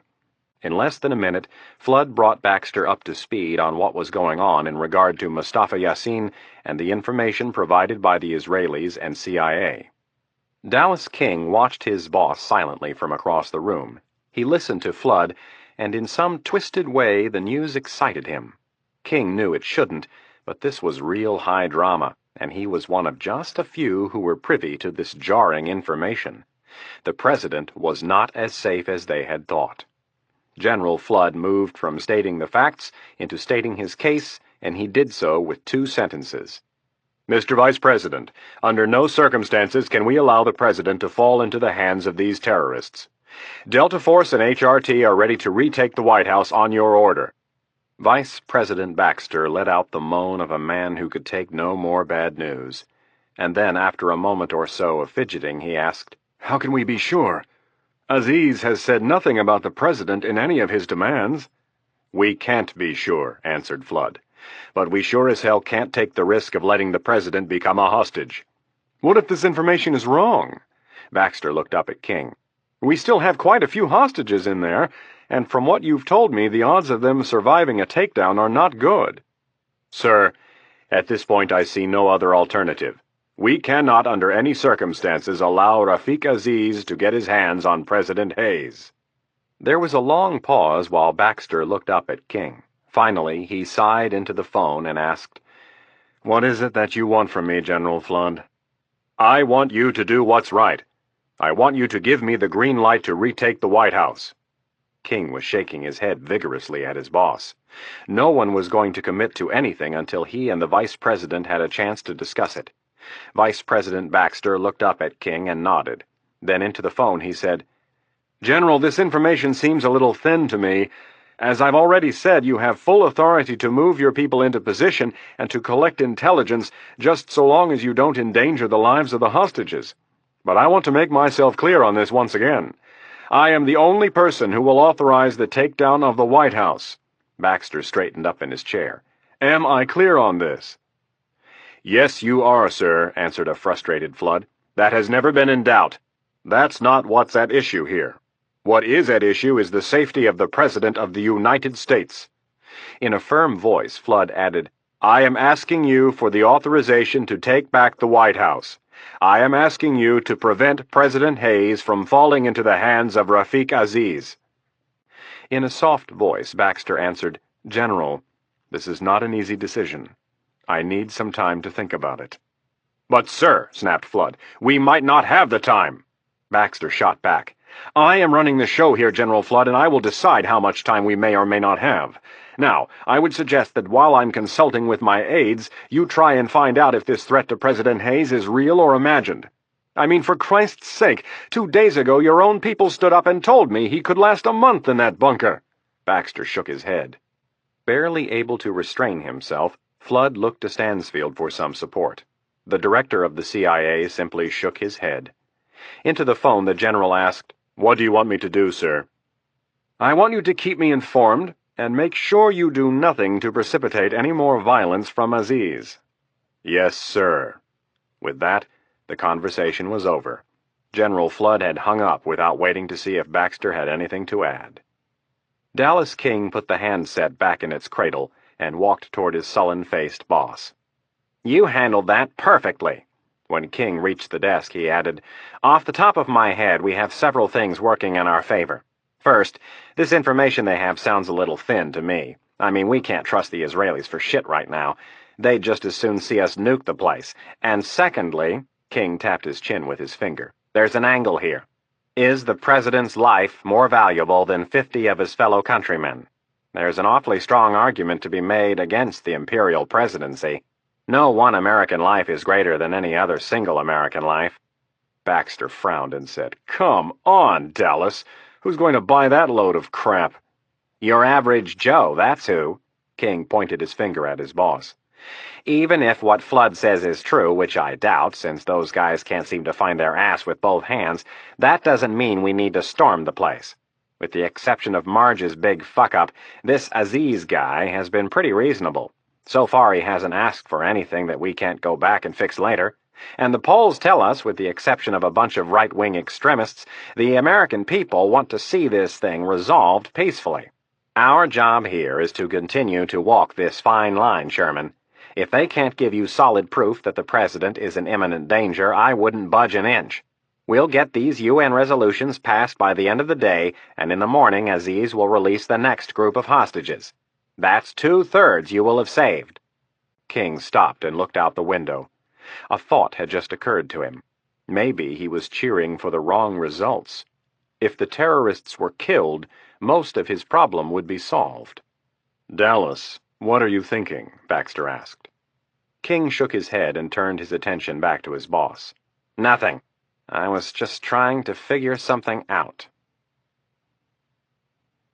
Jack Warch was on his 4th set of crunches, the modern-day version of the much-hated sit-up. He had considered skipping his daily regimen, but decided he had nothing better to do. Warch did 400 crunches every day of the week except Sunday, and on alternate days he threw in 200 push-ups, a 3 to 5 mile jog, and some stretching. He had it down to a science, which allowed him to stay in shape without spending hours at the gym. As Warch finished his crunches, he eyed the pile of weapons sitting on the table across the room. The sight was irritating. All of that hardware in a room full of the best-trained bodyguards in the world, and the President wanted them to surrender. It was ingrained in Warch's psyche to win, not to lose. Coming from the old Vince Lombardi school of, show me a good loser and I'll show you a loser, Warch couldn't stand the thought of them raising their hands in surrender. He had risen to the most coveted post in the Secret Service by sheer dogged determination, and he was sure now there had to be a better alternative than surrendering. That's when it hit him, with 3 more crunches to go. Warch stopped, hands firmly clasped behind his neck, staring at the mound of black steel on the table. Some of the most accurate and lethal firepower made, and 9 highly trained individuals. Warch's mind started to scramble. He saw a crack, a slight opening, a way to pull off a Hail Mary. Jumping to his feet, he almost blurted out his idea, but forced himself to sit down on his bunk and think things through thoroughly. He had to have this planned. He had to be able to head off all objections and sell it to the President. Chapter 38. Stansfield allowed General Flood to blow off some steam. As Flood paced back and forth in front of his desk, Stansfield nodded from time to time in an effort to let Flood know he agreed with him. The elderly director of Central Intelligence had expected Baxter's unwillingness to give them the green light, and in his usual analytical way, Stansfield was already looking 3 moves ahead. He could have forewarned the general how Baxter would respond, but felt an angry General Flood would be better than a calm one. Things were coming to a head, and some decisions needed to be made. Now would come the hard part. Stansfield knew Vice President Baxter would never pull the trigger. In his opinion, they should never have started down this road to begin with, but now they had to do something before it got worse. Baxter was maneuvering, trying to buy as much time as possible. The fact that he was doing it during a crisis with such far-reaching implications was almost unimaginable to Stansfield, and that was making his difficult decision much easier. Thomas Stansfield was contemplating doing something that he had done only one other time in the 50-plus years he had served his country. It was something that could end his career in public disgrace, but he was willing to take that chance. He still had his ace in the hole, and now was the time to use it. General Flood looked like a football coach chewing out his team at halftime. Stansfield watched him walk back and forth, shaking his fist and letting a stream of expletives flow from his mouth. Stansfield stayed quiet, letting him take as much time as needed. Gradually the expletives became fewer and the pacing slowed. The general approached, looking miffed. "You sure as hell are taking this well? It's not as if things weren't bad enough and now we find out the President isn't safe. I mean, for Christ's sake, it doesn't take a genius to figure out that Aziz brought along this guy for this exact purpose. Now we know why he spaced the demands out the way he did. He needed time." Stansfield nodded and moved in to test the water. "Yes, but what can we do about it? If Baxter doesn't give us the approval, we are left without recourse." "There's nothing we can do about it. That idiot's calling the shots, and unless we can find a way to convince him to attack, this will only get worse." Stansfield thought Flood to be a good soldier. The thought of ordering an attack without the approval of Baxter would not even enter his mind. With Stansfield, it was different. Spies were used to operating under a different set of rules. They were used to looking for creative ways to solve problems. Stansfield was not entirely free to do as he wished, but he had significantly more latitude than the general did. Although Stansfield's idea was clearly in violation of the orders Baxter had given him, he had already made up his mind. And he would go it alone. The others had too much to lose. Nearing 80, Stansfield knew the end was not far off. If ever there was a time to stick his neck out, this was it. Looking up at the general with an almost mystical expression, Stansfield said, "There is one other option." Flood eyed him with skepticism. He had looked feverishly for a way out and had found none. "I don't see any way out of this other than hoping Baxter comes to his senses." There is one way, and it's right in front of us. Flood was intrigued. Enlighten me. Stansfield shook his head ever so slightly and said, I think it best if you remain in the dark on this one. Flood's hands moved to his hips, and a strange look washed over his face. He paused, wondering for a moment if he was reading Stansfield correctly. What do you have up your sleeve, Thomas? Stansfield looked out the large window behind his desk. Without turning back to Flood, the director of the CIA said, We both know what needs to be done, General, and there's no sense in risking two when one will suffice.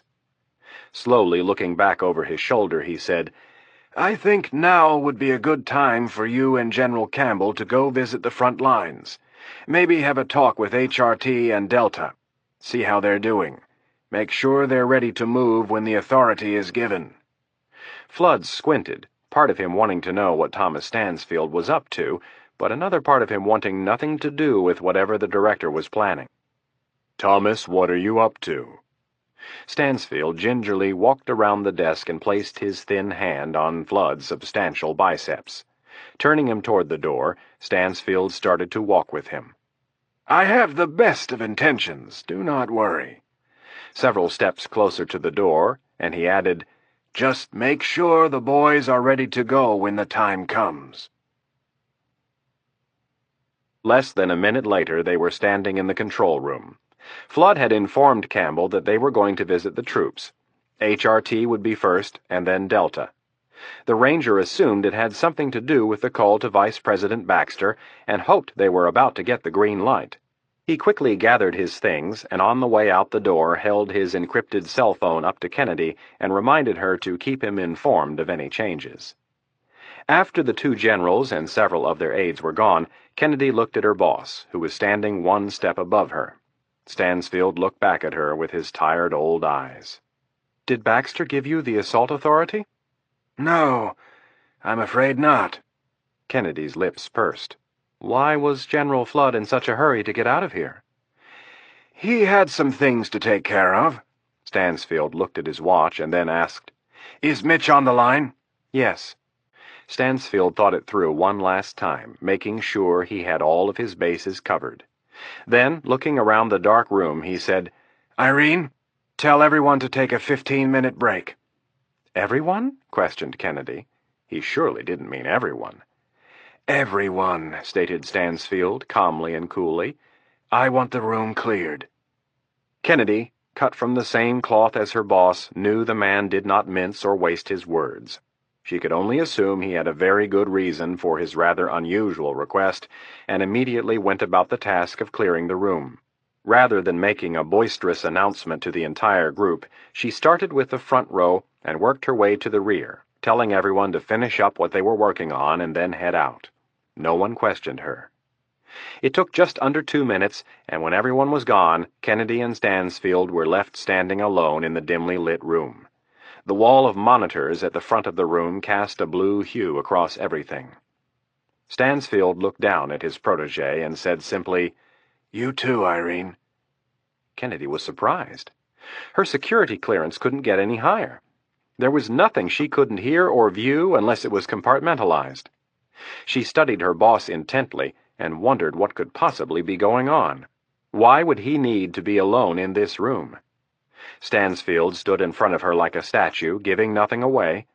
Kennedy finally stepped for the door, her mind trying to retrace the steps that led up to this unusual situation.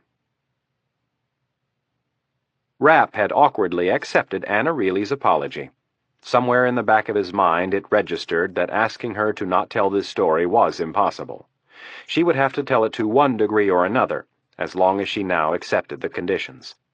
From the corner, the secure field radio beeped several times, announcing that an encrypted communication was received.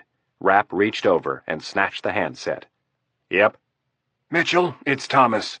Have you found a way to verify our most recent problem? Rapp was a little surprised that Stansfield had used his first name. Maybe. Milt seems to think he might have a way, but it might be hard to pull it off from a logistical standpoint. There was no immediate reply. After a moment, Stansfield began to speak in a very slow and deliberate voice. Mitchell, You've sacrificed a lot over the last 10 or so years, and I'm very grateful for that." There was another pause. "I'm going to ask you to do something, and I don't want you to discuss it with anyone else." Stansfield stopped again, letting the gravity of his request sink in. "Am I understood?" "Yes, sir." "First, we must verify if President Hayes is safe in his bunker. Second, we need to re-establish radio contact with him. All radio and phone traffic from the bunker has been jammed, as you know. Find and disable that unit so I can speak directly to the President." Rapp clutched the phone. "What are my rules of engagement?" "I would prefer it if you did it as quietly as possible, but use whatever force you see fit. Just make sure you get the President back online." The magic words reverberated through Rapp's mind. He was free to do as he saw fit. Now he could really get things done. Almost as quickly as he had begun to celebrate, he saw that something didn't fit. "Does anyone else know about this?" "Just you and me." Rapp closed his eyes. This was unusual. "What about Irene?" "No, just the two of us." "So I'll be operating without a net for a while." "I'm afraid so." Stansfield wasn't pleased with this, but there was no other way. Rapp nodded while he thought about his lack of backup. "Fuck it," he said to himself. "You're used to working alone." Into the thin receiver, Rapp said, "I'll take care of it, sir. But make sure the cavalry is ready. Things could get real ugly in here." "I will, Mitchell. And please, be careful." "Always." Rapp replaced the receiver and looked up at Adams. Some weird shit must be happening on the other side, he thought. Ticking through the possibilities of what might have precipitated Stansfield's unusual call, Rapp stopped a short while down the list. No sense in clouding the mind. He had enough to worry about right here. Pointing at the blueprints, Rapp said, "We have to find a way to check this out." Chapter 39. Barely a half hour had passed since Stansfield's edict. Rapp had to remind himself continually to be more cautious as he and Adams searched the blueprints for a way to accomplish the task. Reilly had edged her way over from her nest in the corner and now lay on her stomach, her hands under her chin. Every once in a while her white-stockinged feet would kick up in the air behind her like a little teenager's. She was playing it smart for the moment, saying nothing and listening to everything. She had worked her way back into the group. On at least 3 occasions, Rapp had run through the different options, none of them all that appealing, and now resigned himself to take the direct route. The route that would most quickly accomplish his task, but also endanger the lives of the remaining hostages. Feeling as if he'd been pent up in a cage since he'd landed at Andrews 2 days ago, it was difficult for him to resist the desire simply to go down to the basement, shoot the guard, shoot this Yassine fellow, and disable the scrambler. If he couldn't find another way, it might be the only solution. But there had to be another way, or the whole thing would end in a bloodbath. Rapp was beginning to resign himself to what he had known when the whole mess had started. Take Aziz, enough Semtex to blow up the whole building twice, and you end up with a bunch of dead hostages. Why even risk the assault team? Just let the idiot blow himself up and end the thing. Milt Adams flipped several sheets over and studied something. Rapp watched him, then asked, "What?" Adams looked at the drawing, and then up at the blank wall. He was trying to visualize something. Looking back down, he said, "This is the hallway on the 3rd level. It runs down like this and takes a 93-degree turn to the left." Adams tapped the spot with his thin finger. "There is a recessed vent here. At least I think there is." "What do you mean you think? Isn't it marked?" Adams shook his head. "No, that's why I'm saying I think there is." Adams closed his eyes again, forcing himself to try to remember what the hallway looked like. "I really think there's a vent there." Adams tapped the spot again. "Why isn't it marked?" "These aren't the final blueprints. If I remember right, they were worried that there would be too much moisture in the hallway if they didn't have some ventilation. You see, this entire hall was added when they put the bunker in, and the bunker's environmental systems are buried underneath it, so they can't be compromised. Adams brought his finger up and ran it along his bottom lip. I'm pretty sure they sliced into the house's regular system through the floor right above. Adams pulled one of the sheets back over. It was the layout of the second basement. He searched for the right spot and said, "This is where they would have done it. They would have just cut in a down chute and brought it in from the second basement." Adams grabbed the next sheet, showing the first basement, and pulled it over. His eyes darted excitedly back and forth over the drawing. "This could be perfect." "What?" asked an impatient Rapp, wishing Adams would explain what good a little vent could do. Adams brought his hands up as if he were a quarterback signaling how far to go for a first down. He slid the two hands forward and placed them on the outside of Rapp's shoulders. Then, with a frown, he said, "You're too damn big." Frustrated, Rapp asked, "Milt, what in the hell are you talking about?" "I'm almost sure this vent is there, but it's only 18 inches wide. Your shoulders are all that plus a couple." "Back up." With a confused look, Rapp asked, "Where will this vent get us?" Adams flipped back to the drawings of the third basement. "This vent drops right down at the corner. If you could get to it, you would have a clear shot into the anteroom of the bunker. That's assuming the first door is open." "But you're saying I won't fit." "No. You could lower me down, but—" Adams stopped and rolled his eyes. "You'd sneeze and they'd hear it." "Afraid so," Adams nodded. Rapp swore under his breath. He would have done almost anything to get a look at what was going on in that anteroom. Rapp glanced up from the blueprint and looked at Reilly. She looked like a teeny bopper at a slumber party with her ponytail and sweats. He looked at the rest of her body and was willing to bet that Reilly weighed $1.05 tops. It took Rapp only a second to decide it was worth it. If she was going to write a story, she might as well earn it.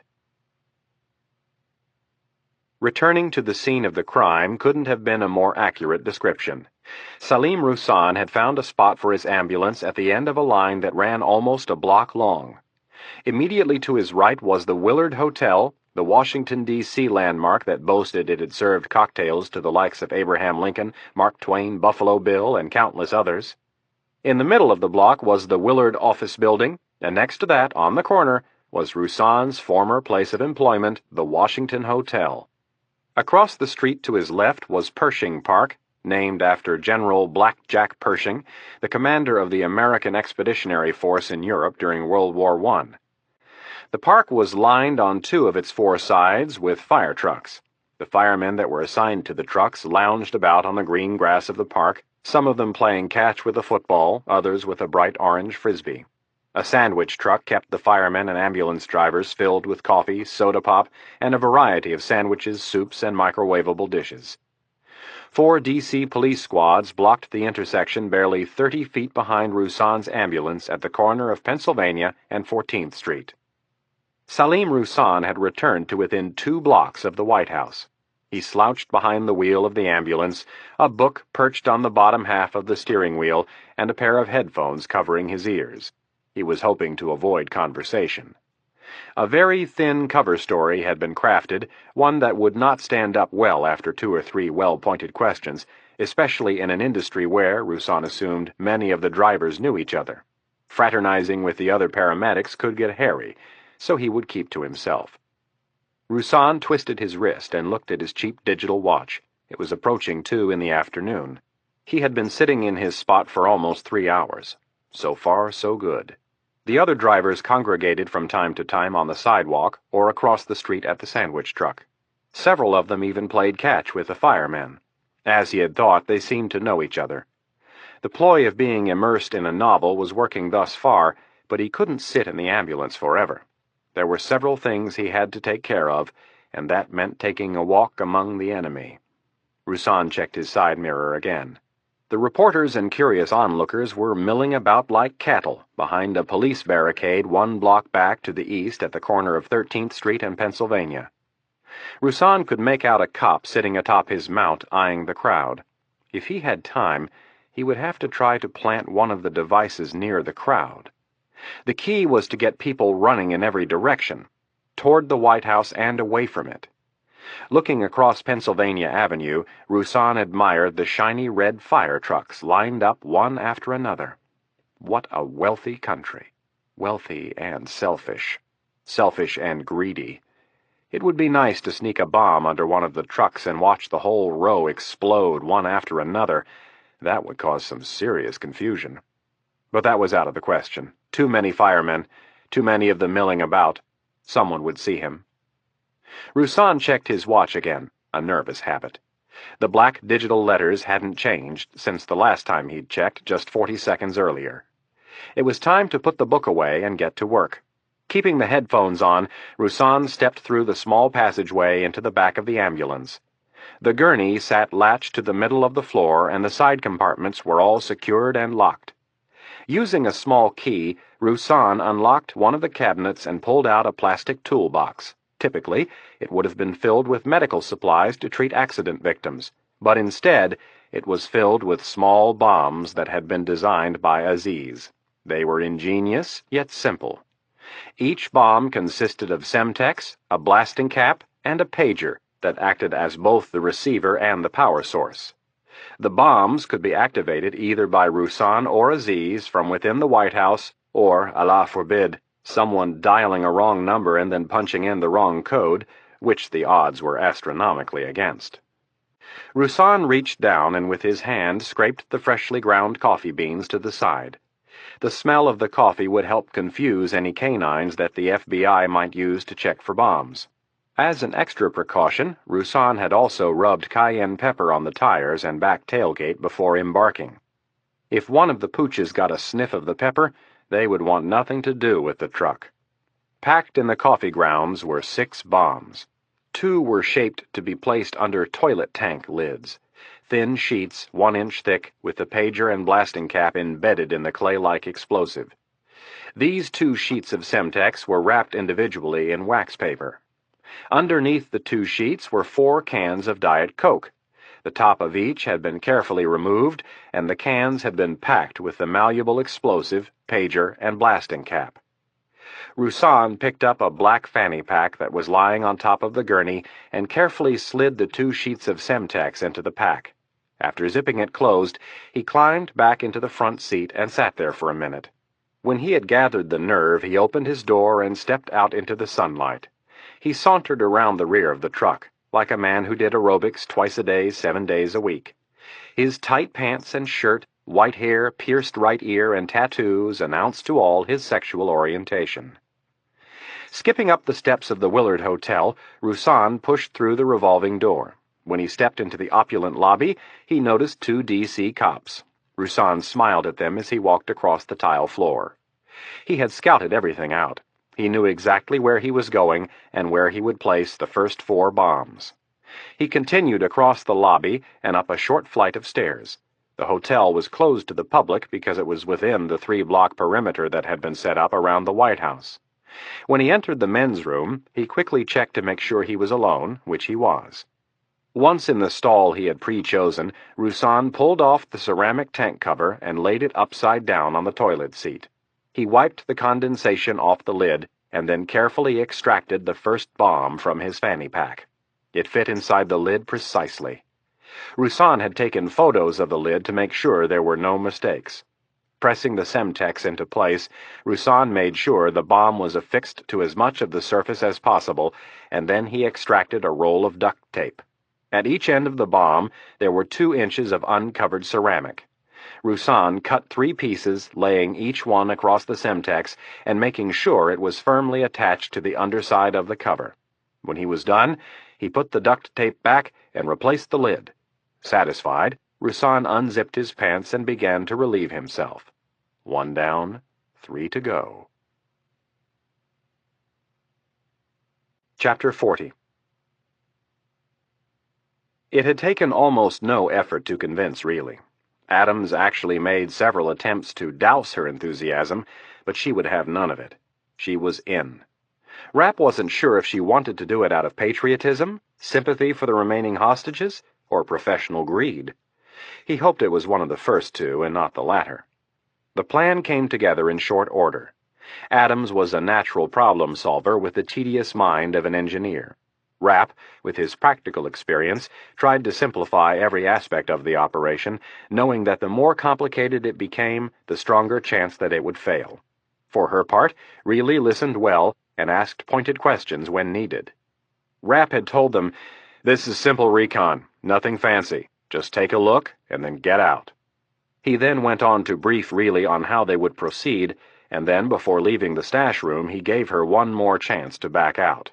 She didn't waver for a second. With everything covered and the clock ticking, Rapp grabbed the proper gear and gave Adams the go-ahead signal. Adams slid back the bolt, and Rapp was the first one into the closet. Having already checked the surveillance units, they knew no one else was currently on the second or third floors. They moved quickly and quietly across the hall and into the small elevator. Reilly was in sweat socks and made no noise.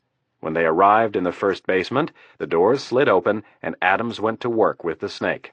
Rapp and Adams were working well as a team, but now, with Reilly as the third wheel, it was another variable to worry about. Adams retracted the snake, and over his shoulder he whispered, "All clear."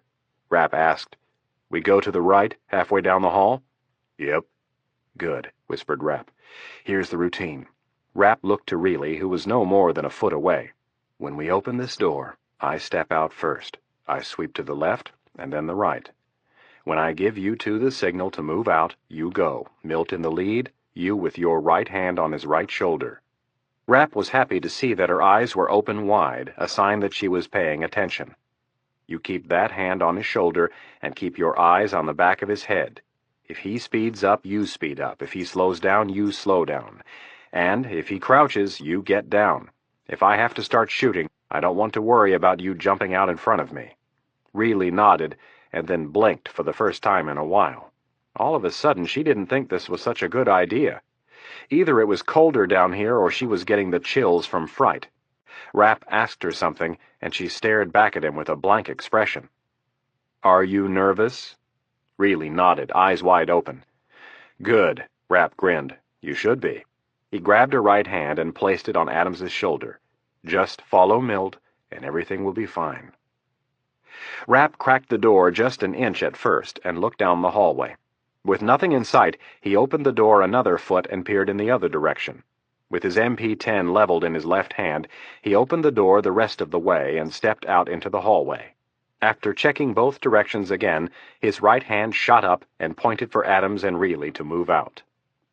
Adams started out on cue, his bald head scrunched down between his shoulders as if bullets might start whizzing over his cranium at any moment, the all-important S key in his right hand.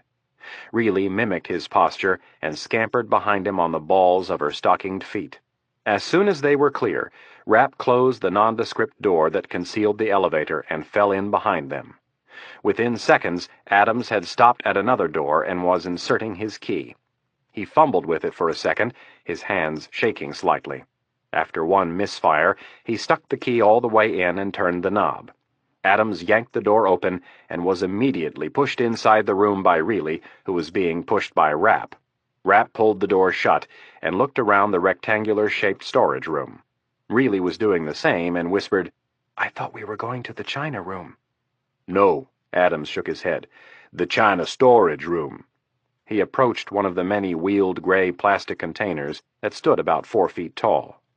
Adams pulled off the protective cloth cover and revealed a collection of plates, saucers, and cups. "These things are spring-loaded." Adams picked up a china dinner plate. "When they decide which china they want for an event, they just wheel this whole thing into the kitchen elevator and take it upstairs." Reilly looked around the room. "All of these contain sets of china?" "Yep."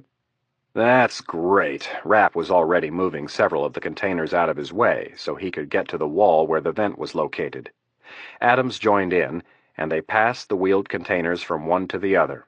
While they were doing so, Rapp looked at a second door located on the wall to his right and asked, "Is that what I think it is?" "Yep." Adams nodded as he looked up for a second. "Good. I think it's going to come in real handy." Rapp moved the last container and saw the vent cover on the bottom of the wall. It looked to be about 1.5 feet wide and maybe a foot tall. Rapp stepped out of the way and Adams moved in. Dropping down to one knee, he pulled out a small cordless drill and quickly backed out both screws. With his fingers, he pulled the slatted cover off and dropped all the way down to his stomach. With a flashlight in hand, he stuck his arm in first and then half of his head. After bouncing the light off the ductwork for a couple of seconds, he found what he was looking for: the down chute that led to the lower floors and eventually to the HVAC unit in the basement. Adams pulled his head out and looked at Rapp, who was kneeling next to him. It's right where I thought it was. 10 feet down this way, go straight down 2 floors, and she has to crawl about a dozen feet, and there's the vent. Which way does she go when she hits the 3rd level? Adams jerked his thumb. She keeps going the same way. Rapp looked at his watch and said, "All right." Then, turning to Reilly, he said, "Last chance to back out." Reilly grinned reluctantly and looked at the small opening that Adams was lying next to. "I'm ready." Rapp looked at her and again wondered what her motivation was. Standing there in the President's oversized West Point sweats, she did not fit the image of the brave and bold. Rapp thought she looked scrawny. He had to hand it to her, though. Whether it was professional motivation, sense of obligation to her fellow hostages, or just good old Catholic guilt, the woman was tough. She'd had the crap kicked out of her, was almost raped, and yet here she was, willing to go right back into the fray. Rapp nodded at her with admiration and said, "Give me a couple of minutes, and we'll get you on your way." Rapp took off his fanny pack and laid out the climbing rope and one of the surveillance units. "Is she going to have enough light in there?" Adams thought about it for a second. "Yeah, it spills through the vents about every 10 to 15 feet. "Good." Holding the rope up, Rapp turned to Reilly and said, "Go lie down over there by the vent, and we'll tie this around your ankles." Rapp cut a 4-foot section from the end of the rope and tied one end to Reilly's right ankle and the other to her left. When he was satisfied with the knots, he tied the rope to the middle of the 4-foot section. This allowed Reilly to move her legs independently, which would have been impossible if her ankles were tied together. After asking her how the knots felt, Rapp asked, "Any questions before we get started?" Reilly looked up from her position on the floor. "Yeah. How in the hell do I signal for you guys to pull me back up?" Rapp frowned. "That's a good question. How about if you tug 3 times on the rope?" "How?" Reilly craned her neck backward and looked into the duct. "There isn't enough room for me to do that." "Yeah, I suppose you're right." Looking to Adams, Rapp asked, "Any ideas?" Adams thought about it for a second, his lips scrunched up. Finally he said, "Yeah, I got one." Adams then sat and began taking his boots off. He took out the left bootlace, then the right, then tied them together. He tied one end to the long rope and the other one he loosely knotted around Reilly's neck. "When you want us to take you back up, tug on this 3 times. Reilly nodded, and Rapp said, "Good thinking, Milt." Then looking down at Reilly, he said, "Down this way about 10 feet, and then straight down until you hit the bottom. Now remember, when you reach the 3rd level, you're going to need to turn yourself around 180 degrees so you can bend at the waist. Then, once you get back into the lateral duct, you can spin back onto your stomach." Rapp mimicked the maneuver with his hand. "From there, you crawl down to the 1st grate, and that's where you should have a view into the room just outside the bunker. Don't hang around long. This should take no more than a minute. Note how many people you see, if any, and what type of equipment. Then tug on the shoestring, and we'll pull you right back up." Reilly nodded, her face tense with nervousness. "And don't forget to flip back over on your back so you can make the turn when we're pulling you back up." "All right. Let's get going before I change my mind." Reilly rolled over onto her stomach and started squeezing into the vent. 3 tugs. That was it, and then she wiggled her thin body into the air duct.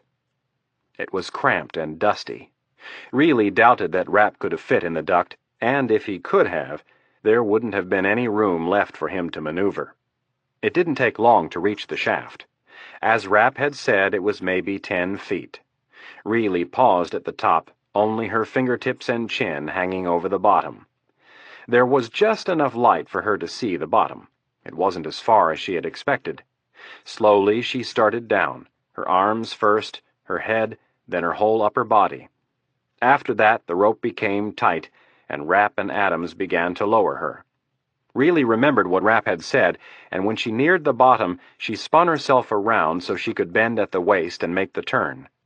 She pulled herself into the lateral duct and rested for a second. The knots felt a little tight on her ankles, but were bearable. After gathering herself, she spun back onto her stomach, and that was when she heard it. A whining noise. The sound of machinery working. The sound of a drill. Reilly's heart rate quickened. The first vent was just ahead on her right. From where she was positioned, she felt as though she could almost reach out and touch it. With some reservation, she inched forward several feet and stopped. The noise had not gone away. As slowly as she could, Reilly scooted forward an inch at a time, using all of her concentration to make sure no noise was made. The duct became brighter with the light from the hallway. As she neared the grate, she grew nervous at how well she could see her hands. Approaching the vent, she could start to see the off-white wall of the hallway. The cover had a series of vertical slats that were angled to force the air down. Reilly laid her head flat so she could try to get a look straight down the hallway and into the bunker. What she saw caused her to hold her breath. Straight ahead, just down the hall, was the shiny vault door to the president's bunker, and attached to it were the objects that were making the noise she had been hearing. Drills of some sort. 3 of them. 1 big and 2 small. Reilly moved her head around and tried to get better angles of the anteroom, but could find none. On the floor there appeared to be a variety of toolboxes and some tanks. She could see only part of the room because the first door was not swung all the way open. Reilly was finishing her inventory of what little she could see and was preparing to reach for the string around her neck when a man appeared. He came into her view from a part of the room that she could not see. Reilly's first reaction was to move back a little out of fear that he might be able to see her. She quickly realized this was stupid and told herself to calm down. The man, who looked more like a plumber than a terrorist, approached the drills with a cup in his hand. He touched the casings of each one with his hand and then went about measuring their progress with a tape measure. Oh, this was going to be one hell of a story, Reilly thought to herself. She watched the man for another couple seconds and then tugged on the shoestring 3 times. After a slight pause, she began sliding back down the vent. Jack Warch had decided on a course of action. He wanted to build a consensus among his agents first and then bring his plan to the president. He didn't want any surprised faces if the president asked them for their opinion. Warch had taken a minute or 2 with each agent, and all of them had enthusiastically backed their boss's idea. Now came the hard part. President Hayes was sitting next to Valerie Jones on one of the couches playing a game of gin. Before walking over, Warch checked the door one more time. All indications were that they were running out of time. Walking across the carpeting, Warch stopped just on the other side of one of the longer couches and cleared his throat. When the president looked up, he said, "Excuse me, sir. Do you have a second?" The president looked back at the discard pile and said, "Sure." Hayes closed his hand up and set it face down on the table. "Excuse me, Val." After getting up, he walked around the couches and joined Warch, who had walked over to the corner by the bathroom. "What is it, Jack?" "Sir, I want you to hear me out before you say anything." Warch gave his boss a stern look that told him he was very serious. Hayes nodded, and Warch continued. "I have an idea, one that I think will work, but it's going to take some balls on our part and a little bit of risk." "Okay, let's hear it." "I want to start out by saying that just sitting here is not a good option. Every one of my agents is willing to sacrifice his life for you, so I want you to stop thinking about us. We volunteered for this duty, and we all knew what the risks were when we signed." Hayes started to shake his head. "I'm not going to change my mind, Jack. There's been enough bloodshed.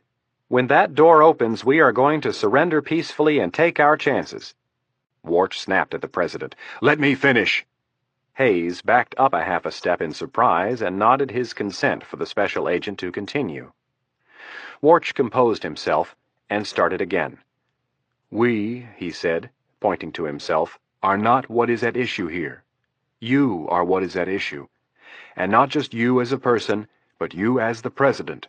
In the big picture, All of our lives, Warch pointed to the other agents in the room, don't add up to one president. The president must be protected at all costs. That's my first point. Warch held up his forefinger. My second point is that just laying our weapons down and surrendering doesn't guarantee us anything. Who's to say they won't line us up and shoot every single one of us, including you? The president thought about it for a moment, and then said, "There are no guarantees, Jack, but I don't see any other alternative." I have one. It's a little daring, but it's a heck of a lot better than sitting around and waiting for them to open the door. What is it? It's something they'll never expect. We have 9 highly trained agents in this room. 3 of them have served on the counter-assault team and have extensive training in hostage situations. My proposal is—" Warch paused and took a big breath. "that instead of waiting for them to get this door open, we open it ourselves and catch them off guard." The president frowned. "Hear me out, sir. We have the firepower to get you out of here, and we'll have the element of surprise on our side."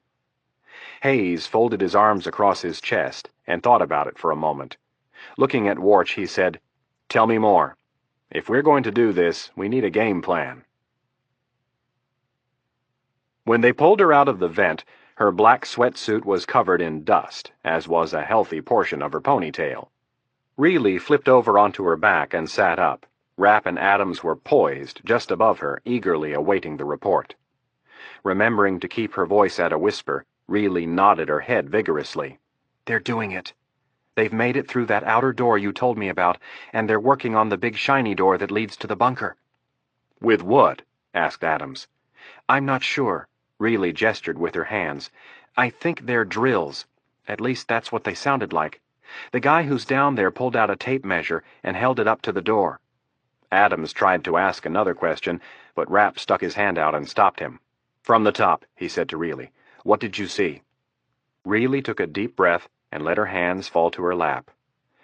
"I saw 3 objects attached to the door. Like I said, I think they were drills. On the floor, there were 2 boxes, like toolboxes. One was red and the other one was gray." Reilly stopped and tried to remember every detail. "There was one man. He walked from the left side of the room where I couldn't see him because that first door isn't swung all the way open." Reilly's eyes danced over her story as she pictured it. "The man had a cup in his hand. It was probably coffee, and he walked over to the drills." Reilly's left hand was cupped, as if she were carrying a mug, and the right was held flat. "He placed his hand on the drills. I think he was checking to see how warm they were." Adams nodded knowingly. "He's afraid they're gonna burn out on him." Reilly shrugged. "Well, after he was done doing that, he pulled out a tape measure and held it alongside each drill." "What did he look like?" asked Rapp. "Not like the others." "You didn't see him when you were being held in the mess?" "No." "How did he look different?" "He was—" Reilly searched for the right adjective. "Pudgy, and I guess a little older." "How old?" "I'd guess late 40s to 50. "Was he armed?" This one stumped Reilly. Her eyes looked to the ceiling while she tried to remember. After a moment she shook her head and said, "I'm not sure." Rapp accepted the answer and tried to think if he was missing anything. "Did you see anyone else? Hear anything else? Anything you can think of?" Reilly shook her head. "Nope. I wasn't down there very long." Rapp reached down and started untying the rope. "Nice work, Anna. Now, I want you to wait here while I go back upstairs and report in. I think we're going to have some more work to do, but I have to let them know that their hunch was right." Rapp finished untying the rope and stood. Reaching for his gun, he said, "Milt, let's go." Adams struggled up from one knee and pointed at his feet. "What do I do about shoelaces?" After looking at Reilly's white-stockinged feet, Rapp said, "Take the boots off and go in your socks. We're just going up and right back down." Adams took the boots off, and then moving toward the door with Rapp, he said sheepishly, "Mitch, I have to go pee again." Rapp looked at him sideways. Something clicked in his head, and he stopped. Turning back to Reilly, he asked, "Anna, did you say the guy was drinking coffee?" Reilly nodded. "I think so." Rapp smiled and glanced at Adams.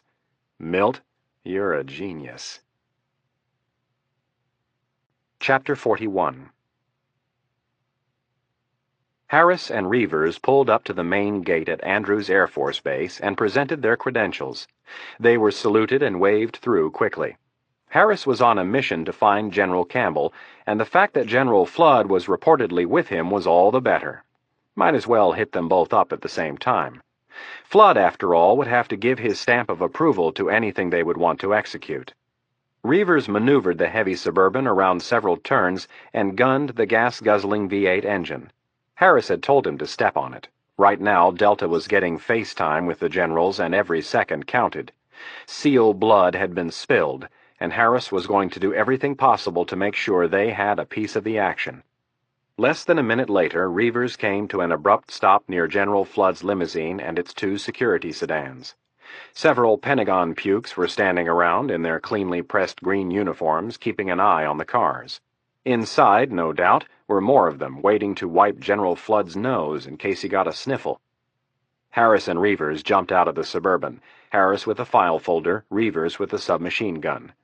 The file folder Harris carried contained a briefback.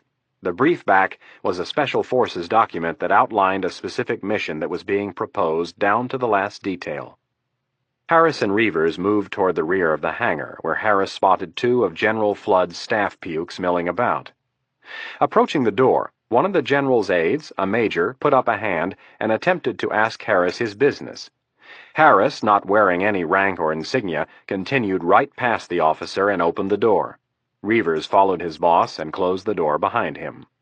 Inside, standing in front of a chalkboard, were Generals Flood and Campbell.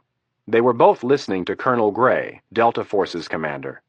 Several other Pentagon, JSOC, and Delta intelligence and administrative types were seated at a long table working among themselves. Harris and Reavers approached the front of the room and snapped off salutes to General Flood. After Flood returned the salute, Harris apologized for the interruption. "That's all right. We wanted to talk to you anyway." Then, gesturing to the blackboard, Flood said, "We were just going over several takedown scenarios. I'd like to hear what you think." Harris eyed the old blackboard for a second and said, "Billy and his people know their stuff. They don't need me looking over their shoulder." Harris looked to Colonel Gray and winked. Gray gave his counterpart at SEAL Team 6 an approving nod. "I do have an idea about something else, however. A solution to an obstacle that we need to overcome before we even consider launching something like this." Harris gestured to a large diagram of the White House compound taped to the right side of the long blackboard. "We know from Iron Man's recon of the mansion that there are explosive devices to be dealt with. He found a bomb in the president's bedroom. Why put a bomb there if you're Aziz?" Harris looked quizzically at the 2 generals and Colonel Gray. "All of the hostages are over here." Harris pointed to the diagram, "in the West Wing. The only reason I can think of is to bring the whole building down and add to the chaos surrounding any attempt by us to retake the building." Flood thought about it and slowly nodded. "I would agree." "Knowing this, we can infer that, like with rats, when we see one, we can assume there are many more." Pausing for emphasis, Harris let them think about the harsh reality of sending dozens of operators into the building only to see them engulfed in a ball of flames and flying debris. "Before we launch any type of a mission, we need to get someone in there, and they need to find a way to neutralize those bombs." Colonel Gray nodded emphatically. "This hasn't been lost on us. Right now we're banking on the fact that we can get in and shoot fast enough to stop one of them from hitting the plunger." Gray didn't look too enthused about his odds. "And if Aziz has the hostages booby-trapped?" Gray shook his head, knowing that this was probably the case. "We're screwed." "Exactly. That's why I think we have to get a small team of operators into the building just prior to the main assault, to assess the situation and find a way to defuse or temporarily disable the bombs. Otherwise, we can kiss our asses goodbye." The other men thought about the ugly scene, and after a moment General Campbell spoke. "Let me guess, Dan. You know just the person to handle this delicate aspect of the operation?" Grinning, Harris replied, "As a matter of fact, I do, sir." "Let's hear it." With his voice a touch lower, Harris said, "Did any of you ever get wind of a training op we did with the Secret Service 8 years ago?"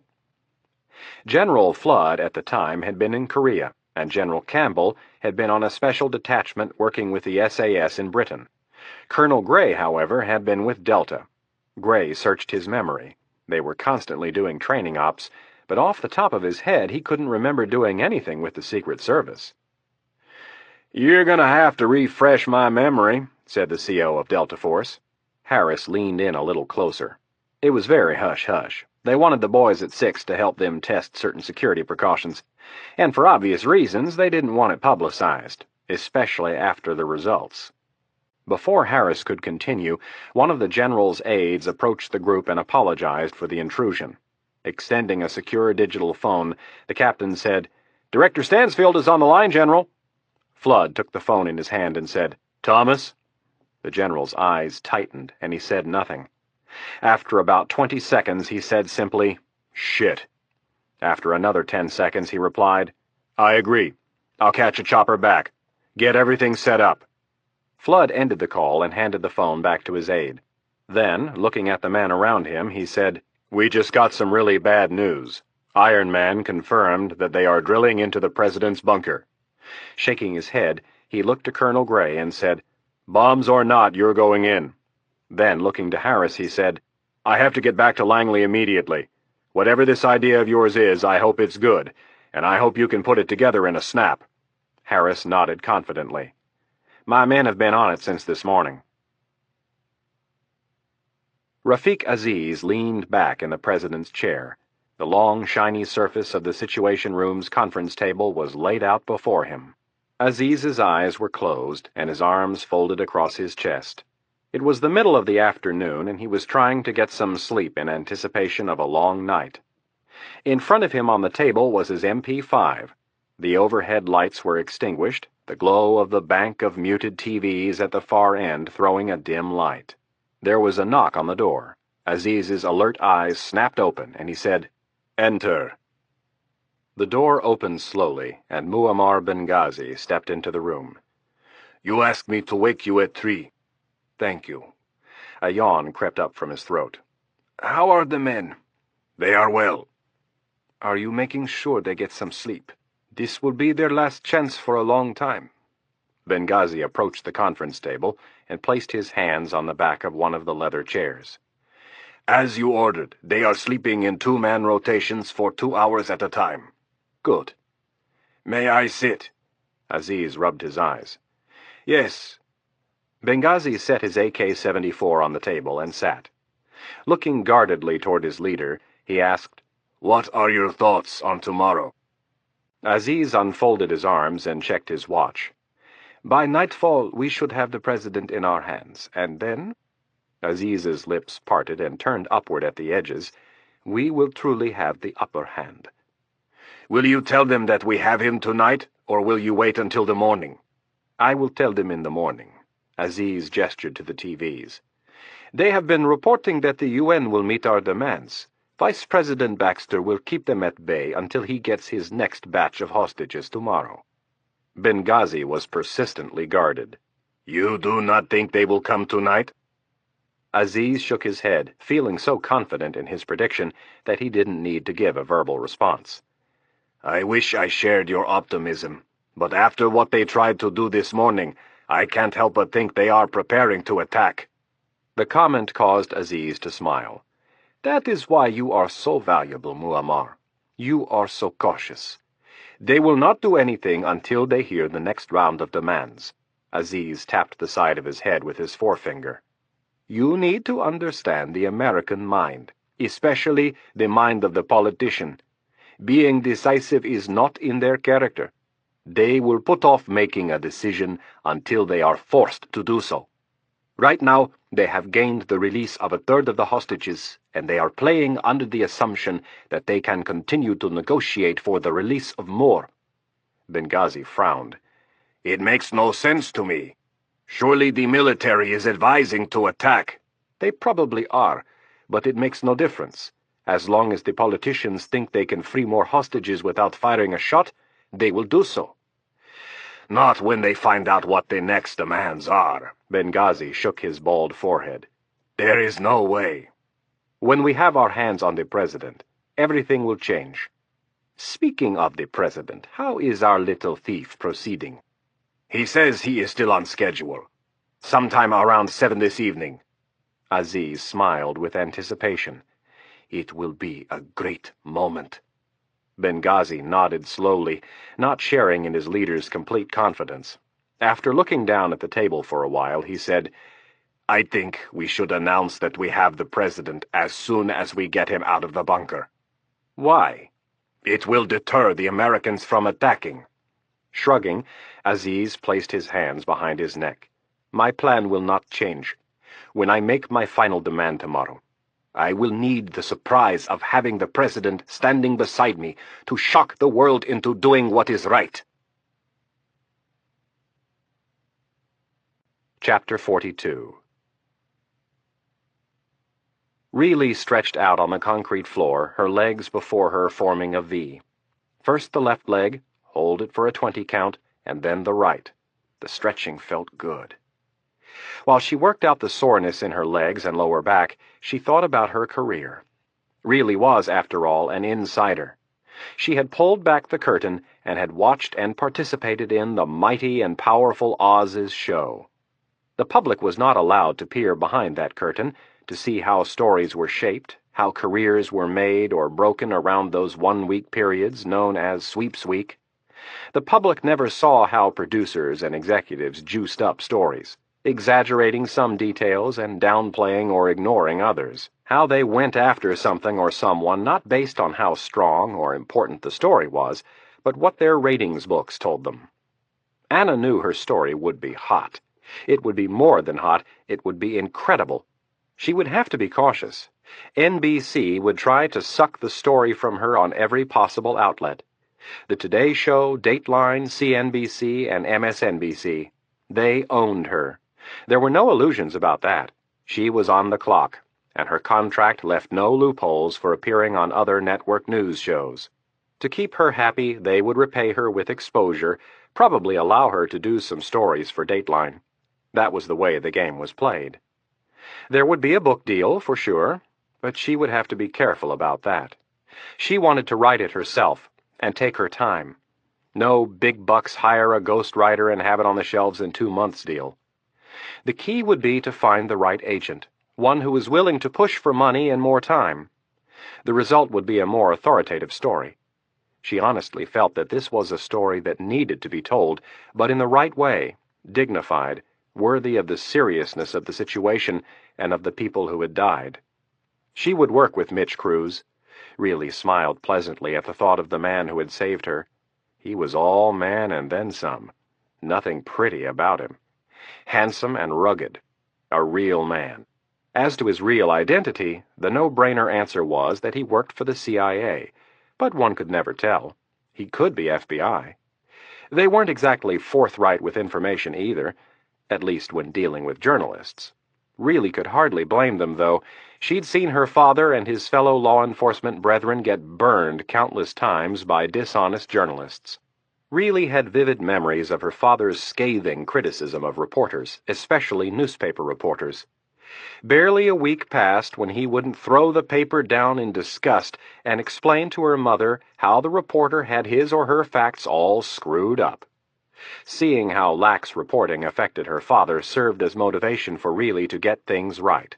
That's what she would do with the book. Really smiled as the ideas fell into place.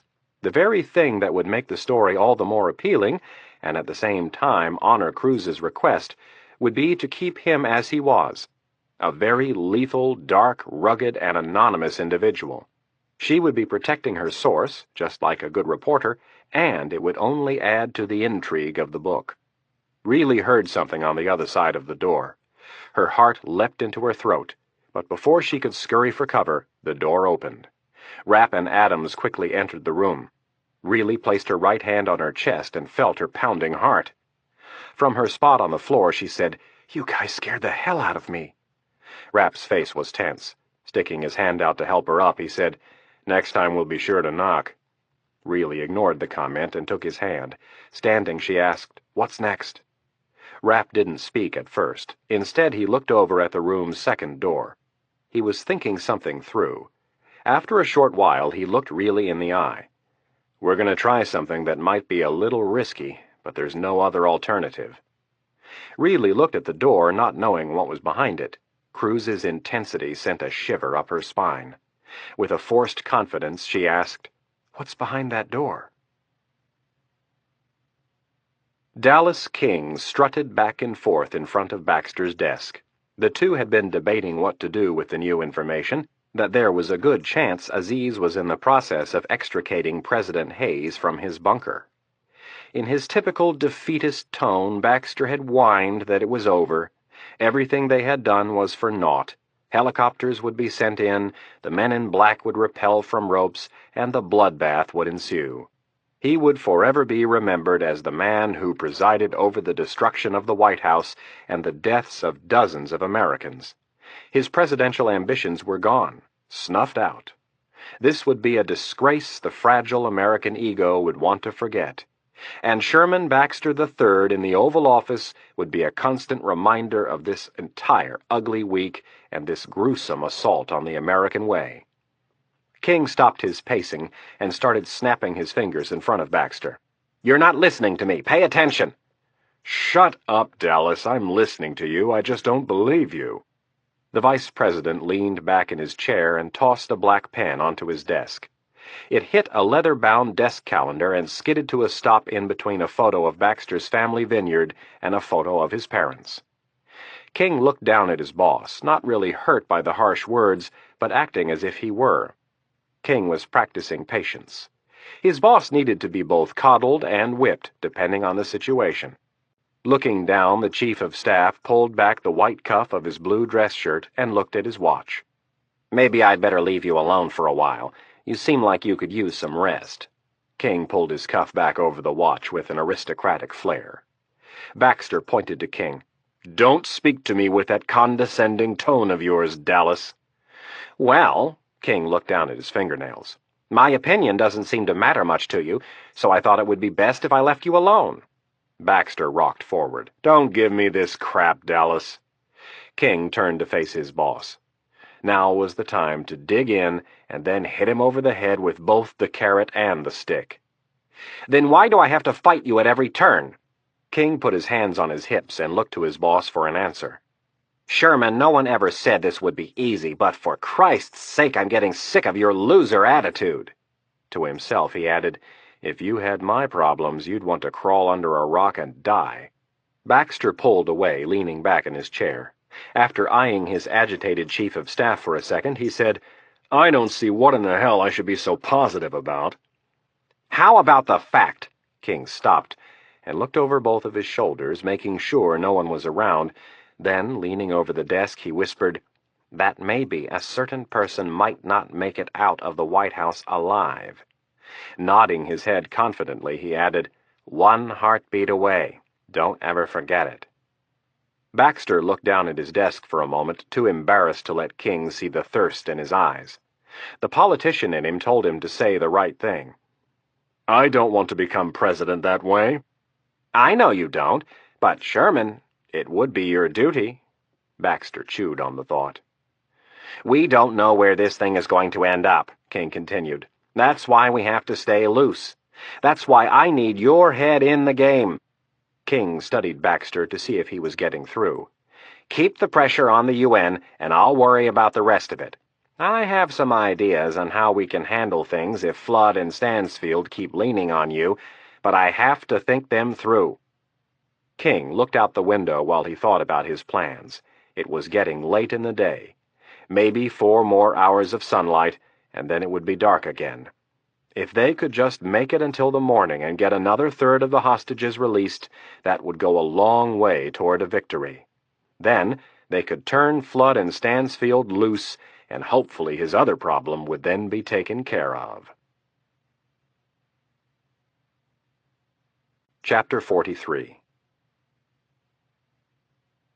Rapp pointed to the second door, saying, "Behind that is a reinforced steel door that leads into a tunnel, the tunnel that was used to evacuate the president when the attack started.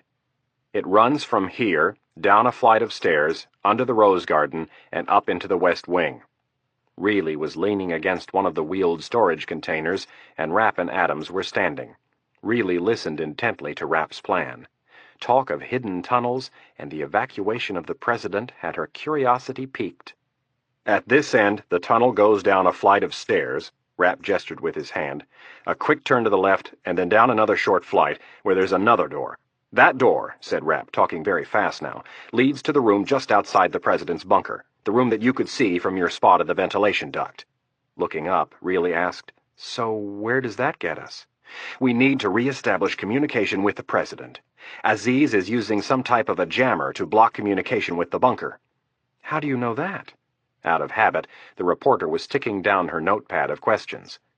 "When the raid started, we were in communication with the president via Secret Service radio and cell phone for a short period. That is how we knew he was safe in the bunker. When Milt and I came in through the air intake, our reception got worse the closer we got to the White House. Up on the second floor, the reception is a little better. We're pretty sure that the jamming unit is located as close to the bunker as possible for maximum effect." Reilly took in his words and asked, "So why do we have to risk this just to talk to the president?" This is where it gets tricky, Rapp told himself. He didn't want to lie to her, but at the same time he knew he couldn't tell her what he had figured out, that the reason they were doing this was that the vice president wouldn't order the takedown. "Anna, I can't get into that with you right now, maybe later, but trust me that there's a good reason why we need to re-establish contact with the president." Reilly eyed him suspiciously, wondering what he was hiding. "This is one of those things we'll talk about over dinner when you tell me your life story." Rapp laughed. "Yeah, sure. I'll put it at the top of the list." Nice laugh, Reilly thought. He used it as a defense mechanism. Every time he wasn't comfortable with a question or a proposition, he laughed and moved on. Reilly gave him a knowing look as if she could see past the smokescreen. "So I'm going to crawl back down there and wait for that guy to go to the bathroom, and then I'm going to tug on the rope twice." Reilly held up 2 fingers to make sure. "Twice. And then you're going to run down there and do whatever it is that you do for whatever agency it is that you work for, but can't say you work for." Rapp's quiet laugh and smile popped up right on schedule. "That's about it." "What if this guy doesn't need to go to the bathroom?" "Don't worry, he will. My guess is he's been up for almost 3 days straight, and he's probably had 20 cups of coffee." Rapp looked over at the door and then back. "Any questions before we get started?" "What if I give the signal, and 2 seconds later he turns around and starts coming back?" Rapp nodded and pointed to her. "Now that's a good question. If that happens, tug on the rope 4 times, nice and hard." Rapp watched her nod and then again asked, "Any more questions?" "Yeah," said Reilly. "What if I have to go to the bathroom?" "Hold it." Rapp reached into his pocket and pulled out a Velcro patch and one of the mini surveillance units. "I want you to install this while you're down there. Lay it flat like this." Rapp set the small device in the palm of his hand and held it horizontally. "This little wick at the end contains a fiber optic camera. Make sure it has an unobstructed view of the bunker door." Reilly took the device and nodded. "I'm ready when you guys are." "Milt?" Rapp looked at his partner. "I'm good to go." "Good." Rapp brought his hands together and said, "Let's do it." Rubbing them, he shrugged his head toward the second door and said, "Let's get that thing open, and then we'll lower Anna down." Adams walked over to the gray door and extracted his S key. He opened the outer door, and there stood a sturdy steel door with rivets securing the hinges and a handle on the right-hand side. Adams brought his face to within inches of the control pad and then stopped. Stepping to the side, he looked at Rapp and said, "You'd better give this a try. You're going to be on your own when you open the second door." Rapp agreed and stepped up to the control panel. He entered the 9 numbers from memory and pressed Enter. Immediately there was the hiss of air releasing, and then a metallic click. Rapp stepped back and brought his submachine gun up. Adams looked at him and pointed to the handle. "Just lean on that thing and she's all yours." Rapp pushed Adams completely out of the way and pressed down on the handle. He didn't expect any trouble, but now was not the time to be lax. Rapp pushed the door in. Before him was a small landing and a set of stairs. The floor and lower half of the walls were covered with a brown carpet. Rapp stood hugging the door frame with his silhouette minimized. The thick black barrel of his MP-10 searched every inch of the dimly lit staircase before him. He turned to Adams and Reilly. "Everything checks out. Let's get Anna on the move, and hope this guy has a little bladder." A minute later, Reilly was wiggling her way back into the vent, and Rapp was playing out the rope. When he reached the vertical shaft, Rapp carefully eased her down it. From there, Reilly inched her way through the narrow confines until she came upon her spot. Gingerly, she inched forward the last several inches and peered through the slats. The high-pitched whine of the drills filled the air. Clutching the surveillance unit Rapp had given her, she looked out intently at the large, shiny door of the president's bunker. No one was in sight. The pudgy man that she had seen the time before was not visible. Reilly watched the 3 bulky drills working to breach the door. She wondered briefly if she should tug on the string and give the signal. After a moment, she thought better of it. She could see only part of the room, and for all she knew, someone was in there, or he was gone and could be on his way back. Taking the arm of her bulky sweatshirt, Reilly reached in front of herself and cleared out a spot for the Velcro patch. She secured the surveillance unit to the spot and made sure the fiber-optic camera had an unobstructed view between the bottom of the opening and the first slat. With that done, she stretched out and tried to get comfortable. Wicker had a crew of 8 motivated Navy SEALs working feverishly. Planning ahead, as always, Wicker had called a lumber yard in Forestville, Maryland, and placed an order for the supplies he would need to build the shooting platform. When his CO, Lieutenant Commander Harris, had given him the green light, Wicker was on the phone within seconds. SEAL Team 6's strike element, which would be used to chase the terrorists if they left the country, was billeted at Andrews Air Force Base, where they were biding their time in hopes that they would be sent into action. Wicker explained his situation to the unit's executive officer and told him that Harris had given him the okay. Wicker requested 6 men specifically, and within 20 minutes they had borrowed a truck from the motor pool and were on their way to the lumber yard. The fact that they had not obtained authorization for the truck was something the paper pushers could sort out later. By a little past 2 in the afternoon, they were downtown in their jeans and T-shirts unloading their equipment. Everything was ferried by hand up the bell tower of the old post office, and now the men, all of whom were experienced snipers, were putting the finishing touches on the platforms. Building one platform would not work. 2 shots would be fired by 2 men using .50 caliber rifles. Although the platform's construction was sturdy, if only one were used, the slightest movement by one man could send the other man's shot dangerously awry. The 2 platforms were actually rectangular boxes constructed of 1-inch plywood and reinforced by 4x6s and glued and screwed together. Wicker grabbed a hard plastic rifle case by the handle and laid it down on one of the platforms. With the others watching, he popped the clasps on the case and opened it. Inside sat a massive .50 caliber Barrett rifle. 61 inches from muzzle to shoulder butt and weighing 30 pounds, it was one of the largest rifles in the world. It used the powerful .50 caliber Browning cartridge and was capable of taking out targets at distances in excess of 1 mile. Wicker, not a particularly large man, was only a half-foot taller than the rifle. Scooping the heavy black weapon from its foam encasement, he pulled the fixed bipod into its extended position and set it down. He climbed onto the platform, slid in behind the rifle, and drew close to the scope. He peered through the circular eyepiece, and within seconds he was staring at the hooded terrorist sitting in the guard booth on the roof of the White House. At this short distance, the .50 caliber Barrett would normally be way too much firepower, but considering the security afforded the terrorists by the bulletproof plexiglass, it was the right weapon for the job. Not just 1 Barrett, but 2.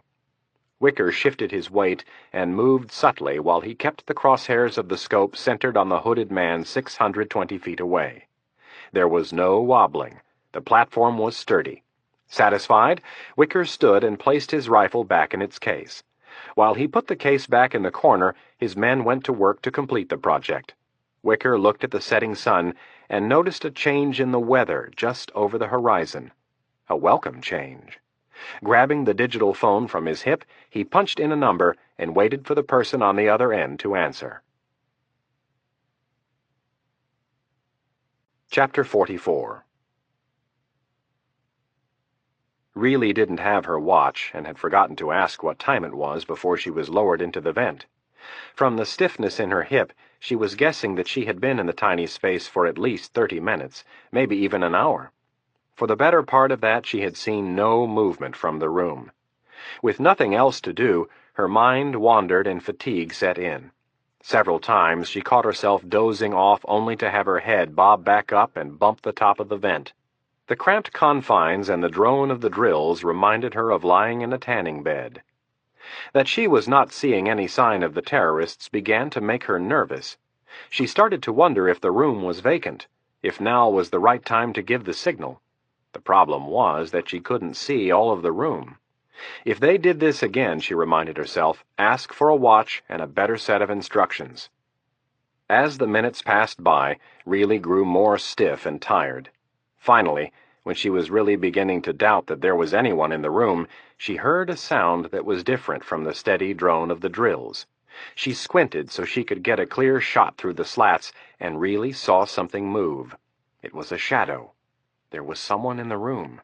A moment later, the pudgy man she had seen on her previous trip stepped into the full view of the open door and stretched his arms above his head, his potbelly bulging outward. She watched as the man moved out of sight and then approached the drills to measure their progress as she had seen him do on her first trip. When he was done taking his measurements, he tossed the tape measure onto something that was not in Reilly's view, and then, with his hands stretched over his head once again, he started down the hall toward her, his mouth agape, a yawn swirling its way out of his rodent-like face. Reilly's face grimaced in disgust at the man's slovenly appearance and harsh features. At first, she drew closer to the vent and then quickly moved back for fear of being discovered. As he neared her position, the fingers of her right hand reached up and fumbled for the black loop around her neck. Reilly found what she was looking for, and as the man turned the corner beneath her, she pulled hard on the shoelace twice.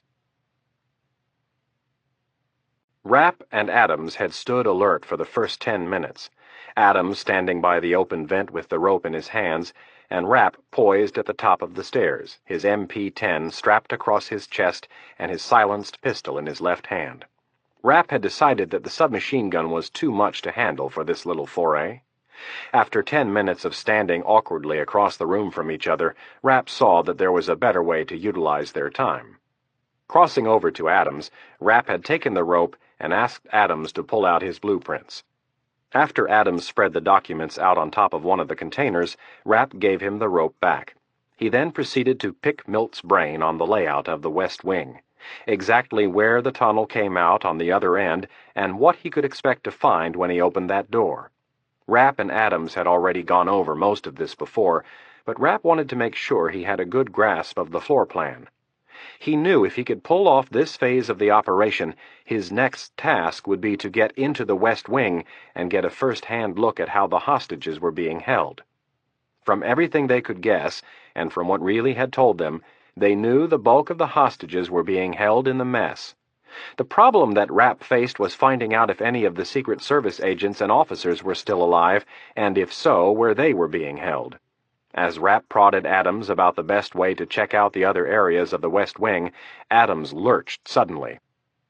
Looking at Rapp, he spat, "That was it. 2 tugs." Rapp was instantly moving across the floor. Looking over his shoulder, he whispered, "If you get the recall sign, start calling my name and bust your ass down these steps so I can hear you." Rapp was gone into the tunnel, racing down the steps like a running back going through a set of tires. Out of habit, he had his pistol out in front of him, leading the way. When he hit the bottom step, he looked briefly down the length of the tunnel and then turned immediately to his left.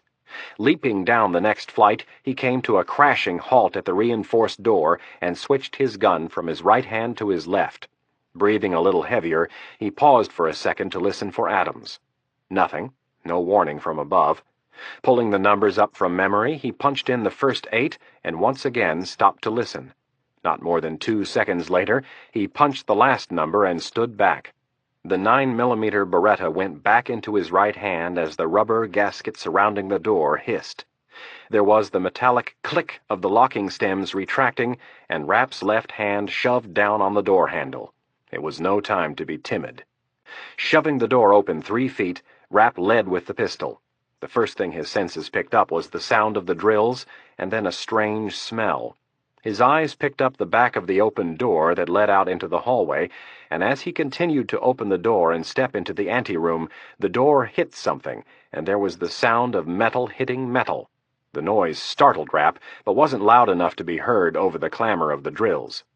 Rapp slid around the door, leading with the gun, careful to show only as much of his body as necessary. Quickly, he jerked the pistol to the left and then the right, his eyes following. The room was empty. He approached the open door and took a quick peek down the hallway. Nothing. Taking a longer look this time, he looked up at the vent in an attempt to see really. He was relieved to see that he couldn't. Returning his attention to the task at hand, he turned and looked for the source of his and many others' frustration. There it was, immediately to the left of the bunker door, touching the shiny polished steel. The black box was no bigger than a large stereo receiver. Rapp stepped over a toolbox and around another. Dropping down to one knee, he looked at the control panel and studied the dials and digital readout. The unit was manufactured by one of Westinghouse's little-known subsidiaries, who just happened to do a lot of work with the CIA, FBI, and Secret Service. Aziz had taken this baby from the Secret Service's arsenal. Rapp pulled the box away from the door so he could get at the wires and antenna in back. He grabbed a small pair of wire cutters from his web vest and lowered the arm of the lip mic on his headset. Rapp snipped the wire that led to the antenna. "Milt, can you hear me? Milt, can you hear me?" Rapp waited a couple seconds.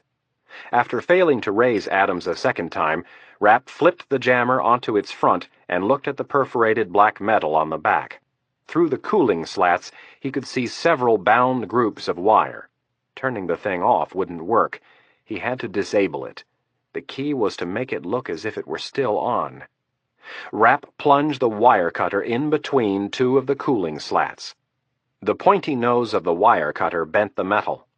Rapp twisted the tool back and forth several times to get more access, and then opened the snips. As he clamped down on the first group of wires, it never occurred to him to unplug the machine first.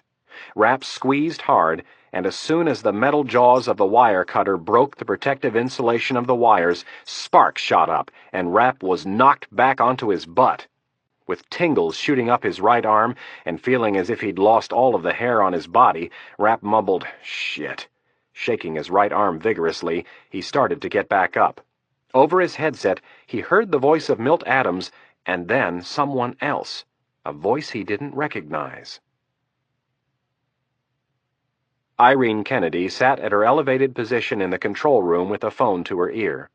On the other end of the secure line, General Campbell was explaining Lieutenant Commander Harris's plan to send in a small team of demolition experts to clear the path for the strike teams. Kennedy was not excited about the plan at first. That was until Campbell explained to her that Harris and the 3 men he had chosen had all succeeded in accomplishing what seemed to be the most difficult aspect of the operation during a training operation with the Secret Service some 8 years earlier. She still wasn't crazy about the idea, but the fact that they had already proven they could do it went a long way. As Kennedy listened to the general fill her in on the other aspects of the plan, her concentration was broken by a flurry of motion and voices from the 2 rows in front of her. When she looked up, she almost dropped the phone. The monitors that were showing the pictures that Rapp had already provided were now crystal clear, and smack dab in the middle of the big board was a picture of a shiny silver door that could be nothing other than the one to the president's bunker. Campbell repeatedly called Kennedy's name.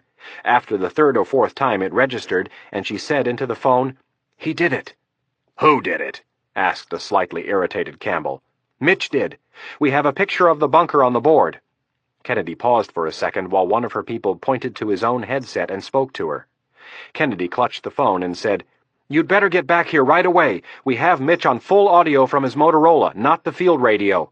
I think he's taken out the jammer. Hustle back. I have to let Thomas know." Without waiting for a response from Campbell, Kennedy hung up the phone and quickly dialed the extension for her boss. At the same time, she riffled through a stack of papers. Stansfield answered on the second ring, and Kennedy could barely contain her excitement. Thomas, Mitchell has taken out the jammer. We have him on full audio, and we've picked up 2 more surveillance feeds." "I'll be there in a minute," Stansfield calmly replied. Kennedy hung up the phone and put on her headset as she called out Rapp's code name over the microphone hanging in front of her lips. She came across the document she was looking for, a list of numbers provided by Secret Service Director Tracy. Chapter 45. President Hayes looked at his watch. It was nearing 5 o'clock. "Are you sure we shouldn't wait until it's dark?" Jack Wart shook his head. "I'd like to, but we don't know how much time we have." All of the agents were either sitting or standing around the group of couches in the middle of the room. Warch had convinced the president that their chances for survival were better if they made the break. Valerie Jones had also agreed. Not that it made a huge difference, but at this crucial juncture, the less dissent the better. After getting Jones out of the way, Warch had brought the agents in, and they were now finalizing the plan. Warch looked up at Pat Cowley. Cowley was hands down the best shot of the group with either a pistol or submachine gun. The former Supreme Court police officer had just finished a 4-year stint with the Secret Service's counter-assault team, where he had spent the majority of his time riding around in the back of the old, black, armor-plated Suburban that followed the president's limousine wherever it went. These were the men that carried the big hardware. If the motorcade came under attack, it was their job to, first, cover the president's evacuation, and second, neutralize the threat if possible. Their basic doctrine was to carry enough firepower that they could enfilade the threat with a volley of bullets while the president was evacuated from the area. Warch continued going through the agents' assignments one by one.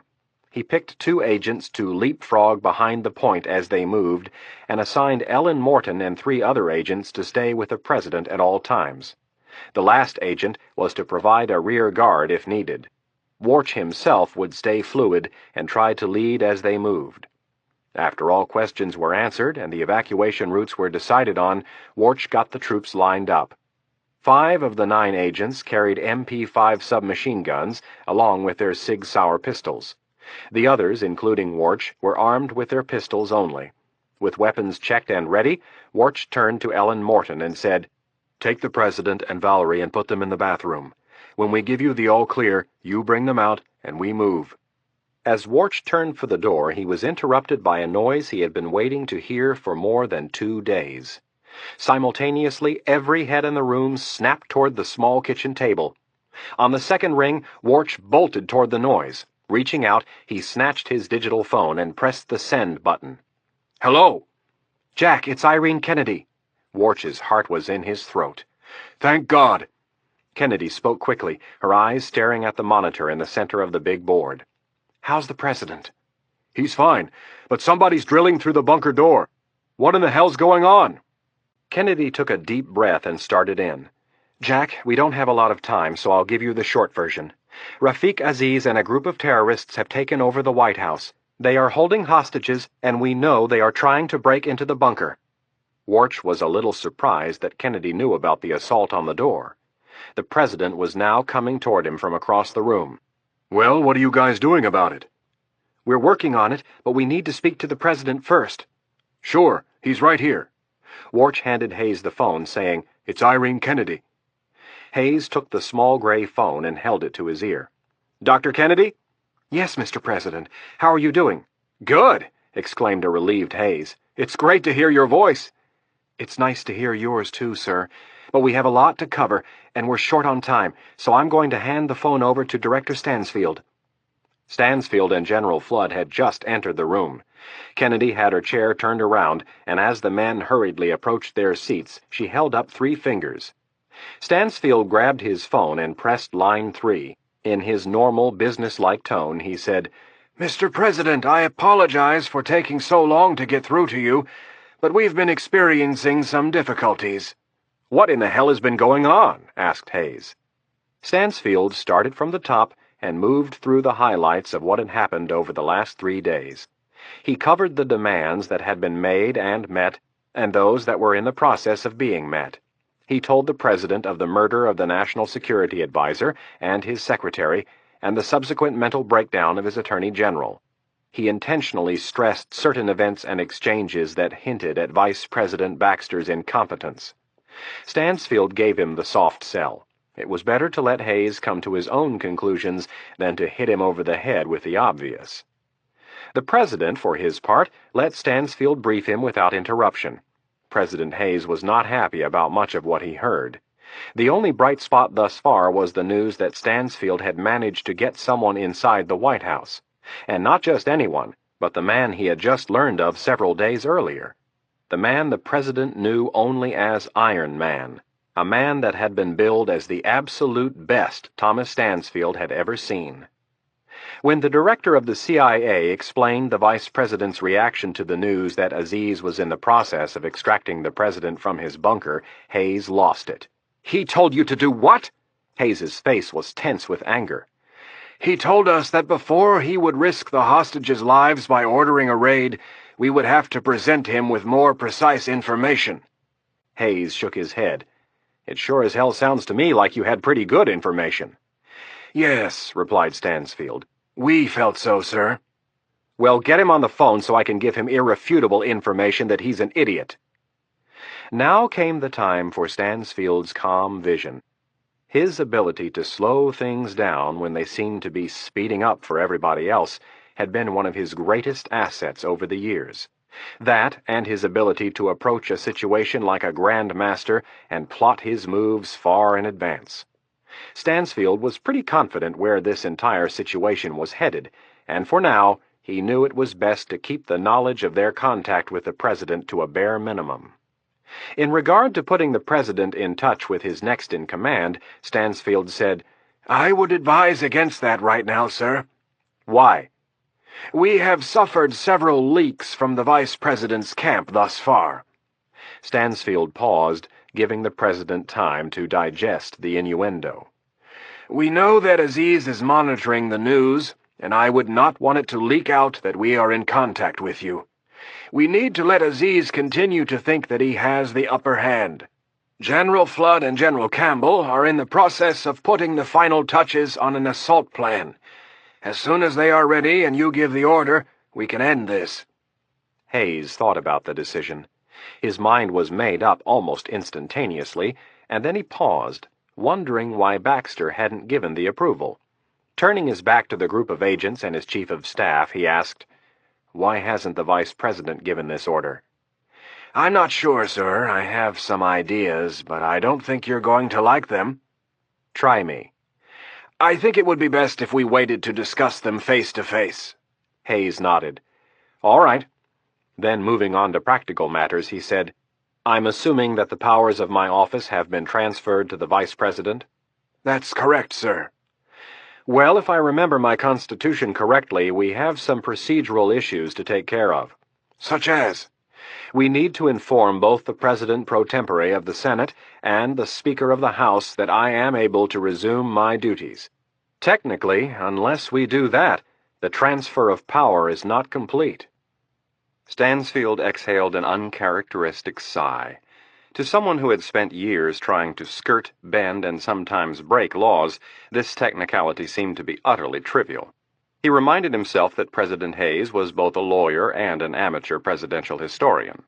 Stifling the temptation to tell Hayes that it was a waste of time to discuss such a point, Stansfield instead said, "Sir, you are the President.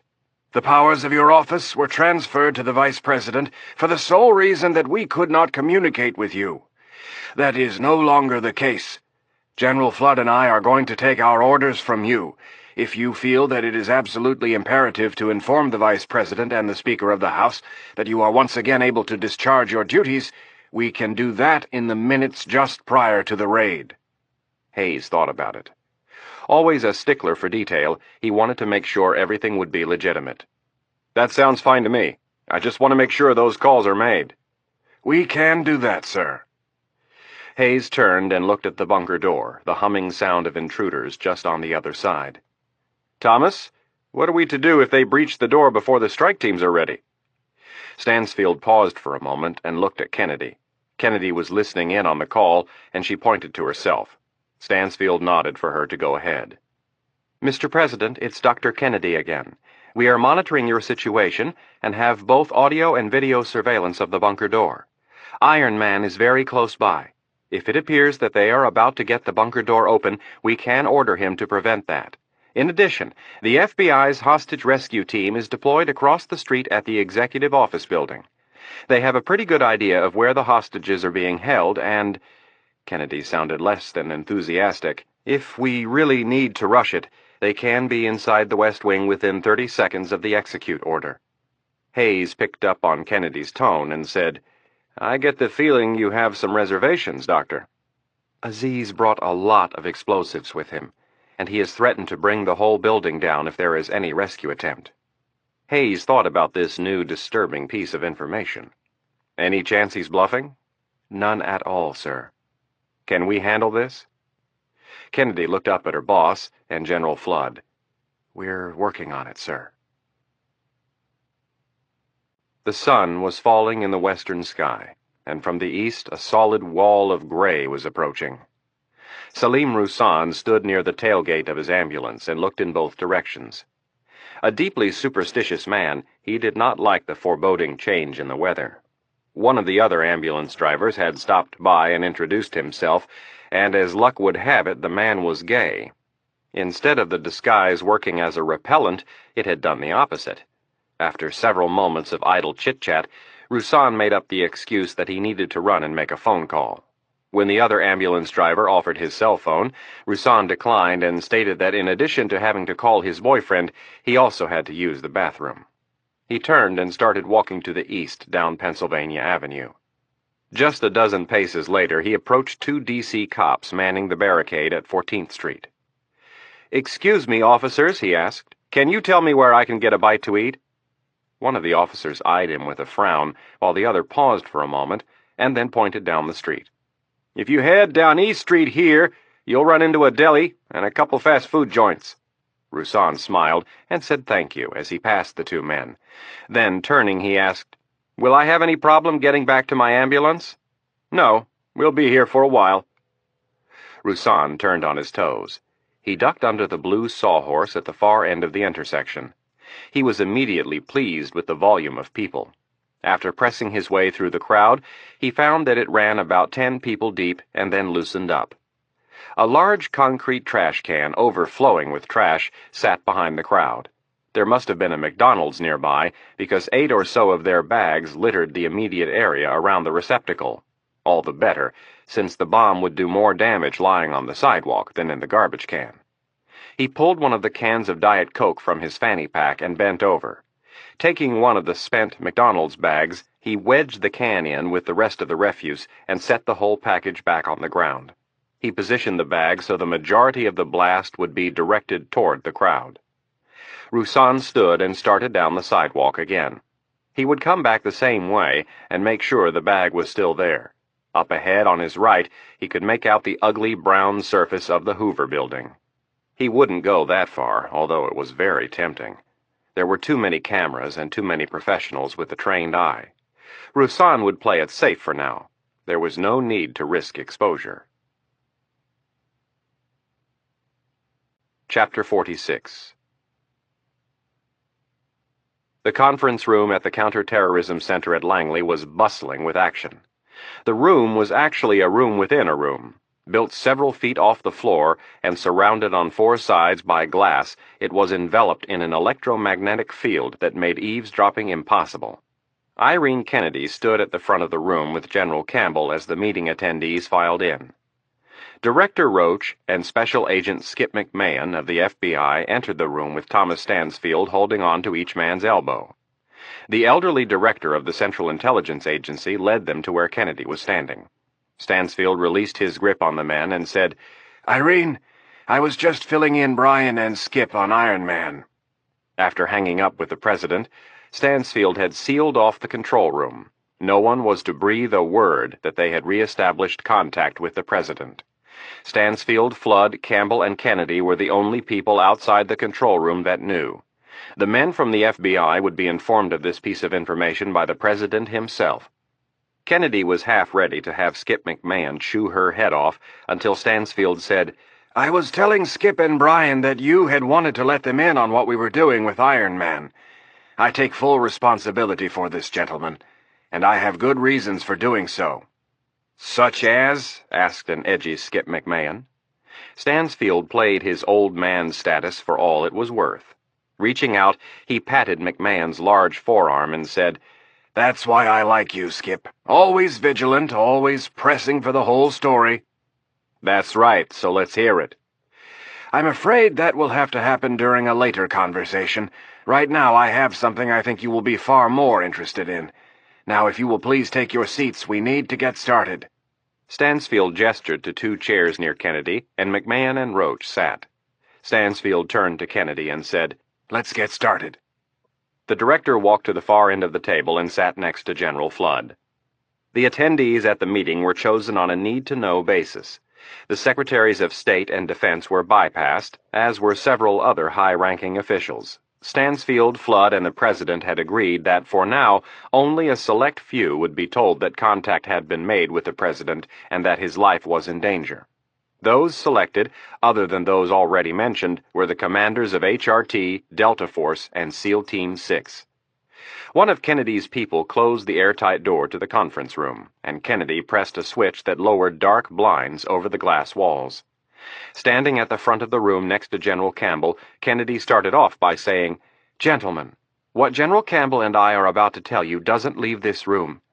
You don't tell the people on your teams, you don't tell your bosses, you don't tell your wives." General Campbell stepped forward. "I can promise all of you," Campbell eyeballed the 3 commanders of the elite counterterrorist strike teams. "If I find out you breathed a word of this information to anyone, I will make sure your career is ended." Campbell waited to get a nod from each of the 3 commanders. Behind Kennedy and Campbell were 5 TVs, 4 25-inchers and 1 36-incher. Kennedy dimmed the overhead lights, and then with a remote control she turned on the TVs. Dead center on the 36-inch TV was the live feed of the bunker door. As all of you know, the President was evacuated to his bunker in the initial minutes of the assault. Shortly thereafter, we lost the ability to communicate with him due to the fact that Aziz was using a state-of-the-art mobile jamming unit that he conveniently borrowed from the Secret Service's arsenal. Yesterday evening, we were able to sneak 2 individuals into the White House. One is a civilian with intimate knowledge of the White House, and the second is a counterterrorism specialist who, for our purposes, we will refer to as Iron Man. The images that you see on the screens behind me are provided from surveillance units they have in place in the White House. Kennedy turned around and pointed at the middle screen. For those of you who haven't figured it out, this is a shot of the door that leads to the President's bunker. This slovenly man that you see moving about is Mustafa Yassin, an Iraqi who specializes in breaking into vaults. These 3 objects you see attached to the door are drills. We have no idea how far along they are in this process, but we are not going to wait around for them to succeed. Kennedy pressed a button on the remote, and a white screen lowered from the ceiling. On it was an overhead view of the White House compound. Turning to General Campbell, she signaled for him to take over. Campbell pointed to the West Wing and said, "The bulk of the hostages are being held in the White House mess on the ground floor. Intelligence from the FBI and the NSA leads us to believe that there is a second, smaller group of hostages being held in the Roosevelt Room on the main floor. Iron Man thinks this second group of hostages consists of any Secret Service or military personnel that are still alive. Dr. Kennedy and I agree." Sid Slater, the special agent in charge of the FBI's hostage rescue team, raised his hand. The general looked at him and said, "Sid? Do we have any video on the hostages?" "I'm afraid not, at least not at this point. We don't have a lot of time, which brings me to my next point. H-hour is set for 2030. "Whoa," proclaimed Director Roach of the FBI. "The order's been given to go in?" "That's affirmative," said General Flood from the other end of the room. Roach looked at his watch. It was several minutes past 5 in the evening. "Baxter gave you the go-ahead?" asked the skeptical head of the FBI. From the overhead speaker system, a very familiar voice answered Roach's question. "No, I did." Half of the faces in the room looked up toward the heavens as if God were speaking to them. President Hayes cleared his throat and said, "Men, I know we're not giving you a lot of time, but I have an immense amount of faith in you. Now, if I may make a suggestion, I think we should all keep a lid on any questions until General Campbell finishes briefing us. General, please continue." Campbell looked up at the speakers in gratitude and then back at the group. "Gentlemen, we don't have much time, so we're going to use the KISS rule. HRT?" Campbell tapped the left side of the screen. "The West Wing and the hostages are all yours. Sid, I know you and your people have been working on different scenarios. You are going to need a two-pronged assault at a minimum." Campbell held up his finger and cautioned the stocky head of the hostage rescue team. "We have some ideas for entry, and I'll get to them in a minute." With his usual precision, Campbell did a left face and tapped the roof of the mansion. "Delta Force will be responsible for the mansion." Campbell looked at the unit CO, Colonel Gray. "Billy, your boys are going in on the Little Birds, and they have to be ready to move lightning fast. Before I get to the master plan, I want to caution everybody that there is a real chance that we might not make it to H-hour. If we get any inkling that they are about to get that bunker door open, we have no choice but to move." Campbell looked at the commanders for a moment, and then held up a file. "What I have here is Commander Harris's briefback." Campbell shook his head. "This is one of the finest, most thorough briefbacks I have ever read. I have to compliment you, Commander Harris, on doing such a fine job on such short notice." Campbell shook the file and looked at the rest of the group. "This thing is a doozy. If Lieutenant Commander Harris hadn't already performed part of this, there is no way he could have sold me on it, but he did." Campbell shook his head. "Here it goes. Almost 8 years ago, Commander Harris and 3 of his fellow SEALs jumped out of an MC-130 combat Talon in the middle of the night and parachuted onto the roof of the White House undetected by the Secret Service. This was no stunt. It was an exercise that the Secret Service wanted the Navy to help them conduct. The results have been confirmed." Campbell paused and looked at the group. "I'm sure some of you are wondering why I am even considering a crazy James Bond maneuver like this, and here's my reason. Iron Man has verified that explosive devices have been planted in the mansion. We have separate intelligence that tells us Aziz brought along enough Semtex to level the whole building, which means that most likely any raid will result in the loss of all the hostages and most of the assault teams. Our only chance is to get a group of demolition experts into the building just prior to the assault and figure out a way to disable these bombs. This is what we were trying to do early this morning when one of the men on Commander Harris's team was killed." Campbell paused for a moment, and then said, "Here is how things will go if we make it to H-hour. Commander Harris and 3 of his men will do a halo jump out of a Special Forces MC-130 combat Talon. Our intel people think the rooftop cameras that monitor the grounds are still operational and being used. Because of this, all 4 men must land on the roof. 2 of SEAL Team 6's best snipers have set up shop 4 blocks away from the White House in the bell tower of the old post office. Just prior to the landing of the first element, the sentry in the rooftop guard booth will be taken out by the snipers. From there, Commander Harris's team will be met by Iron Man, who will lead them via a tunnel that runs through the basement of the mansion over to the West Wing." Campbell paused for a moment to backtrack. "Between now and H-hour, Iron Man will reconnoiter the West Wing and collect as much information as possible. His first priority will be to obtain video surveillance of both groups of hostages. His second task will be to scout out both primary and secondary assault lanes for the hostage rescue team. Having taken care of that in advance, he will lead Commander Harris's team to open at least one of those lanes, if not both. If Commander Harris and his team fail to open those, we have one other backup in place.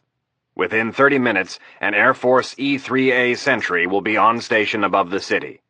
We have reason to believe that Aziz has the ability to detonate the bombs by remote control. We don't know if this remote is radio, cellular, or digital, and we can't take a chance on guessing. So if the order is given, the AWACS will shower the area around the White House with a storm of disruption that will jam everything except the stuff that we are using."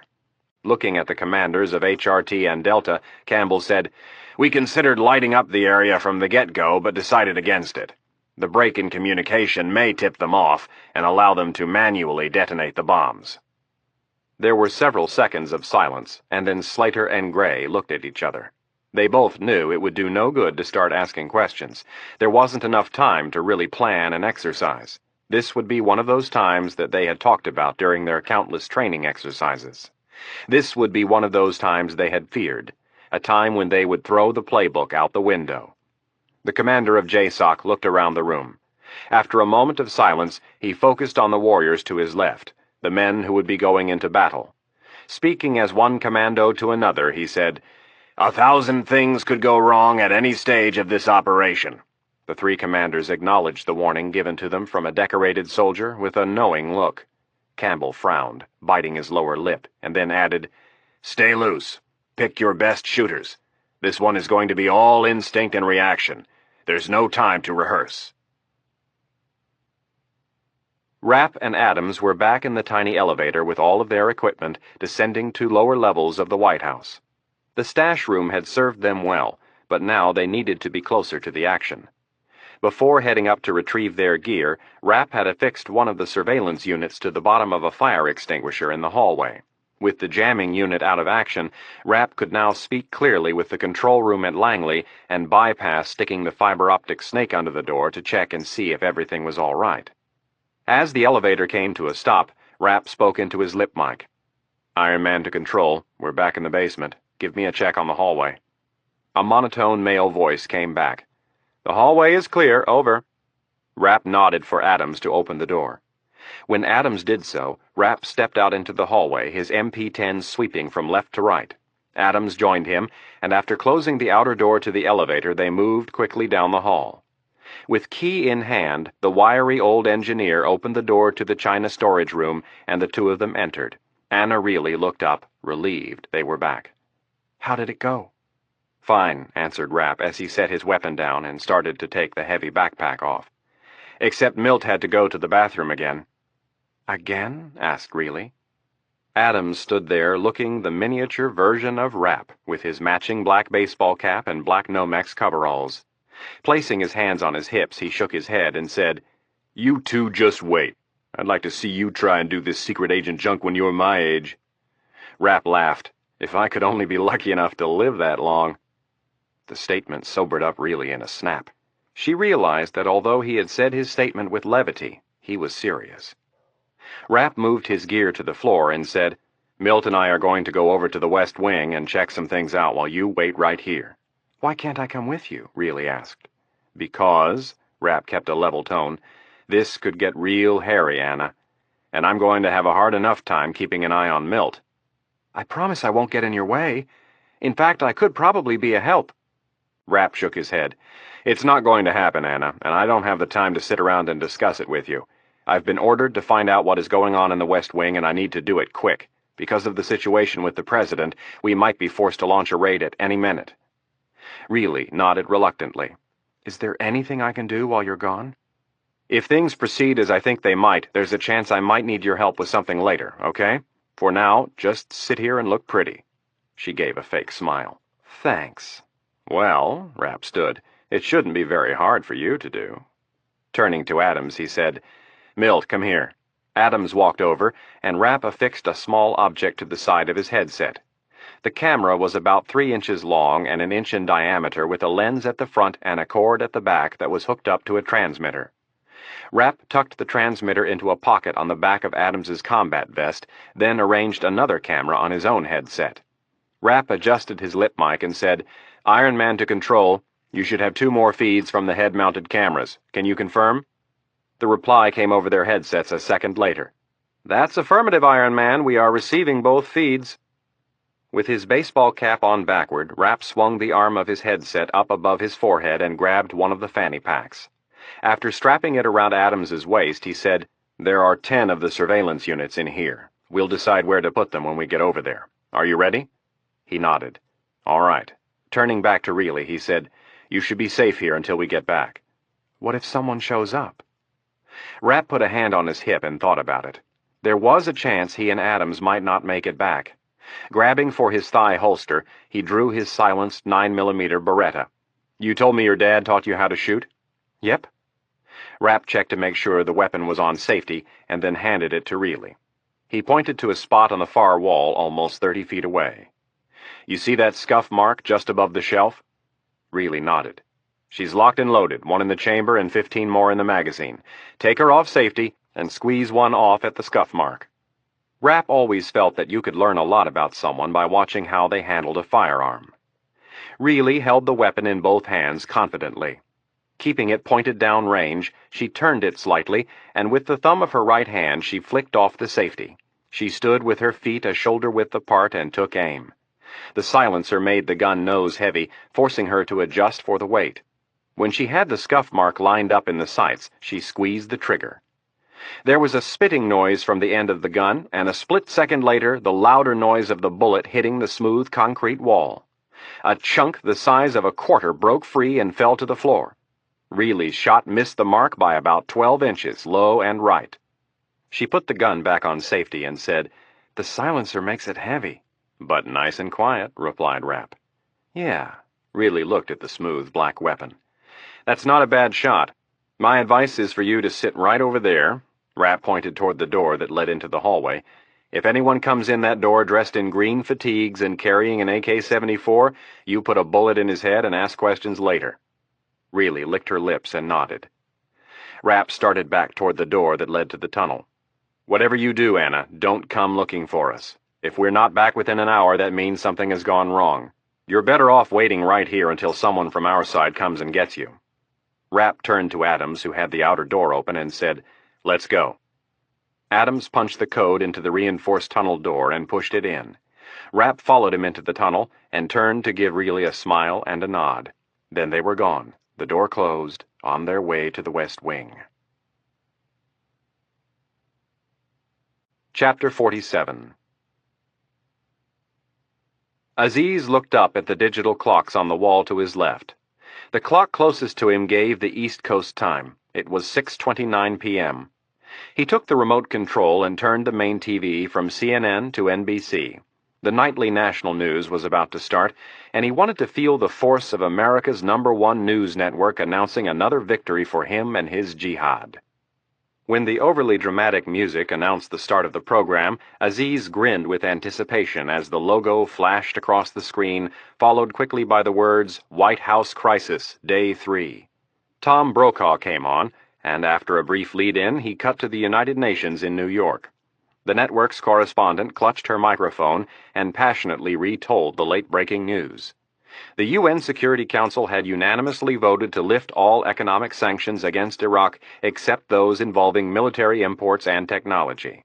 The reporter went on to tell how Israel was the only UN member to protest the vote, but since they were not a permanent member of the Security Council, they could do nothing to prevent the lifting of sanctions.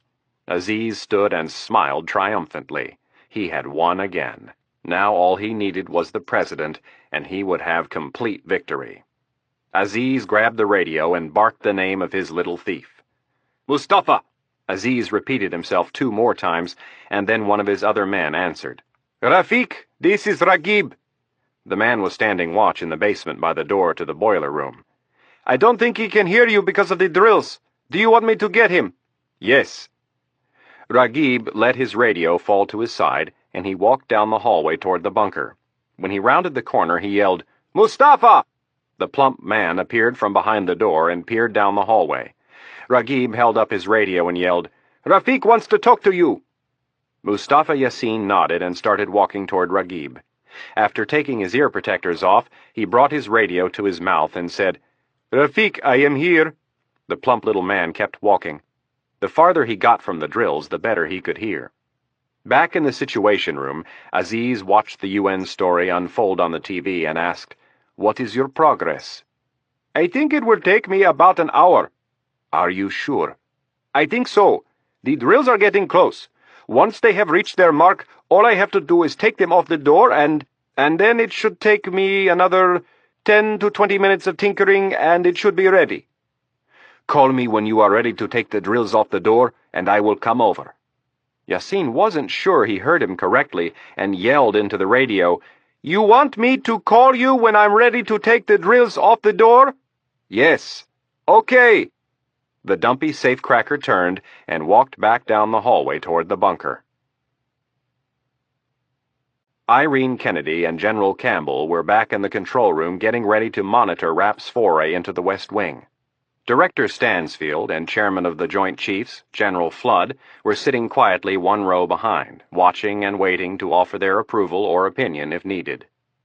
General Campbell turned to one of his staffers sitting to his right and covered the mic on his headset. Do another check on the communication links with Commander Harris, Delta, and HRT, and make sure we have backups in place. The aide nodded and went about following the order. On the big board at the front of the room, several new shots from within the White House had been added. The two that Kennedy and Campbell were most interested in were the images provided by the head cams mounted on Rapp and Adams. They had made it to the other end of the tunnel and were in position to open the door and enter the hidden hallway that led into horsepower and up a flight of stairs to the Oval Office. The danger, of course, was their inability to check what was on the other side of the gasket-sealed door. Back at Langley, a piece of intel had been collected that was creating quite a stir. Mustafa Yassin's conversation with Aziz had been picked up by the tiny surveillance unit that Anna Reilly had placed in the ventilation shaft. Kennedy immediately ordered Rapp and Adams into a holding pattern while they reviewed the tape. The words of Mustafa Yassin were replayed. When the segment was over, General Campbell looked to Kennedy and said, "That's it. We're not going to make it. We have to move H-hour up." Kennedy agreed, and Campbell turned to the colonel on his right and said, "Reset H-hour for 1930 and notify all commands." Campbell then stood to join Kennedy, who was conferring with Flood and Stansfield. The commander of JSOC listened to Kennedy explain the new time constraints. "We need to get Iron Man moving. We have less than an hour to collect and disseminate any information he can gather." "I disagree," Campbell shook his head.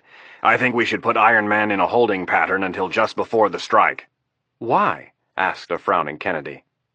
"Commander Harris and his team will be in position to jump within 20 minutes. I don't think it's worth risking a confrontation until we have everything in place. When we're ready to move, we do so with complete surprise and overwhelming force."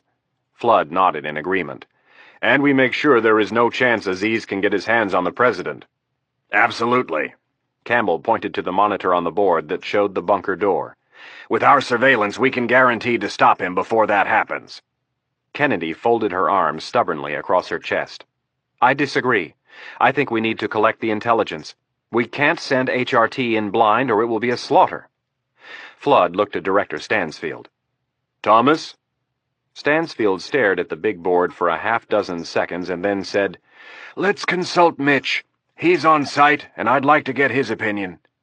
Without waiting for agreement, Kennedy turned around and grabbed the headset off her desk. Holding it over one ear, she adjusted the lip mic and said, "Control to Iron Man, come in." Rapp was leaning against the wall by the reinforced steel door, waiting impatiently. His thoughts had drifted back to putting a bullet in the center of Aziz's forehead. Again, he had not shared this with the people back at Langley, and he wasn't about to. But if the chance came up, he was going to do it. Tactically, it made the most sense to him. Kill the leader and watch the others flounder. The voice of his boss interrupted his pleasant thought. Rapp pushed away from the wall and said, "I'm here. Go ahead." "It appears they will have the bunker door open in about 60 minutes. There was a pause, and Kennedy added, "We're not going to make it to H-hour." "Well, I'd better get moving then." "We, Kennedy looked at the three men, "have some dissension on how to proceed." Rapp rolled his eyes. "I'm listening." "The new H-hour is set for 1930. Rapp looked at his watch. "That only gives me about 48 minutes. Like I said, I'd better get moving." General Campbell had grabbed his headset and was standing next to Kennedy. "Iron Man, we will have Six's element in place in approximately 20 minutes. We don't want to risk precipitating a confrontation until we have everything in place." "But we have absolutely no idea what we're up against there." Campbell looked at Flood and said, "Right now, we think it's better that we retain the element of surprise." Rapp was getting pissed. Milt Adams stood from where he had been sitting and asked, "What now?" Rapp waved him off and said into his lip mic, "I disagree. If we don't find out where the bombs are and what we're up against, this is a suicide operation." Rapp listened for a response but got none. He knew they were conferring with each other. Not wanting them to come to a decision without his input, he asked, "Why are we talking about changing the plan?" Kennedy fielded the question. "The surveillance unit you placed in the ventilation shaft picked up a radio conversation between Yassin and, we think, Aziz. Yassin told him that he would be done with the drills in about an hour. After that, it would take him anywhere from 10 to 20 minutes to get the door open." "Anything else?" Only that Aziz wants Yassine to call him when he takes the drills off the door. Rapp thought about the number of terrorists. The information they had gotten from Harut told him there were 11. He had personally reduced that number by 1, leaving 10 to be dealt with. Rapp tried to guess how Aziz would proceed with the next part of his plan, focusing on the operational aspect of how Aziz would have to extract the president. That was when it hit him. Aziz is going to want to be there when Yassine gets the door open, right? Campbell answered, I suppose. Not only will he want to be there, he'll have to be there. He knows the president has Secret Service agents with him, right? Probably. Whether he wants the president dead or alive, he's going to have to bring some firepower with him to deal with those agents. Where are you going with this? Asked Campbell. He's going to have to split his force. Our intel tells us Aziz went in with 11 people, including himself. He's down to 10. One of those 10 is on the roof, and 2 more are in the basement by the bunker. The plan crystallized in Rapp's mind. The way we attack this is, we wait for Aziz to split his force. When they shut the drills down, we'll have a minimum of a 10-minute window of opportunity to strike. During that time, the number of terrorists guarding the hostages will be no more than 6, maybe less if Aziz brings more men over to back him up. Back at Langley, the plan was gaining ground, especially with General Flood, a military tactician who loved the idea of dividing his enemy's forces. Iron Man, I like the idea. Sit tight for a minute while we run this one by the president. General Flood set down his headset and looked at Stansfield. What do you think? Chapter 48. Vice President Baxter sat behind the desk in his study and stared blankly at the TV. The images were nothing more than a blur, and the voices a hum of background noises. He was immersed in the thought of becoming president. It was so tantalizing, so tempting, it had drawn him into a fantasy world. Since early childhood, he could remember dreaming of being president one day, and now, with it so close, he had some reservations. Not reservations about assuming the office, but how it would play if word leaked that he had been given information that the terrorists were working on getting President Hayes out of the bunker. Baxter started to think angles. He started to think PR. First, he had been in New York when the whole mess started. He wasn't the one who had invited these terrorists into the White House for coffee. Second, he would somehow have to let it be known that the Pentagon's best and brightest had sworn the president was untouchable in his new bunker. General Flood's information that the terrorists might be attempting to extricate the president would have to be downplayed. They would have to say the information was vague and incomplete. On top of that, they could spin the story of the 2 SEALs getting caught in the ventilation shaft and Aziz's subsequent warnings. Dallas King would be proven right, though. Eventually, they would have to rely on the morally superior premise that they acted in the interest of saving the hostages. That in good conscience they could not have risked the lives of all those people just to make sure the president was safe, when, in fact, the information to the contrary was incomplete at best. Dallas King entered the room eating a banana. He said, "We need to talk about something." King continued walking across the large study. He sat in one of the 2 chairs in front of the vice president's desk and took another bite. Vice President Baxter picked up the remote control for the TV and hit the mute button. "What now?" "Everything went off great at the UN, but I'm a little nervous about tomorrow." "Why?" Baxter placed his right elbow on the chair's armrest and rested his chin on his hand. "I was just talking to Ted." King was referring to the Vice President's National Security Advisor, Ted Wilson. "He says Israel is starting to make waves." King sat back and took the last bite of his banana. "What's their problem now?" "They think they know what Aziz's final demand is, and they want it to be known that they will refuse to cooperate." "What do you think the last demand will be?" "They think he will ask the U.S. and the UN to recognize a free and autonomous Palestinian state." "And?" Baxter shrugged as if it was no big deal. "Israel has sent word that they will not be bullied into any such agreement.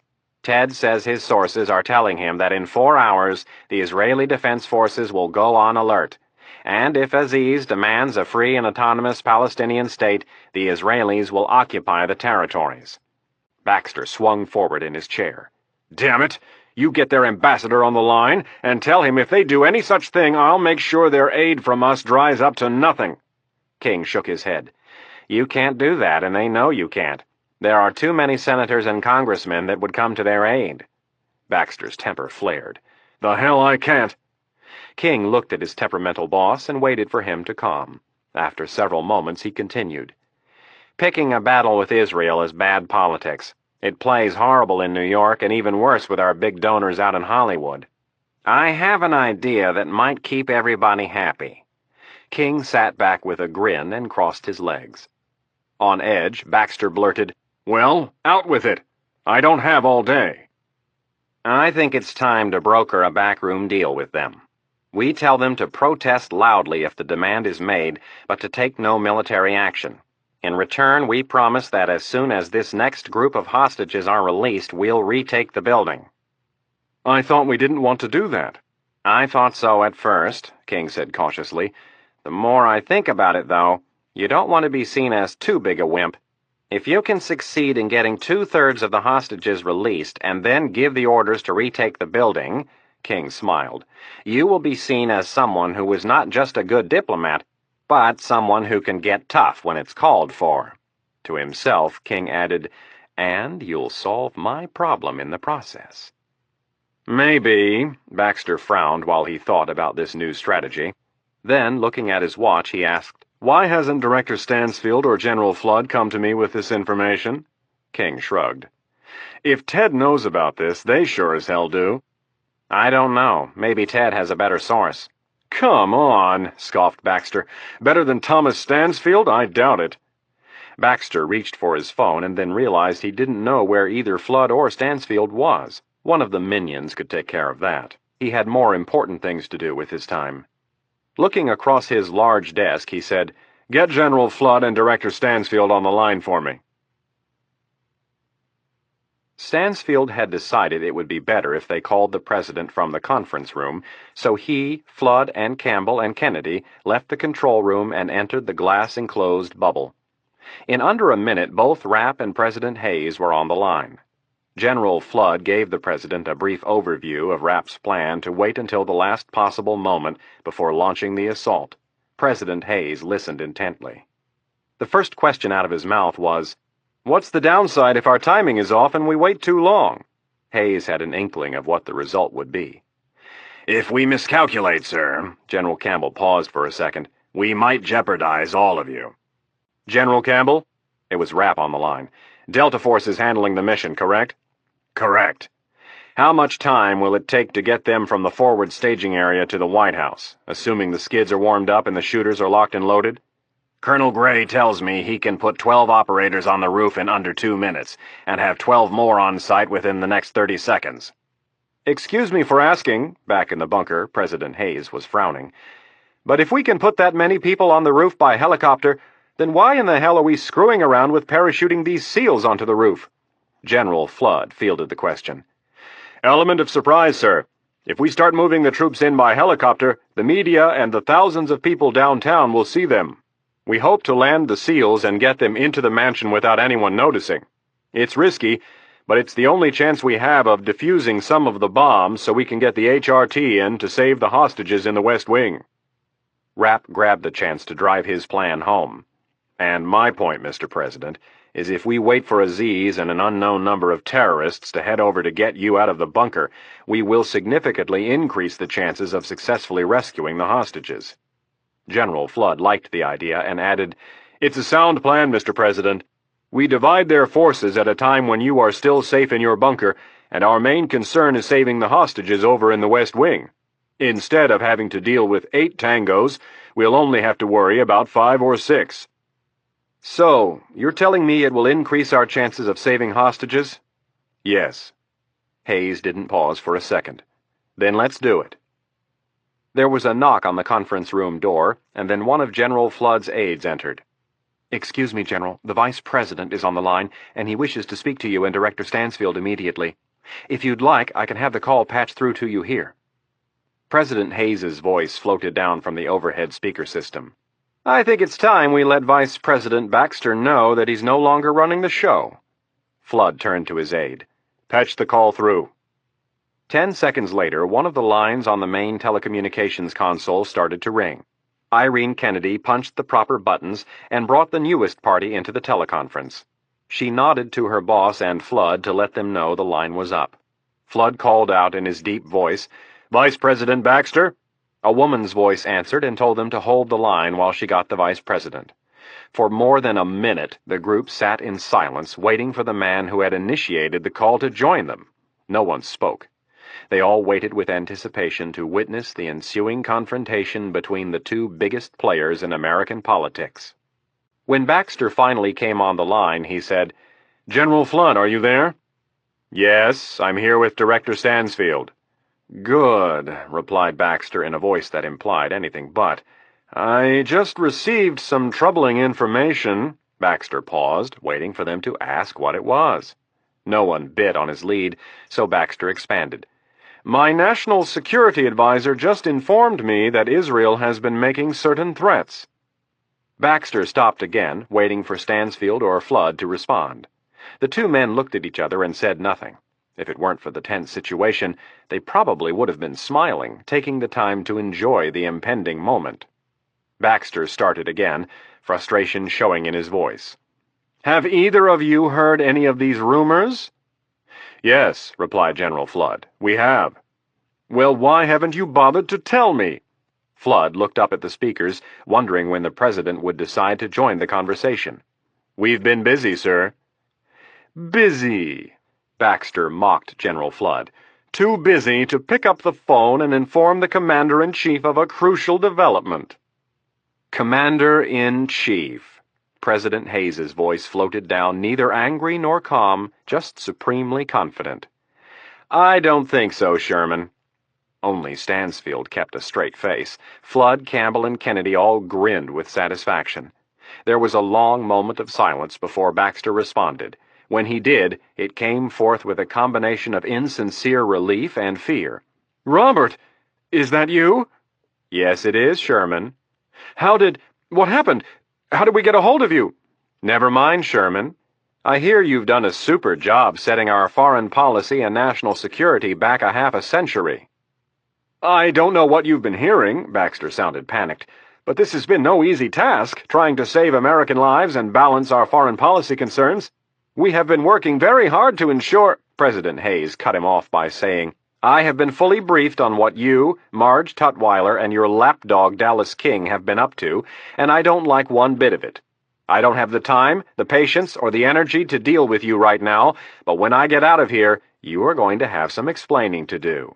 "But Robert," Baxter's voice was cracking from the tension, "I think you have it all wrong. I don't know what General Flood and Director Stansfield have been telling you, but I'm sure I can explain. I have had the best of intentions in every decision I have made during this crisis." "I'm sure you have," replied a skeptical President Hayes. "You've had your chance to sit on the throne, and you've screwed things up miserably. Now it's time to get the hell out of the way and let the professionals handle things." "But Robert—" "But nothing, Sherman. This conversation is over." All that was heard from the Vice President was the click of his phone hanging up. After a couple of long moments of silence, the President's voice floated back down, asking, "Now, where were we?" Chapter 49. The Air Force MC-130 Combat Talon cruised through the skies over Washington, D.C. at 10,000 feet. Part of the 1st Special Operations Wing, the Combat Talon was a unique asset in the delivery and retrieval of Special Forces operators. Lieutenant Commander Harris stood in the back of the modified C-130, looking out the open ramp and down at the city. The wind whistled through the back of the cargo area, and the 4 engines outside rumbled in the evening air, making communication difficult. To Harris's right, the bright orange orb of the sun was falling beneath the horizon. To his left, storm clouds were moving in. The first was a good sign. Darkness was something that he welcomed, but the second was not. Wind and rain did not go well with parachuting. The pilots were flying up and down a 15-mile corridor 5 miles east of the White House. Harris and his fellow SEALs had made every jump there was. He'd done both high-altitude high opening, hey-ho, and high-altitude low opening, hey-low jumps, as well as static line jumps from 500 feet all the way up to 30,000 plus. 8 years earlier, when he had participated in the exercise for the Secret Service, he and his men had conducted a hey-ho jump out of the back of an Air Force C-141 Starlifter. At an altitude of 25,000 feet, the men leapt from the plane and popped their chutes. From almost 5 miles up, Harris and his men expertly guided their double canopy parachutes over a 45-mile distance and set themselves down gently on the roof of the executive mansion. At first, the Secret Service was shocked by the results.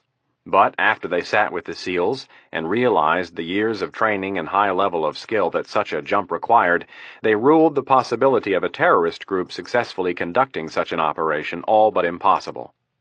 Harris and his men were about to put all of their jumping skills to use. General Campbell had briefed him minutes earlier on the newest aspect of the plan, and it was creating a mathematical nightmare for the SEALs. No longer would they be able to choose their jump time. They would now have to wait for Aziz to make his move and then quickly get the plane into position.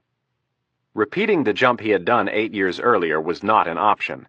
Jumping from that altitude would have required that he and his men and the crew of the unpressurized aircraft go on oxygen an hour before takeoff. By the time his plan was approved, they had missed that window of opportunity. There wasn't enough time, so Harris had decided they would jump from 10,000 feet and go into a free-fall glide for the White House.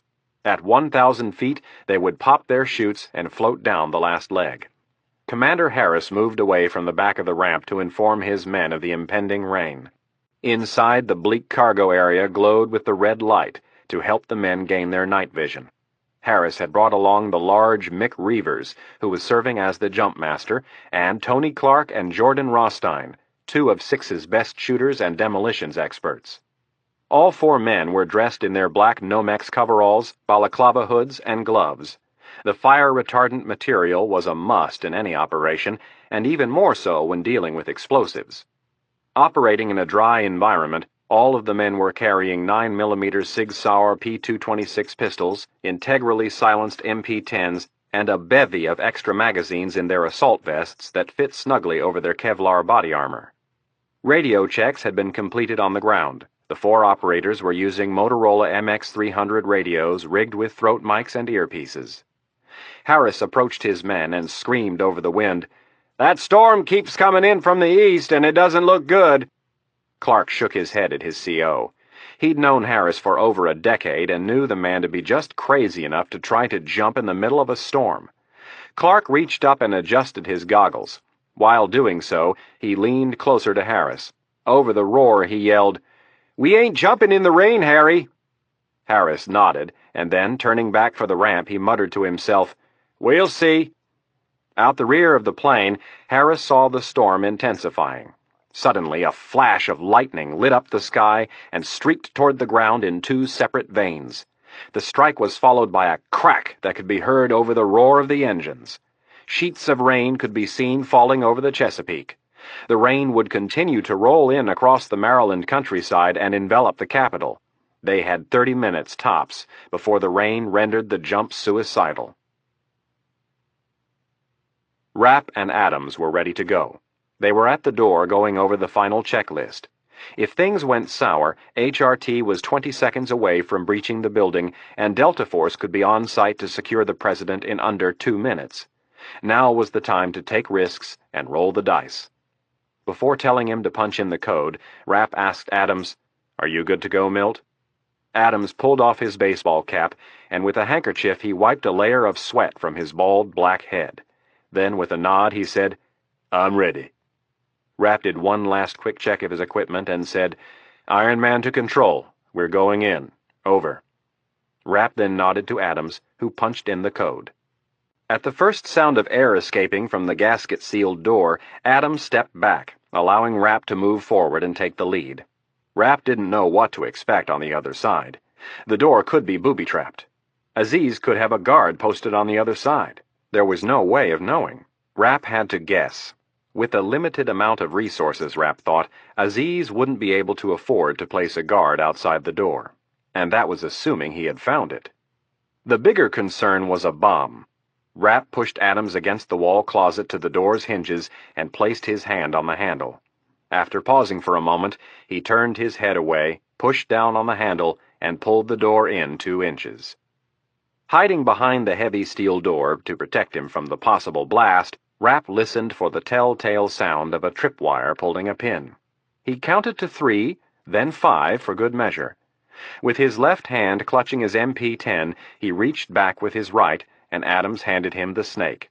Rapp nosed the tiny fiber-optic camera around the corner.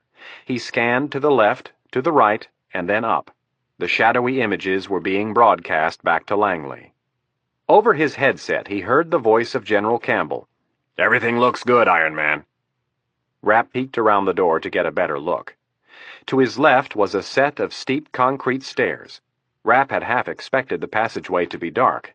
Instead, the hidden staircase that led up to the Oval Office was dimly lit with only 2 bulbs. Straight ahead, a sliver of light shone from underneath a door that led to Horsepower, the Secret Service's Presidential Detail Command Post. That was where the alarm systems and surveillance cameras were monitored. All video surveillance of both the grounds and the interior of the West Wing, Executive Mansion, and East Wing were monitored by the new Joint Operations Command, across the street in the EOB. Horsepower was concerned primarily with the President and watched only the areas of the compound where the President was. The Uniformed Division was responsible for everything else. In Rapp's Secret Service briefing, they had explained that in the moments after the raid, the interior cameras around the White House began to go offline one by one. The obvious reason was Aziz did not want the Secret Service to be able to watch what he was doing. Rapp's responsibility was to discover how much of the system was still online and if any tangos were monitoring it. Stepping completely from behind the door, Rapp carefully edged forward into the small landing area just outside of Horsepower. Adams followed close behind, then slid the tiny lens under the door and began working it from one side of the room to the other. Rapp watched over his shoulder. A couple of old metal desks came into view, and then they spotted something. Rapp gestured for Adams to bring it back. There, all the way across the room, were the shoulders and head of a man. "Mark 1 Tango," said General Campbell over Rapp's headset. "That's the control panel.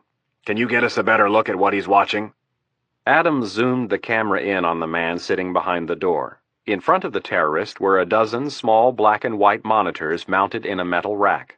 The bottom middle 2 were obscured by the man's head, but the 10 other monitors all appeared to be showing images of the exterior of the White House. Rapp turned away from the door and, in as soft a voice as possible, asked, "You're recording this, right?" "That's affirmative," replied Campbell. "Good. We're going to plant a monitor here and move on." Rapp fished one of the micro video and audio surveillance transmitters out of his pocket and turned it on. Then, setting it on the floor, he edged the unit's thin fiber-optic camera under the door as far as it would go. Turning away from the door again, he whispered, "Are you receiving the new signal?" "That's affirmative." Rapp tapped Adams on the shoulder and pointed up the stairs. Adams retracted the snake and coiled it back into a loose loop. Before proceeding, Rapp bent over and checked for any tripwires. After making sure it was safe, he took the lead. At the top there was no landing, just the interior of the wall panel that accessed the area between the Oval Office and the President's private dining room. Adams pointed to a latch and said, "It opens in." Rapp nodded. He would have preferred to have quietly drilled a hole in the wall and inserted a camera to see what was on the other side, but they were short on time. Rapp pressed the latch and held his MP-10 ready. The narrow section of the wall popped in. Pulling it open further, Rapp looked out across the hall at President Hayes's private study. Almost instantly, his nostrils filled with a ripe stench. The smell crawled into the stairwell, and Rapp started breathing through his mouth.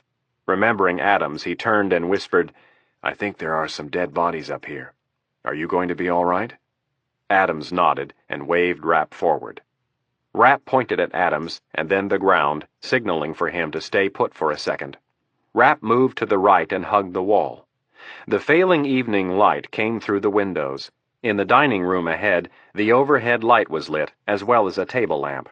It was as if the building were stuck in time. Several half-filled coffee cups littered the table, and a tray filled with dishes was waiting to be carted away. To the right, the pantry door was open, and Rapp could see out into the main hallway. This caused him to pull back a step. Everything Rapp saw, the people back at Langley saw. Campbell came over his headset. "Iron Man, there is a door on your left that leads out into the rose garden." Rapp's head swiveled toward the door, and the general said, "That's it. Let's check it for explosives." "Roger." Looking back to make sure there was no one in the hallway, Rapp moved out around the left side of the dining room table. A large plant stood next to the door, and behind was the same gray metal box Rapp had seen in the president's bedroom. From the side of the box, a clear filament wire wove its way through a series of eyelet screws. The clear wire, really nothing more than fishing line, went across the base of the door, through another eyelet screw, up 3 feet, where it went through another looped eyelet, and then began its horizontal course across the door again. Rapp followed it to the other side and stopped. "Shit." "What is it?" asked Campbell. "You can't see the wire?" "No." "It runs across the base of the door, up 3 feet, and then back across. But the big problem is it doesn't stop." Rapp walked along the wall, eyeing the clear wire as he went. "It runs all along the wall, not just the door." "That could be a problem." They had guessed that the doors would be wired, so the HRT was planning to blow mouse holes in the walls to enter the building. With wire running across the walls, that wouldn't work. "I'm going to keep moving. We'd better hope those seals are good, or we're in a lot of trouble." Rapp walked quickly back toward the other end of the room. Instead of heading back into the short hallway, he cut into the pantry and carefully approached the door that led out into the main hallway of the first floor of the West Wing. Clutching the thick grip of his integral suppressor, he inched his way to the doorframe. His eyes were instantly drawn to the trails of dark, dried blood that stained the hallway carpeting. The blood came from both directions, as if bodies had been dragged, and went into the room that was across the hall and to the right. Rapp didn't want to think about what was behind the closed door, but believed it was probably what was causing the grotesque smell. As he checked up and down the hallway, he noticed another bomb to his left. Rapp cringed and tried to focus the head cam on the gray metal box. This was worse than he thought. Not only was there an outer layer of bombs, it appeared there was also an inner layer to contend with. Rapp retreated to join Adams. "Did you get a bead on that second bomb and its location?" "Affirmative. Was the discoloration on the carpeting what I thought it was?" "It looked like it was dry blood," replied Rapp, as he reached Milt Adams's position. Rapp continued past him 2 steps and poked his head into the Oval Office. Instantly, he saw the cause of the smell. The bloated body of a man lay between the 2 couches on the floor. His head had fallen next to the embroidered presidential seal and had deposited a large pool of blood. Rapp edged around the first sofa and tried to get a look at the man's face, but it did no good. His cheeks and neck were so swollen they looked as if they might break the binds of the dress shirt and necktie. The man's hands had suffered the same gross expansion. Rapp moved on and checked the curved wall behind the president's desk. Near the door that led into the oval colonnade he found another bomb. The clear wire traversed the wall horizontally twice. Exhaling, he said, "Same thing as the other room. I'm taking Milt, and we're going to check out the interior." Adams was standing in the doorway, looking at the puffy body on the floor. As Rapp pulled close, he asked, "Do you recognize him?" Adams shook his head. Rapp jerked the barrel of his gun back in the direction from which they had come. As he walked into the dining room, he hugged the wall to his right and kept his gun up and leveled. He turned back to Adams and asked, "There's a door right across the hall here. Where does it lead?" "The Roosevelt room." "What's in there?" "Just a big conference table." Rapp nodded. "Okay. I'm going to cover you from this little room here. I want you to go across the hall to the Roosevelt room and stick the snake under the door. And remember, stay on the left side of the door frame. Don't stand in the middle." Adams nodded his little head. Rapp had been adamant about where to stand so as not to get shot. Rapp moved and stepped into the small pantry off the dining room. At the doorway to the main hall, he eased his head out and checked in both directions. His right hand came up by his shoulder, and he waved Adams forward. Milt scampered through the pantry and across the hall.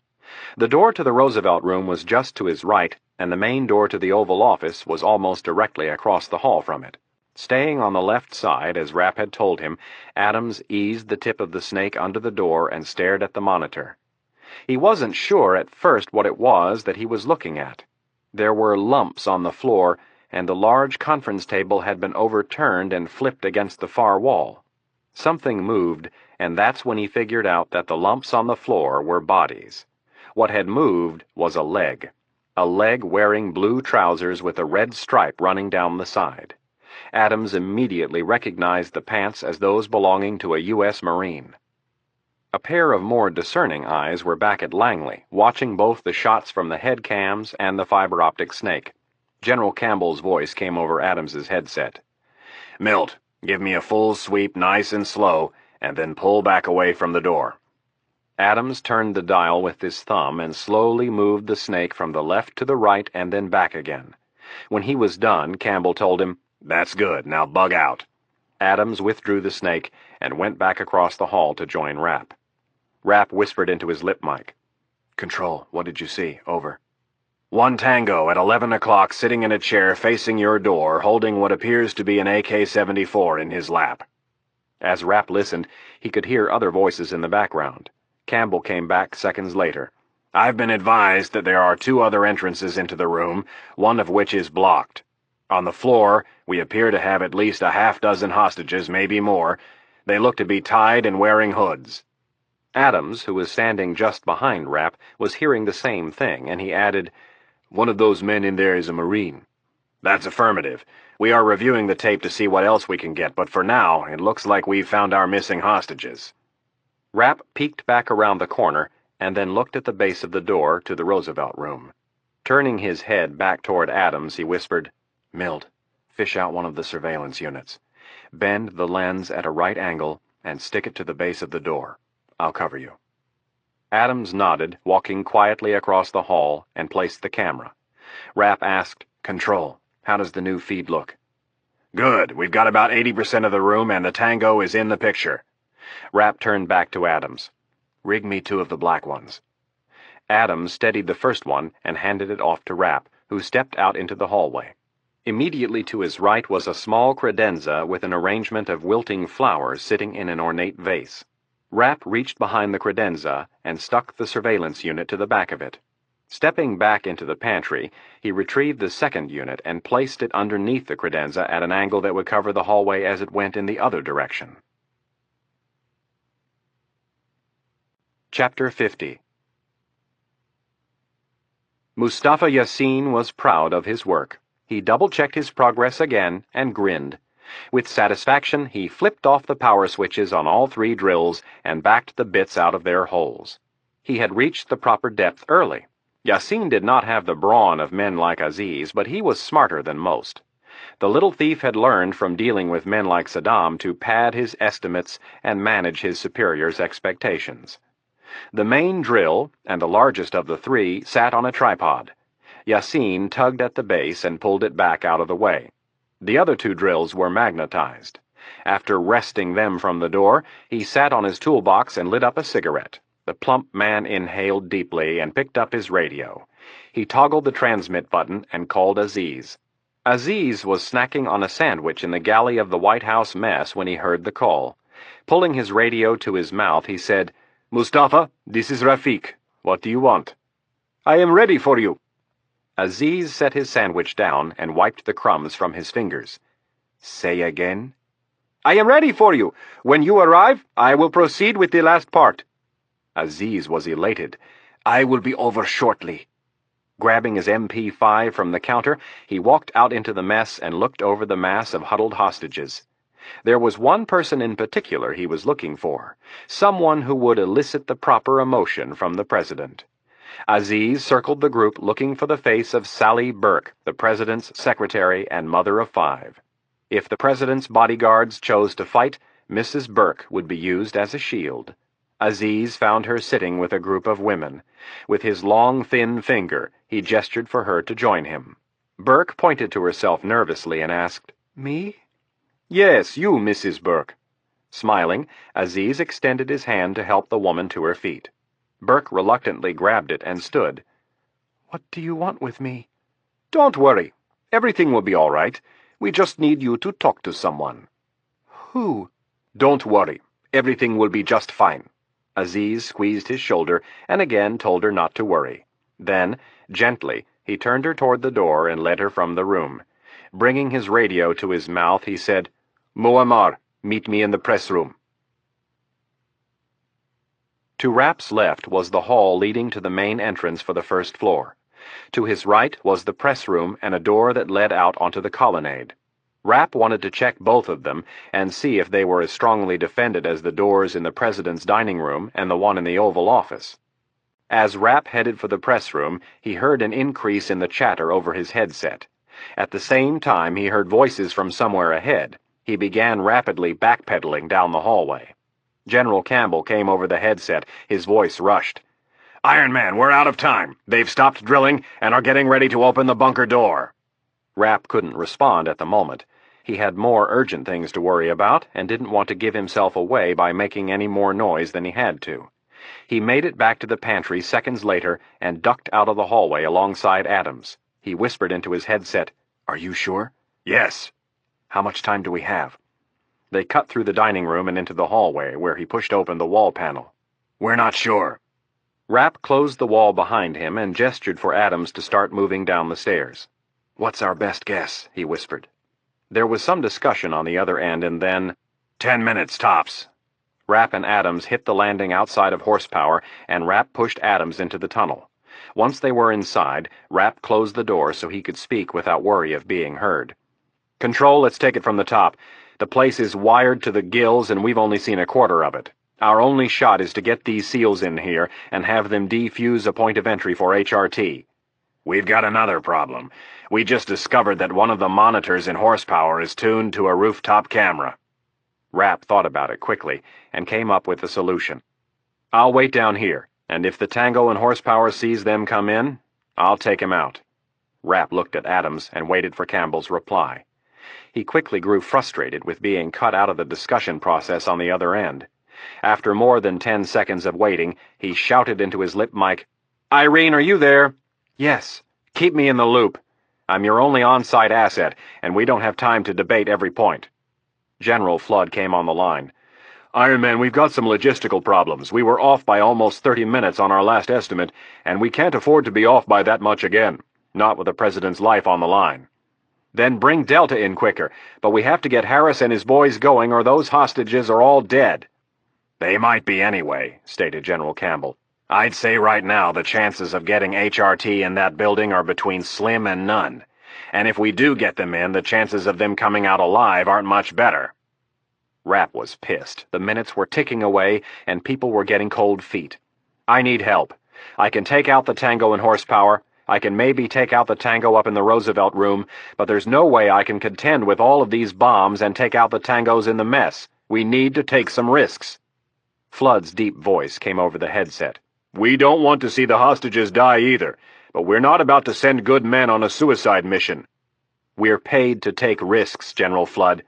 You've been out in the field, and if you were 20 years younger, you would want in no matter how bad the odds. Put the question to Harris and his men, and I'll guarantee they'll want in."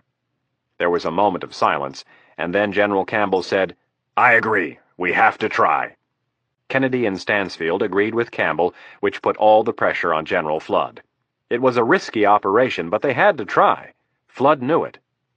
After a brief moment of reflection, the chairman of the Joint Chiefs gave the approval. The second he did so, General Campbell turned around and started barking orders to the JSOC staff sitting in front of him. The officers in turn relayed the orders over secure lines. The MC-130 combat Talon was 3 minutes away from the jump point when they received the go-ahead from JSOC. The navigator informed Commander Harris of the countdown, and the 4 SEALs moved to the back ramp with their bulky chutes and packs.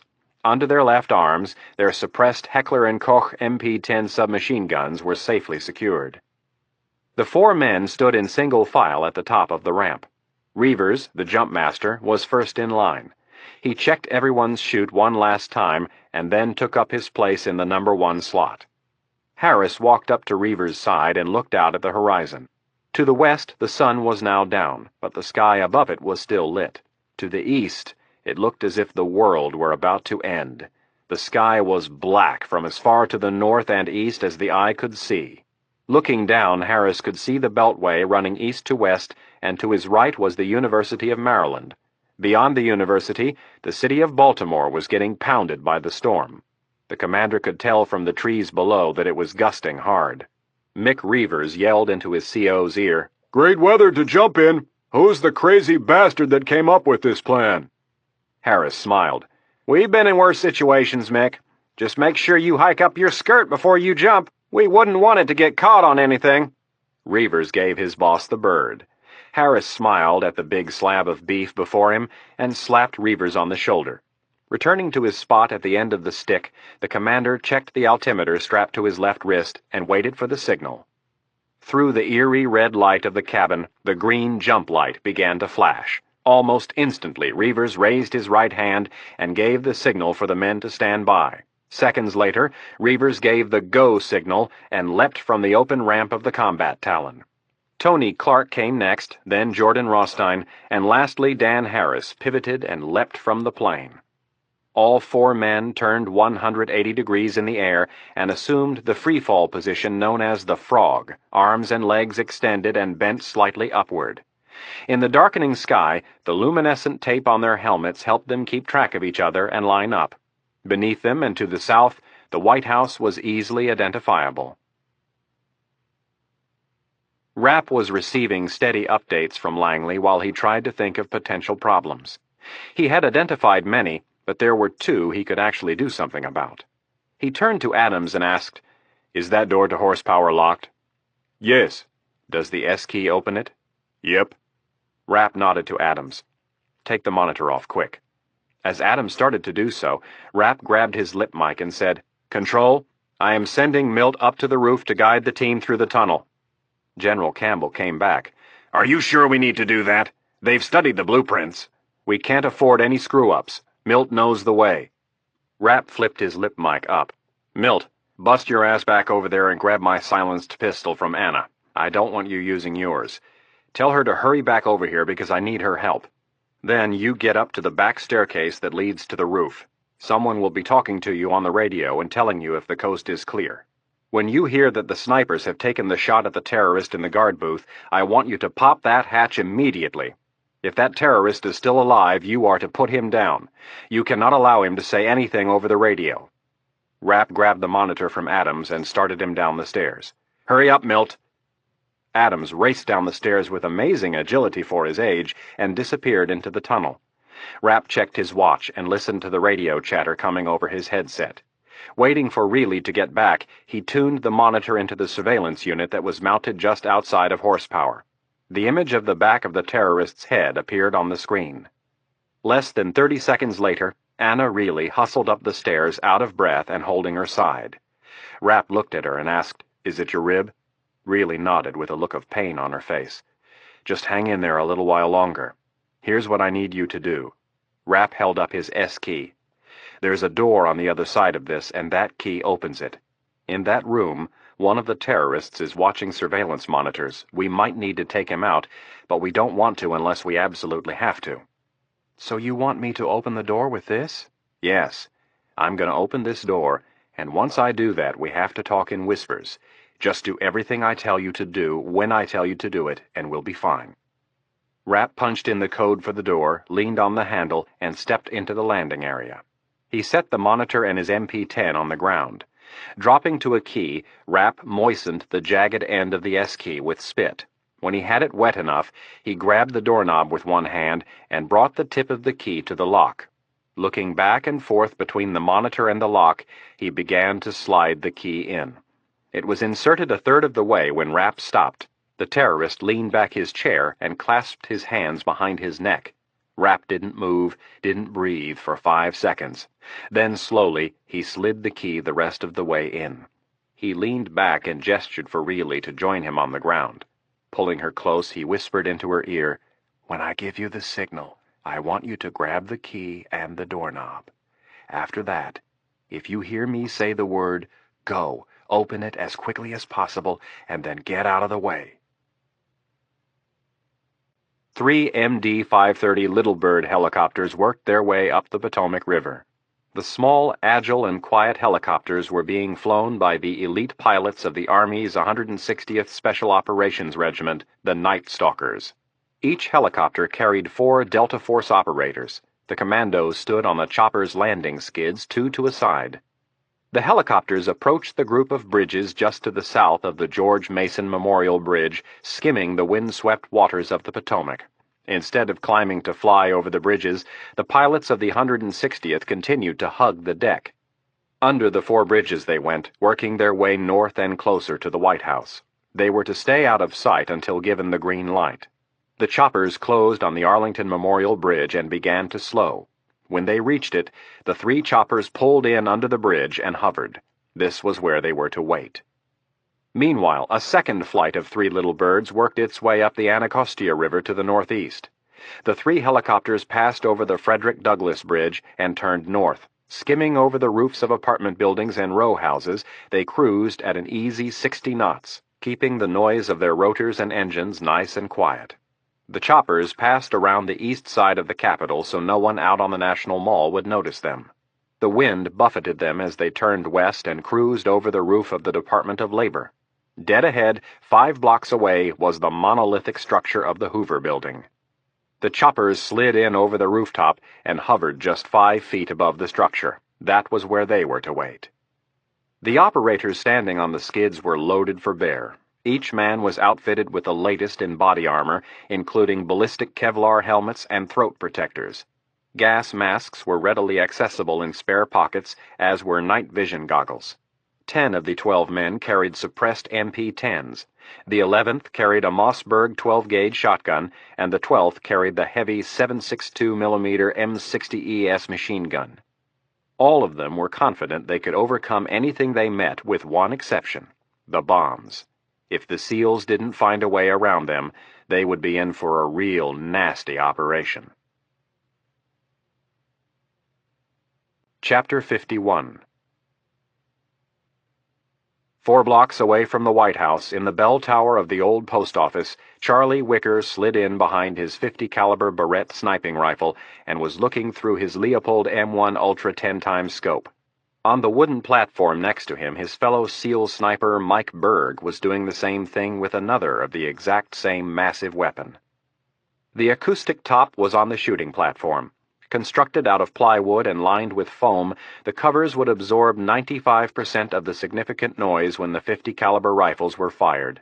Wicker was very confident the shot would work. So confident that he thought he would get the tango on the first shot. If he didn't, he knew Berg would. The odds of them missing from this distance were almost 0. The only thing that made him nervous was the weather. Wind and rain did funny things to the flight of a bullet, things that he couldn't always control, and that drove him nuts. The wind had been steadily increasing for the last several hours, but as if they had been given a gift from above, it had just died down. Unfortunately, Wicker knew, the reprieve would only be temporary. They were in the proverbial calm before the storm. The black sky was descending from the east, and the relative calm would not last. Wicker had been listening to the play-by-play as his team members jumped out the back of the combat Talon and was relieved the operation was underway. He would make the shot count. Only Wicker could hear what was being said between Harris and the other 3 jumpers. Having too many operators on the radio created unneeded confusion. Berg was to take his shot after he heard Wicker take his. There would be no command, no signals, nothing to distract the second shot. Berg would shoot when he was ready. The 2 snipers could clearly hear their spotters outside the blind calling out the descent of the 4 SEAL Team 6 operators. Wicker focused entirely on the task at hand. His whole body was molded to the big .50 caliber rifle as the crosshairs of his scope stayed centered on the terrorist's head. Wicker felt no remorse over what he was about to do. The man he was about to kill had put himself in this situation, and he had miscalculated the skill of his opponent. He naively sat behind the bulletproof glass, thinking he was safe. At 1,000 feet, Mick Reavers pulled the ripcord on his parachute, and his rapid descent stopped. Looking up, he decided to make sure his double canopy had unfurled itself properly, then maneuvered himself into position for the short glide onto the roof of the White House. Reavers didn't bother to look to see if his team members were in position above him. His job was to stay on line so the others could follow. Harris had also opened his chute as close to 1,000 feet as possible. After he got himself sorted out, he did a quick count of the airfoils beneath him and moved in to line up behind Rothstein. At the same time, he looked over at the tall steeple of the old post office and said, "Slick, this is Whiskey 4. Do you copy? Over." "I copy, Whiskey 4. "We're getting close. Just give me the bingo." Harris floated down, looking beyond his men at the street and traffic lights. Suddenly he felt a gust of wind, and then a raindrop touched his cheek. Looking back to the east, he could see a wall of driving rain marching toward him. The heavy stuff looked to be less than a mile away. Harris looked down and tried to judge how close Reavers was to touchdown. Harris checked his altimeter and then looked back to the lead chute. He waited patiently, watching Reavers glide in from the darkness toward the roof of the White House. Harris waited to the last possible moment and said, "Bingo, Slick. I repeat, bingo." Wicker heard the call and began a slow, even exhale. He had already lowered his heart rate to fewer than 40 beats a minute and was completely at ease. The terrorist was offering him a full profile shot, and Wicker held the center of the crosshairs just above the man's ear. With a steady, constant pressure, he began to squeeze the trigger, and with a loud report, the bullet was away. The recoil from the massive rifle jolted Wicker back several inches. Another round was chambered, and as he maneuvered his scope in an attempt to reacquire the target, he heard Berg's massive .50 launch its round at the target. Wicker brought his scope back in on the guard booth a second later, but there was nothing to shoot. The only thing in sight was a large hole in the bulletproof glass the size of a fist. Reavers came in hot. He had felt the wind picking up and had adjusted accordingly, allowing himself to drop like a rock for 30 feet, and then at the last second he pulled down on the risers and filled his chute with air. When his feet hit the roof, he opened the vents and got enough slack in his canopy to collapse one side of it. Clutching at his shoulder hooks, he pulled them from the main harness and wrestled the chute to the ground. Reavers bundled the chute quickly, threw it out of the way, all the while running for the guard booth. On the way, he reached for his machine gun and said, "Whiskey 1 is down and on the move." By the time Reavers got to the guard booth, his silenced MP-10 was up and ready. As he looked inside, he saw the semi-decapitated body of a terrorist lying on the floor. Reporting his findings, he said, "Tango 1 is out of commission." Reavers looked up for a second to see how the others were doing, and then began to check the guard booth for booby traps. Clark and Rothstein came in much the same as Reavers.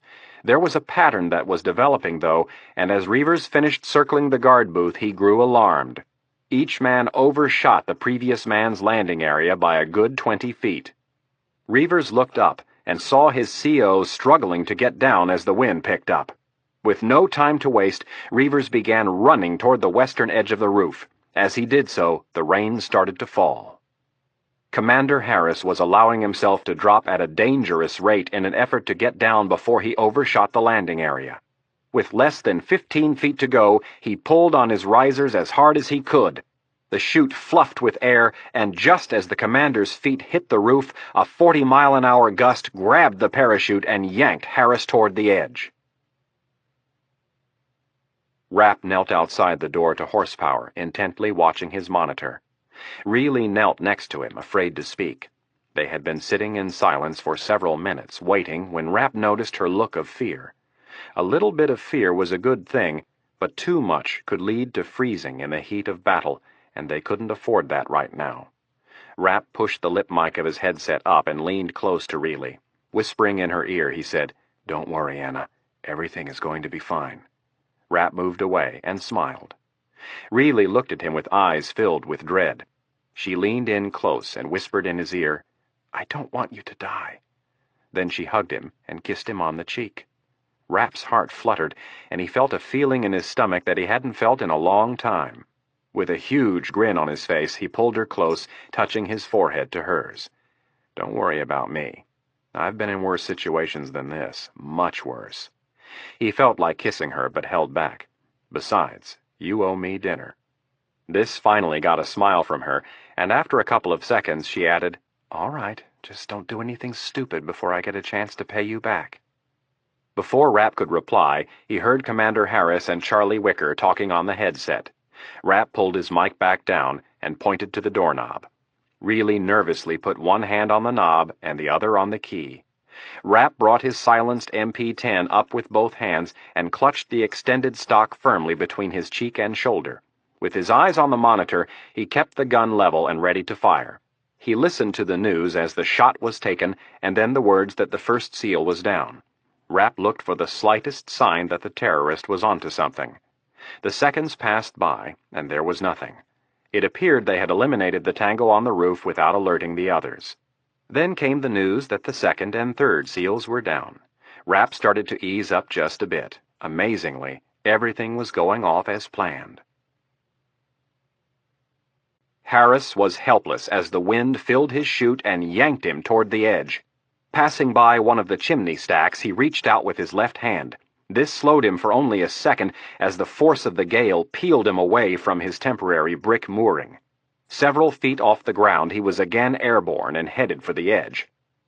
"Whiskey 4 is in trouble," announced Reavers as he sprinted across the narrow flat section of the roof. Pumping his legs as fast as they would move, he saw his CO slow for a second and then start moving. Reavers gained on him, and when he thought he had a chance, he dropped his weapon clear and leapt, both hands extended.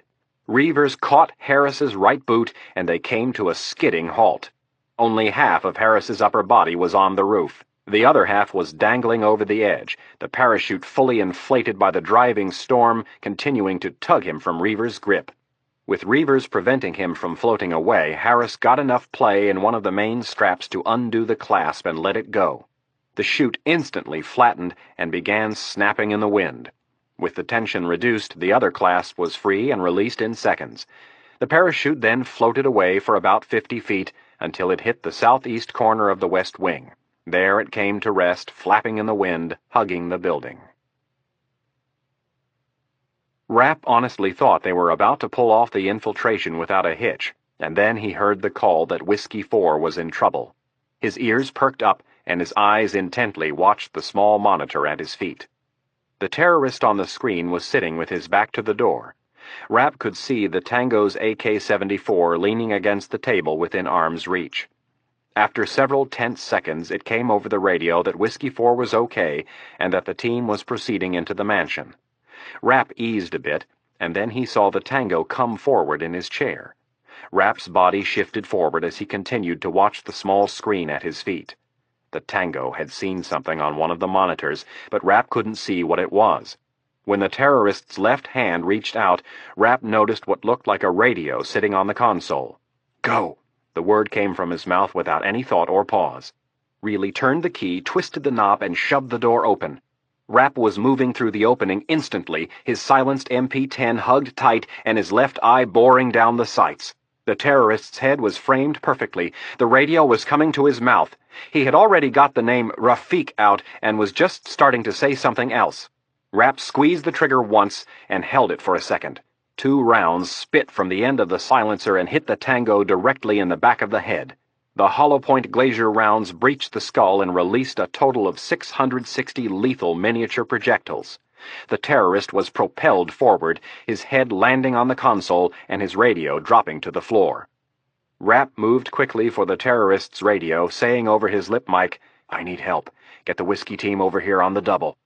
Keeping his gun trained on the open door that led out into the hallway, he grabbed the radio and brought it up to his ear. The voice he heard on the other end caused Rapp's skin to crawl. It was Aziz. Rapp had to think fast. Speaking into his own headset first, he said, "Control, we may have to go with jamming. Be ready to do so on my command." Rapp thought about how to play it. After just a second or two, he brought the radio to his mouth and hoped his clipped Farsi accent would work. "Everything's all right. It was nothing." There was silence for a moment, and then Aziz asked, "Who is this?" Rapp hesitated for only a second. Into his lip mic he said, "Control, jam everything. I repeat, everything." Chapter 52. Aziz looked at the door to the president's bunker, and then at the electronic device in his hand. He spoke into his radio for a third time and then held it to his ear. Nothing came back. Without having to be asked, Benghazi tried his radio. The result was the same. Aziz calmly checked the digital pager clipped to his hip and then looked at Benghazi. "Take Ragib, check the stairwell, and try to re-establish radio contact." Aziz then turned to Yasin, who was sticking a long, spike-like object through one of the holes he had drilled. "Keep working," he told the plump little man. Aziz walked down the hallway, followed by his men, and when they reached the stairwell, he waited for them at the bottom. As Benghazi and Ragib disappeared into the stairwell, Aziz tried his radio again. It still didn't work. Now he began to get nervous. If the radios failed, that was one thing, but if the Americans were jamming them and they covered the frequencies of his digital pagers, that would be something entirely different. The countdown would begin on the bombs, and if the Americans did not stop jamming the signal, there was nothing he could do to stop them from going off. He had only several options, and he didn't have a lot of time to think them through. Rapp stood next to the main doorway of Horsepower, looking down the hall, waiting for a tango to come around the corner any second. Reilly had ventured into the room and was staring at the dead terrorist. Rapp brought his hand up and motioned for her to get behind him. She didn't see his gesture, and Rapp said, "Anna, get over here and stay behind me." Rapp looked back down the hall again and said, "Whiskey 4, where in the hell are you?" "We're in the tunnel. We'll be there in a second." "Hurry up." Commander Harris, who was in the lead, passed a tired Milt Adams and sprinted up the stairs. He arrived in Horsepower with his weapon up and sweeping the room. Rapp heard him enter and turned. "We need to take these guys out quick before they figure out what's going on." "What about the bombs?" The other 3 black-clad SEALs entered the room. "We pray they don't go off while we're shooting, and we worry about them later." "Slow down a minute," General Campbell's voice came over their radios. "We need to make sure we know what we're doing first."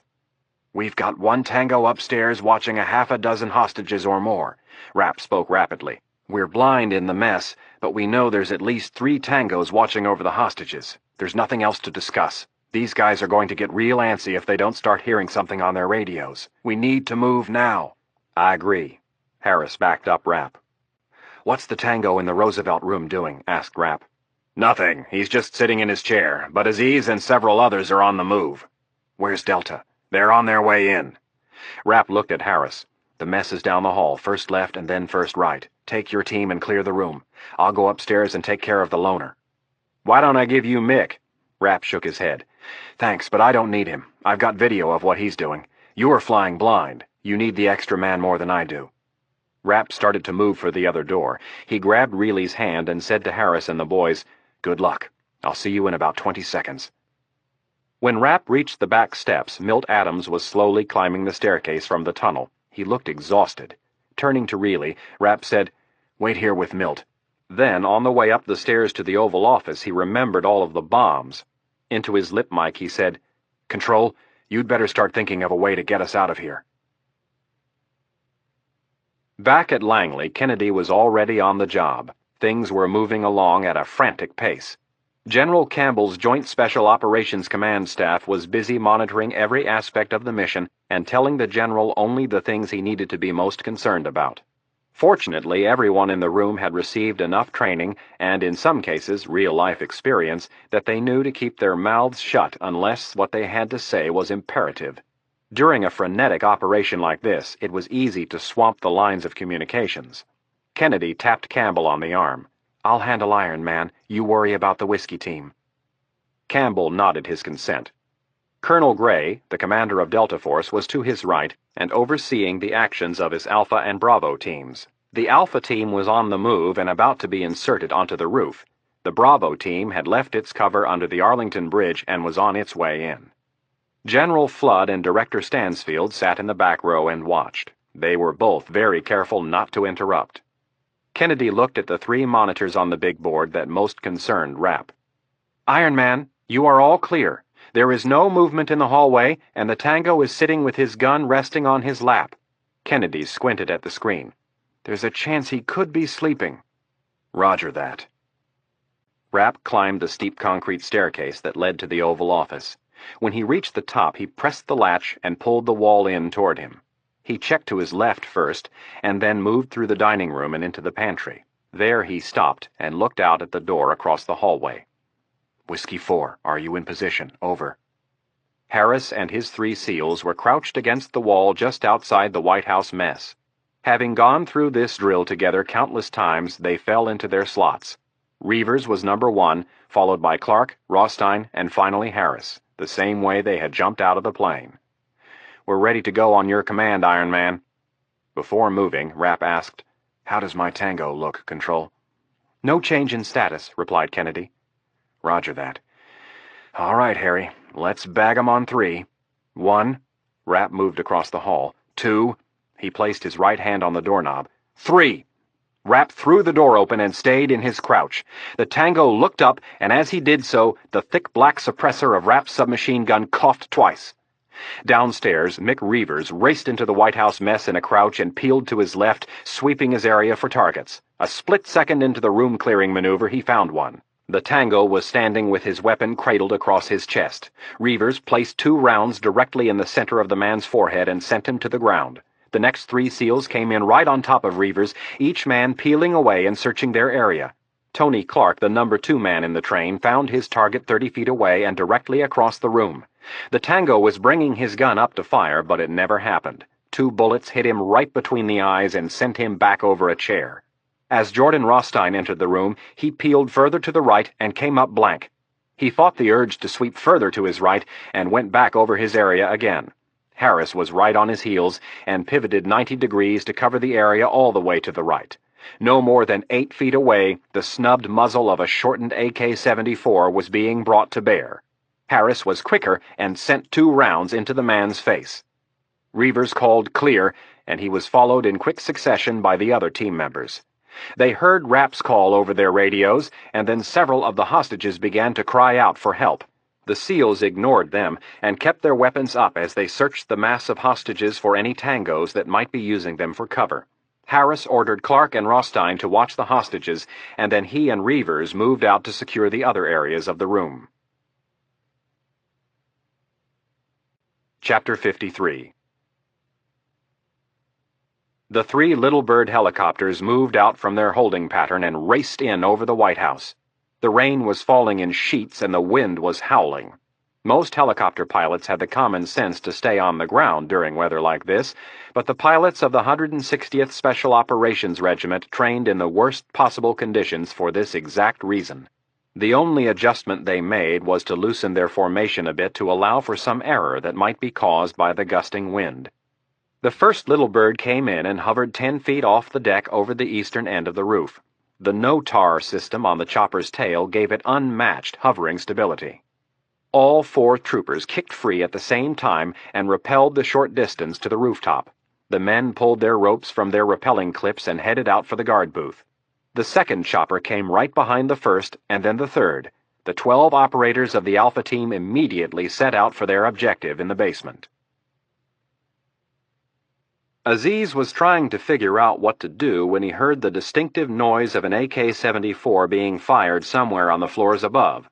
The noise caused him to freeze at first, and then he raced back to the anteroom of the bunker.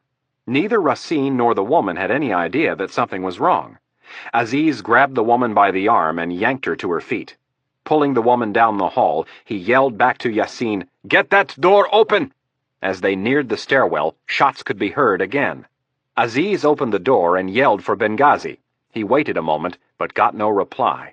Furious at all this when he was so close, he grabbed the woman by the hair and shoved her into the stairwell. He had to get to the first basement, or there would be no escape. Aziz pushed the woman before him as the noise of battle grew louder. When they made it to the first basement, he pressed on. At the next landing, they found Benghazi and Raghib. The 2 of them were firing furiously at the stairs above them.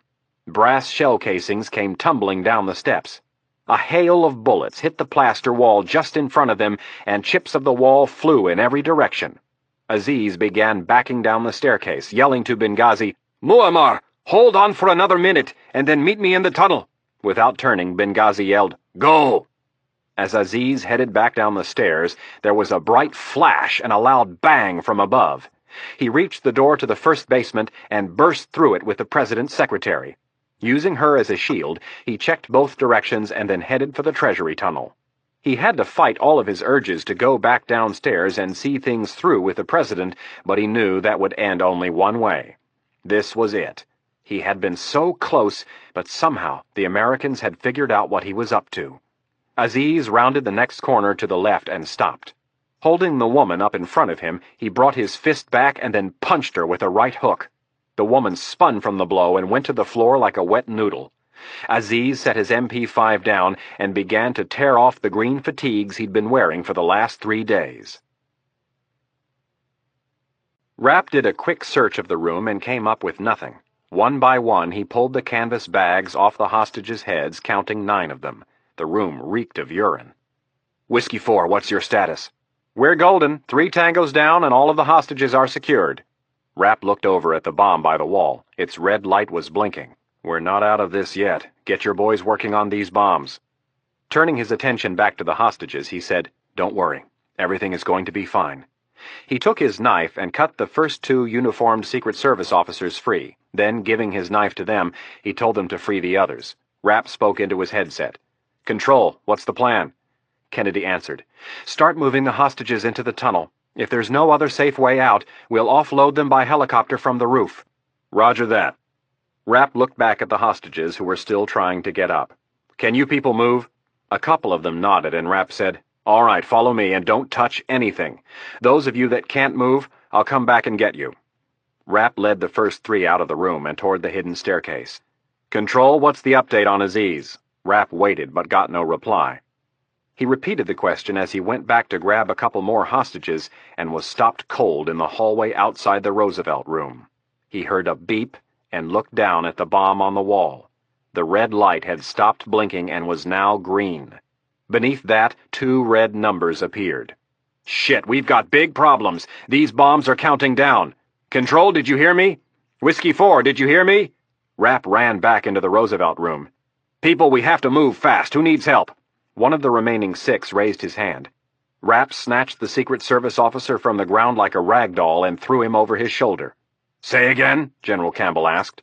"These bombs are counting down. Something went wrong. Get the Alpha team back up to the roof." Rapp headed out of the room. "Let's go! Everyone follow me!" As Rapp raced across the hall and into the president's dining room, he yelled, "Harry, move everybody into the tunnel fast. It's our only chance." Rapp cut through the short hallway and started down the steep stairs. When he reached the bottom, he handed the wounded Secret Service officer off to several other hostages and told Anna and Milt to head down into the tunnel and keep people moving. Rapp then ran into Horsepower, where he saw the first of the hostages coming his way. Rapp screamed, "Come on, people! Move! Hurry up!" The line slowed for a second, and Rapp backed up to the door and screamed, "Get your asses moving! This whole building is wired to blow!" The line instantly surged forward. Rapp checked his watch. He had no idea how much time they had left, but it couldn't be much. Harris and the other 3 SEALs finally appeared. Reavers was carrying a hostage in each arm. Clark, Rostein, and Harris appeared within seconds, each of them helping a hostage. "Is anyone else left?" "No." Harris passed Rapp and said, "Get your ass in the tunnel." Rapp didn't need to be told. He was right on Harris's heels and slamming the heavy steel door closed behind him. Rapp yelled over his headset, "Milt, make sure the door on the other end is closed." Aziz peeked around the corner to see if Benghazi was coming. The gunfire had stopped, and he took it as a bad sign. The Americans would have silenced weapons, and if he could not hear shots, that meant Raghib and Benghazi had been overpowered. The Americans would be arriving shortly. Looking at his pager, he smiled. The Americans were in for a big surprise. The pager had gone into countdown mode. The system was foolproof. He had designed and tested it himself. With the laptop jammed, the pagers didn't receive their codes. Now they were in countdown mode, and in 16 seconds they would start to blow. The green fatigues were off. Underneath them, Aziz had been wearing black coveralls similar to those worn by the FBI's hostage rescue team. The black assault vest he wore over it had FBI printed in yellow across the back. The plan was a long shot, but in the confusion created by the bombs going off, it just might work. The Secret Service MP5 submachine gun, the black gas mask he would put on once the explosions occurred, the coveralls, they would all help him blend in. Aziz looked around the corner again, expecting to see members of the hostage rescue team working their way down the hall. There was no one. It was completely silent. He checked the pager one last time and pulled his gas mask down. The first explosion was a rumble in the distance. It was followed by a quick succession of explosions, each one getting a little louder. The building began to shake. Dust and plaster started to fall from the ceiling. The lights fluttered several times and then failed completely. All of a sudden, a huge blast came from the left where the entrance to the Treasury tunnel was located. The concussion knocked Aziz to the floor where he landed on the president's unconscious secretary. Aziz pushed himself up, spitting the dust from his mouth and shaking it from his hair. His hearing had been rendered useless from the explosion. Commanding himself to get up, he stood and found the small flashlight in his assault vest. Aziz turned it on and tried to regain his sense of direction. The air was thick with dust and smoke, preventing him from seeing more than 5 feet in any direction. He was pretty sure the tunnel was to his left. Grabbing the woman, he threw her over his shoulder, picked up his gun, and felt his way along the wall for the tunnel. At the next corner he went right, and several steps later he stumbled over chunks of concrete that had been knocked loose from the blast. In front of him was a mound. He started to climb into the tunnel. For a moment, he was fearful the entire structure might have collapsed, but then the rubble began to dissipate. Breathing through the gas mask was difficult. It didn't give him oxygen. It just helped filter the dust and smoke from the air. Carrying the woman was proving to be more tiring than he had anticipated. He stopped for a moment to gather himself. The dust started to settle, and his breathing became slightly easier. The visibility grew better with each passing step, and it motivated him to pick up the pace. All of a sudden, he was out of the tunnel. He was immediately met by several figures wearing dark coveralls like his. Aziz did not want to have to use the weapon unless he had to. They were trying to talk to him as he continued forward, but they were not pointing their weapons at him. When Aziz was within several feet, he yelled through his gas mask, "Ambulance! I have to get her to an ambulance!" One of the men grabbed him by the arm and started to jog with him up the ramp. As they stepped out from under the covered part of the Treasury garage, they were hit with the rain. The man kept trying to talk to Aziz. Finally, Aziz yelled, "I'm deaf from the explosions! I can't hear a thing!" When they reached the top of the ramp, a stream of fire trucks raced past them and onto the south grounds of the White House. Aziz turned to the left and started jogging. Dead ahead on the other side of 15th Street was where Salim was supposed to be. Emergency vehicles were lined up, their lights flashing in the pouring rain. Every second counted. Aziz pressed on. He desperately wanted to take the gas mask off, but it was too big a risk to show his face. When they reached the intersection of 15th Street and Hamilton, just a half a block away from the White House, another explosion occurred. The circular lid on the concrete trash receptacle across the street shot up in the air almost 50 feet and then came spinning back to earth. It landed with a thud in the middle of the intersection and lay smoldering in the rain. The few people that were out in the deluge were now running for cover. Aziz continued through the rain. The man that had been with him stayed behind, fearing more explosions, which, Aziz assumed, if Salim had done his job, were occurring all around the area. Aziz made it across the street and ran down the sidewalk. He couldn't take the mask any longer. It was too hard to breathe and it was fogging up. He yanked the mask up onto his forehead and took his first real breath of air in minutes. It felt incredible in his burning lungs. Aziz pressed on, looking in the windows of the ambulances for a white head of hair. As he neared the end of the row of vehicles, he began to worry that Salim had abandoned him, but there, in the last ambulance, he spotted him. Aziz ran around the back and pulled open the doors. He quickly climbed in and dropped the woman on the gurney. Before the door was shut, he yelled, "Get this the hell out of here!" Salim threw the vehicle into reverse and hit the emergency lights on the roof. He spun the wheel and yanked it into drive, stepping on the gas. The wheels spun for a moment on the rain-soaked street and then caught. Salim hit the siren as the ambulance raced forward. The police at the next intersection hustled to move the barricades just in time for the ambulance to pass through. Vice President Baxter had just finished bawling out Dallas King. Less than 30 minutes earlier, Baxter had been blindsided by the information that President Hayes was no longer out of the loop and that he himself was no longer in charge. After being humiliated like never before in his life, Baxter had gotten off the phone and started screaming at Dallas King. The vice president went into a tirade, blaming his chief of staff for the entire mess, belaboring the point that he should never have listened to a word of King's advice. King had taken the verbal beating without a fight. Secretly, he was relieved. Baxter not becoming president wouldn't end his career, but Abu Hassan making it out of the White House and telling his story to the FBI or media would. With Hayes back in charge, the odds were a raid would be ordered. King let his boss vent until there was nothing left and then turned the tables. Methodically, he made his case, pointing out that they had saved the lives of 25 people and had sacrificed what? Some money that wasn't even theirs and some sanctions that weren't even working. King stressed to Baxter that there was no way they could have played it any better. And then, in an attempt to help bolster his boss's ego, King proclaimed that history would judge his 3 days as president as some of the most difficult ever served by the nation's chief executive. That history would remember him as someone who put the lives of Americans above money and a failed foreign policy. Remember, it ain't over till it's over. King was building strength in his position. With each passing minute, he could see that he was getting to Baxter. King paced back and forth in front of the desk and then suddenly stopped.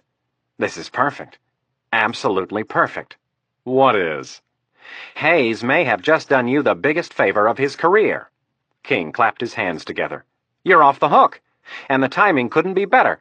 So far, you've only had to deal with the little demands. Tomorrow, Aziz is going to ask for something big, and you are not going to have to be the one to say yes or no. King was grinning ear to ear. They are going to have to storm the White House, and Hayes is going to have to give the order. The vice president began to see the bright side. There just might be a way out of this. The door to the study suddenly burst open, and one of the vice president's staffers rushed in, yelling, "Turn on the TV! The White House is on fire!"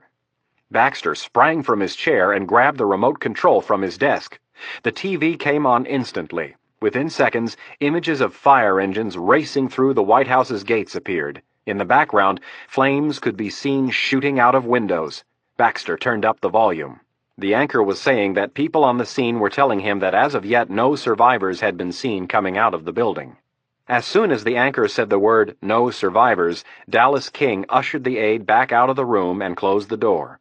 The two of them stood for several minutes watching the live coverage. There were flames everywhere. Firemen were manning hoses from the ground and from the top of hook and ladder trucks. King turned to his boss, unable to hide the smile on his face. No one is going to make it out of there alive. All Baxter could do was shake his head. King stared at the TV for a while longer and then said, "We need to let the media know that you are not responsible for this disaster." King pointed to the screen. "Hayes is responsible for this mess, and we have to make sure everyone knows that." King felt as if he were floating on air. He was going to get away with it. Baxter looked at his chief of staff and said, "Dallas, this is a tragedy." "Life is a tragedy, Sherman. 30,000 people a year die in car accidents, another 100,000 from cigarettes." King pointed to his boss. "Now that's a real tragedy. This is not good, don't get me wrong. Some people might consider it a tragedy, but it's my job to make sure they don't think you caused it." King picked up the phone on the boss's desk and punched in a phone number. When he got the person's voicemail, he pressed 0 and got the operator on the line. "I need to speak to Sheila Dunn immediately. Tell her Dallas King, the vice president's chief of staff, is on the line." King was put on hold. Standing next to his boss, he watched the White House burn on the TV. In the back of his mind, he was chanting, "Burn, baby, burn." Chapter 54. President Hayes stood in front of the White House bathed in the early morning sunlight. Reporters shouted questions from beyond the fence line and he ignored them. The important thing was that the nation see he was alive and well. He would make a formal speech in the evening and explain the tragic events of the last 4 days. Special Agent Jack Warch stood at his side along with a half-dozen other Secret Service agents, all of them wearing sunglasses. President Hayes held his hand over his eyes and gazed up at the proud old building, amazed she was still standing. FBI agents were sifting through the carnage, collecting evidence. Virtually all of the windows were blown out, and there were holes punched in the stone exterior where the bombs had exploded. Fortunately, the fire had not burned uncontrolled. Between the heavy downpour and the firefighters, the blaze had been kept in check and was prevented from engulfing the structure. Priceless national treasures had been damaged beyond repair and lost forever, but the important thing was that the hostages were alive. Jack Warch reached out and tapped the president on the arm. President Hayes looked down at his watch and nodded. The troop then moved out across the lawn for the northwest gate. The president looked to Warch and said, "I bet your wife and kids were happy to see you this morning." Warch smiled. "Yep, lots of hugs and kisses." Hayes grinned and slapped Warch on the back as they crossed Pennsylvania Avenue. Several large limousines were parked in the street. One of them, Hayes recognized, belonged to the vice president. The entourage walked up the steps of Blair House, where a U.S. Marine opened the door for the president and saluted. Hayes returned the salute and entered the foyer of his new home. Several reporters from the White House press pool were inside with their notepads ready. The president paused to take a look around and pronounced, "If it was good enough for Harry Truman, it's good enough for me." The reporters laughed and wrote down the quote. The president's chief of staff appeared from the parlor and said, "Everybody's here, Mr. President." Hayes tugged on his white shirt sleeves and entered the room with Warch and Jones. All of the attendees stood, some more enthusiastically than others. The president had called the meeting several hours earlier and had put together the list carefully. Stansfield, Kennedy, Flood, and Campbell were all seated on one of the room's two large couches. Sitting across from them was Vice President Baxter and Dallas King. Despite the extra room on the couch, Anna Reilly and Milt Adams had chosen to stand. The president walked to the front of the room and looked at the only two people he didn't know. "I'm looking forward to meeting both of you, but we have some business to take care of first." Hayes looked around the room for a second, and then to Director Stansfield. "We're missing someone." "He'll be along shortly, Mr. President." Hayes nodded and brought his hands together in a tight grip. "All right, let's get down to business. First things first." Hayes's gaze fell on Dallas King. "We are going to set the record straight, and we're going to make things right. Dallas, I've been told you made quite an ass out of yourself over the last several days." Hayes paused. "Anything you would like to say in your defense?" King shifted uncomfortably on the couch and was rapidly trying to think of a defense when the parlor doors opened and in stepped Mitch Rapp. Rapp walked across the room to where Reilly and Adams were standing. "I'm sorry I'm late, Mr. President." "That's quite all right, Mr. Cruz. We were just getting ready to hear Dallas King explain his behavior over the last several days." King was sweating bullets. The president extended his hand, and Valerie Jones deposited a copy of the Washington Post in it. Hayes held it up for everyone to see. The headlines read, "President Hayes orders failed raid." Hayes handed the copy back to Jones and said, "The Post rushed to press with this story last night and wound up with a lot of egg on their face this morning. I won't even get into the specifics of the article, other than to say that almost all of it is false." Hayes watched King for a moment.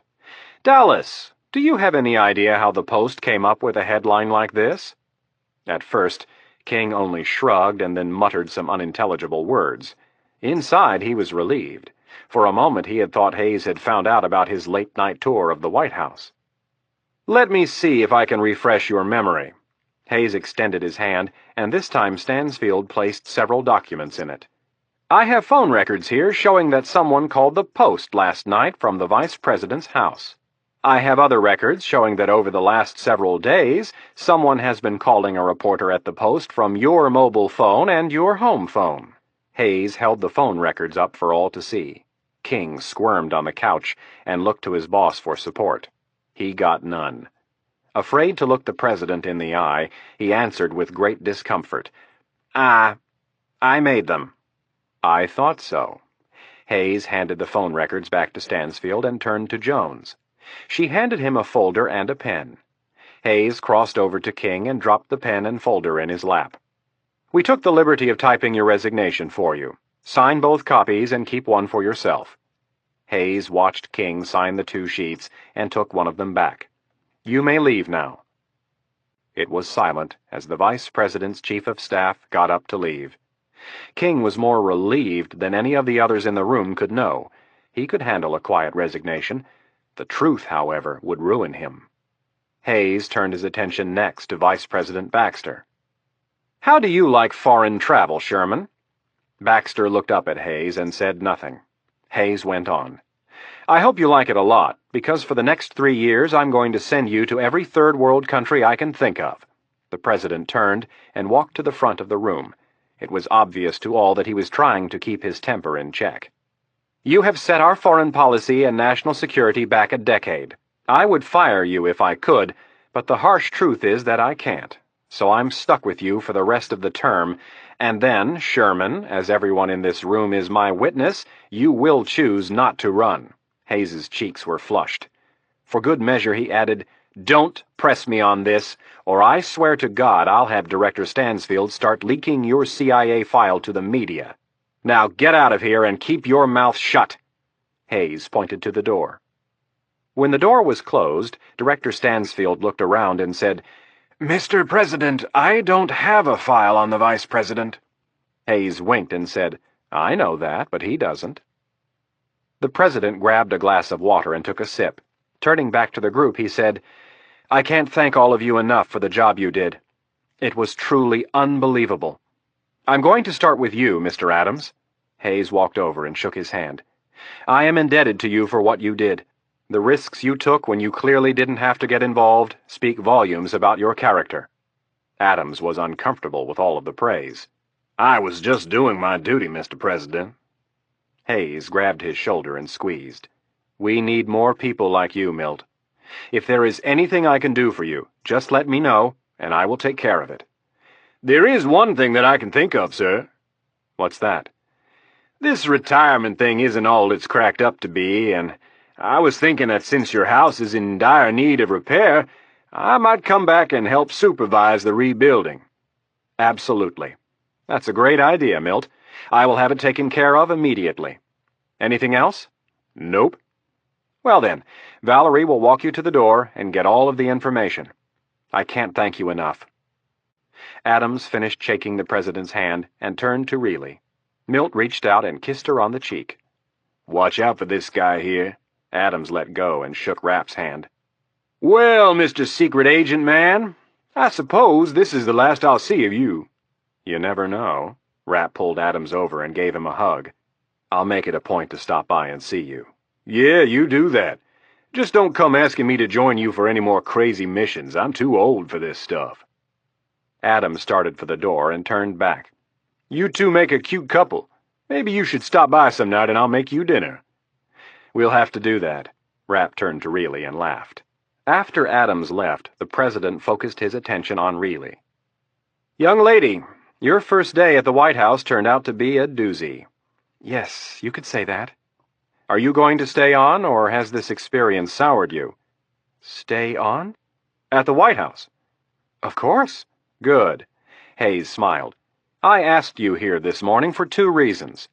The first was to thank you for all of your help. I've been told you played a crucial role in helping Mr. Cruz here pull this thing off." "A very small one." Reilly blushed. "Well, thank you.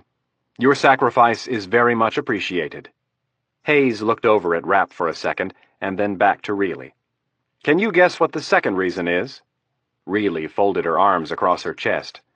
"You wanted to talk to me about how much of my story I plan on telling." She intentionally chose the word "my." "Precisely." Hayes backed up a bit. "How many reporters do you think have witnessed an exchange between the President and the Vice President like the one you just witnessed here this morning?" "Probably none." "That's right." Hayes gestured to the 4 people sitting on the couch. "These 4 fine individuals think I should pressure you into signing a bunch of documents that will bind you legally from publishing anything we think a threat to certain security interests. But I have assured them that there is a better way to handle this." Hayes paused to give Reilly a moment to reflect on the first option. Walking back to the front of the room, he continued, "The other way, the better way, is for you and I to make a deal." Hayes raised his eyebrows. "In exchange for your voluntary cooperation in regard to keeping certain aspects of the most recent events secret, I will give you a head start on certain events of importance. Really could hardly believe she was even in this meeting, let alone receiving such an offer from the president. She told herself to play it cool and asked, "What types of things will you want to censor from my story?" Hayes looked to the four on the couch. Kennedy spoke first. "If you leave out Mr. Cruz and any direct involvement by the CIA, we're fine. Am I all right if I say you were involved in intelligence gathering and planning? As long as you stay vague, we won't have a problem." Really raised a skeptical eyebrow. "Define vague." Hayes stepped forward and waved his hands in the air. "Hold on, I have a better idea. Ms. Reilly, how would you like to get the scoop on a huge part of this story?" Hayes looked her in the eye. "At noon, FBI Director Roach is going to hold a press conference, and the cat will be out of the bag. I can give you that story right now, and you can head out to NBC and break it to the world. You will scoop everybody." Really was interested, very interested. This could turn out to be a nice arrangement. She nodded and said, "I'll play ball." "Good. Here's the deal. The FBI has searched the White House, and they can't find one of the terrorists. We have reports that last night after the explosion, someone from the FBI carried a wounded woman out of the Treasury tunnel. That woman turned out to be my secretary. She was found in a ditch in rural Maryland at 6 this morning, barely conscious. She was last seen with Aziz right before the explosions took place outside of my bunker." The president paused, giving Reilly a second to pull it together. "Oh, and one other thing. There were no FBI agents in the building when the bombs went off." Reilly's eyes got big. "So, you're saying Aziz escaped?" "It looks that way." Reilly looked to Rapp, who reluctantly nodded. After shaking her head, she said, "Wow." Hayes walked over and placed his hand on her shoulder. "I'm serious about our arrangement." The president turned her toward the door and started walking with her. "You've earned this, Anna. Thank you for everything you've done." Really didn't know what to say. She didn't feel as if she had done all that much. "Thank you, sir." "No, thank you." Smiling, Hayes squeezed both of her shoulders. "I almost forgot. I have one other thing for you. Director Tracy of the Secret Service is expecting a call from you.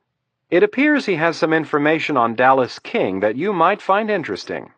Now, if you'll excuse us, we need to discuss certain things involving Mr. Aziz. Stop by next week, and we'll talk more." Hayes turned Reilly out the door and opened it for her. Rapp sat watching the exchange, and as Reilly left the room, he felt a sinking feeling in his stomach. He wanted to talk to her. With a frown, Rapp looked back across the room. President Hayes came walking back toward the fireplace, saying, "I don't care who we have to bribe, who we have to threaten. I want Aziz's head on a silver platter. I want him taken out, and I want us to seriously explore our options for dealing with Saddam Hussein." Hayes turned to Rapp. "I can't thank you enough. This country can't thank you enough." The president shook his head. "It's a shame they'll never know the contributions and sacrifices you've made." Rapp grinned. "That's all right, sir. I didn't exactly get into this line of work for accolades and recognition." "I know you didn't, but I just wish there was a better way to repay you and properly show our gratitude." "Just let me be the one to punch Aziz's ticket, and that'll be payment enough." "I plan on it. Which brings me to my next point."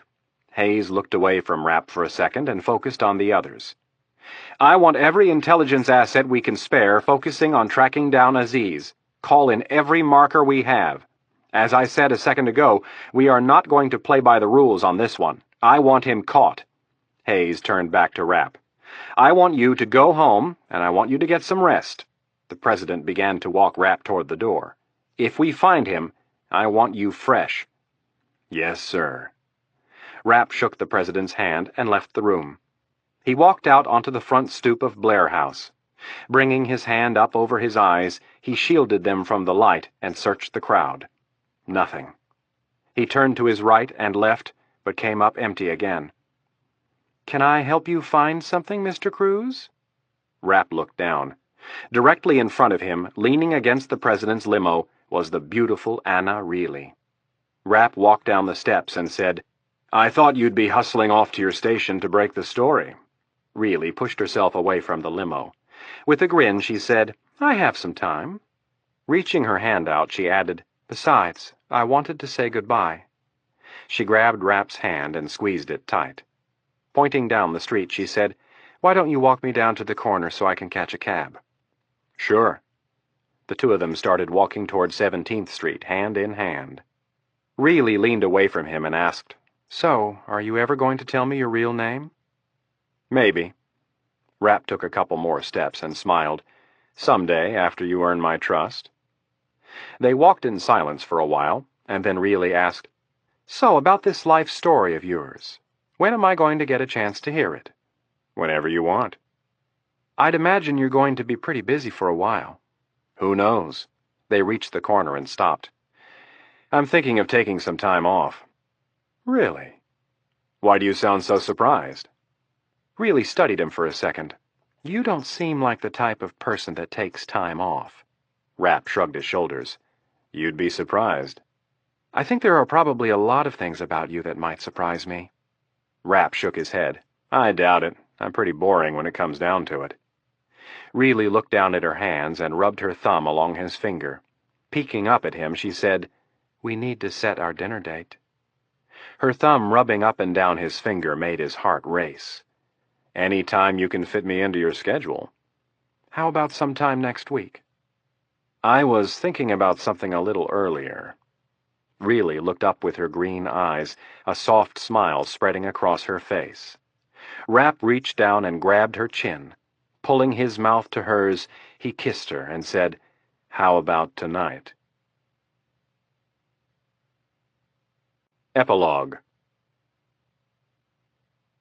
The old man shuffled down the busy street. It was almost midnight, and the crowds were thinning. He picked his way through the people, his posture hunched, his eyes scanning their faces. He wore a pair of dirty, cracked tennis shoes, and his jeans were several inches too short. Matted clumps of dirty gray and black hair adorned his head, and a film of dirt covered every inch of exposed skin. In some cities he might have stood out, but not in Sao Paulo, Brazil. With over 20 million people, 5 million of whom lived in utter poverty, he was just another lost soul. He stepped past a fellow homeless person who had curled up in a storefront doorway for the night. He was in Bom Retiro, the ethnic enclave of the massive city that was home to almost 1 million Palestinian, Lebanese, Iranian, and Arab immigrants. His arrival in this city, of all the cities in the world, was a feat in and of itself. It had been prompted by one small piece of information. Muttering in semi-conscious delirium, Farah Harut had unwittingly given them their clue. Within minutes, a massive electronic gathering operation by the National Security Agency was underway. A KH-12 keyhole satellite was moved into geosynchronous orbit over the city of Sao Paulo and began recording phone conversations from the Bom Retiro neighborhood. The NSA's supercomputers at Fort Meade, Maryland, sifted through the thousands of calls and kicked out the ones that matched pre-assigned profiles for content, tone, and voice signature. It had taken 3 weeks and a day, but the analysts finally found what they were looking for. The old man continued weaving his way through the crowd, his dirty canvas bag draped over his shoulder. He marked the faces of the people he had seen on his previous visits. He looked at their eyes and checked their waists for the telltale bulge of a weapon. That was how he had found this street the night before last. It started with one man standing in a doorway smoking a cigarette. He had shifted his weight from one foot to the other, and when his unzipped leather jacket opened, it revealed the black steel of a pistol. Rafiq Aziz was near. Rapp could feel it. When he passed the man standing guard in the doorway, he kept his head down and looked the man over closely. A few steps later, Rapp stopped and bent over to pick up a bottle cap he had dropped on a previous pass. When he stood, he looked through the small crack at the bottom of the window shade and spied 2 men sitting on a couch watching TV. 20 minutes earlier, Rapp had watched a sedan pull up in front of the row house and deposit a prostitute. Rapp continued down the street and turned into the alley. He pulled the top off a garbage can and pretended to go through it. 50 feet away in the darkness of the alley, the hot red tip of a cigarette glowed. Rapp had been adamant about one thing. He would go in alone. No contact with the Brazilian authorities, no electronic surveillance vans, and no hit squads. Nothing to spook Aziz into running. Commander Harris and 12 of his SEALs were on station, waiting in 2 sedans a mile to the east and 2 more to the west. Rapp had convinced his bosses and the president to give him a week. It had taken just 3 days for his trained eyes to discover what all the expensive surveillance equipment in the CIA's arsenal would have missed: the simple bulge on a man's hip. With each passing garbage can, the alley grew darker and the rats more plentiful. Rapp threw a bottle in his canvas bag and looked up at the second story of the house. The shade glowed a soft yellow as a candle flickered behind it. A figure briefly moved in front of the shade. Rapp licked away the dryness on his lips and felt his heart quicken as he neared the back door.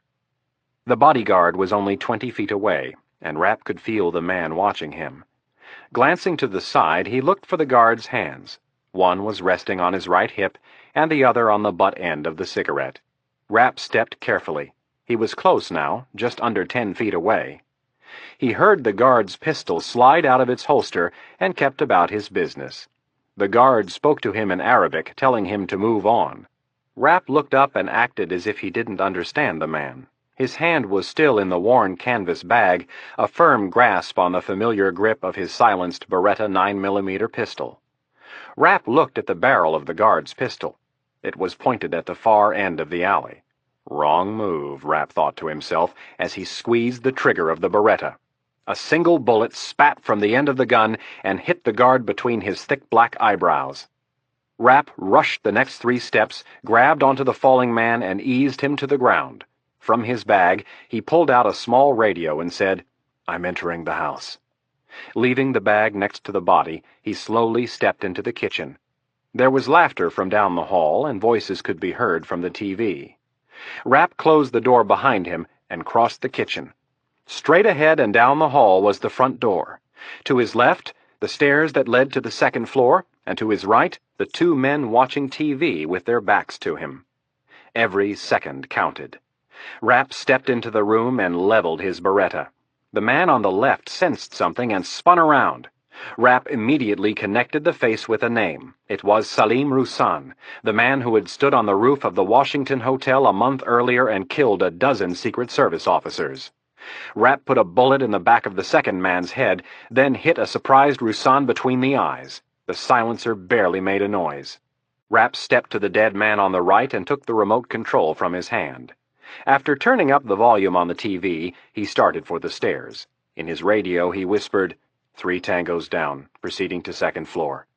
He checked the stairs quickly and then started up them 2 at a time. Stopping just short of the top, he listened. From the door straight ahead and to the left came the passionate purrs of a young woman moaning. Rapp took a deep breath. It had come down to this. He grabbed the doorknob with his right hand and pushed. Rapp rushed the room, his gun sweeping from left to right. To the right was motion, 2 bodies intertwined, lying flat. An arm extended above both heads, reaching for something.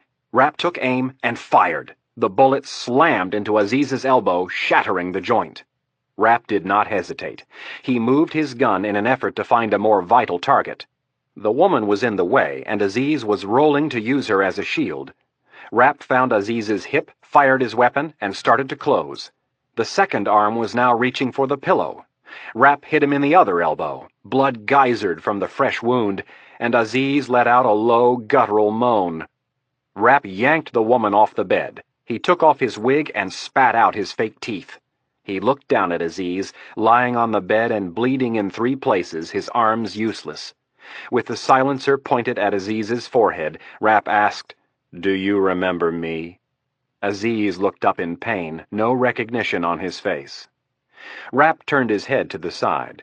"You cut me in Paris, remember?" Aziz's face froze as he searched his memory. After a moment, a thin smile creased his lips. Rapp backed up a step. With great satisfaction, he squeezed the trigger 1 more time, closing a very bad chapter in his life. 4 tangos down. I'm on my way out, Rapp muttered into his radio. He herded the prostitute down the hall and to the first floor. At the back door, he told her to get lost and watched her stumble into the darkness. Rapp reached into his bag and grabbed a block of C4 plastique, setting the timer for 20 seconds. He threw it into the kitchen and closed the door. Rapp walked casually to the end of the alley where a four-door Mercedes sedan skidded to a halt. The back door flew open and Rapp got in next to Commander Harris. As the driver hit the gas, there was a loud explosion and the dark alley erupted into a fiery ball. That was Transfer of Power by Vince Flynn, read by Nick Sullivan.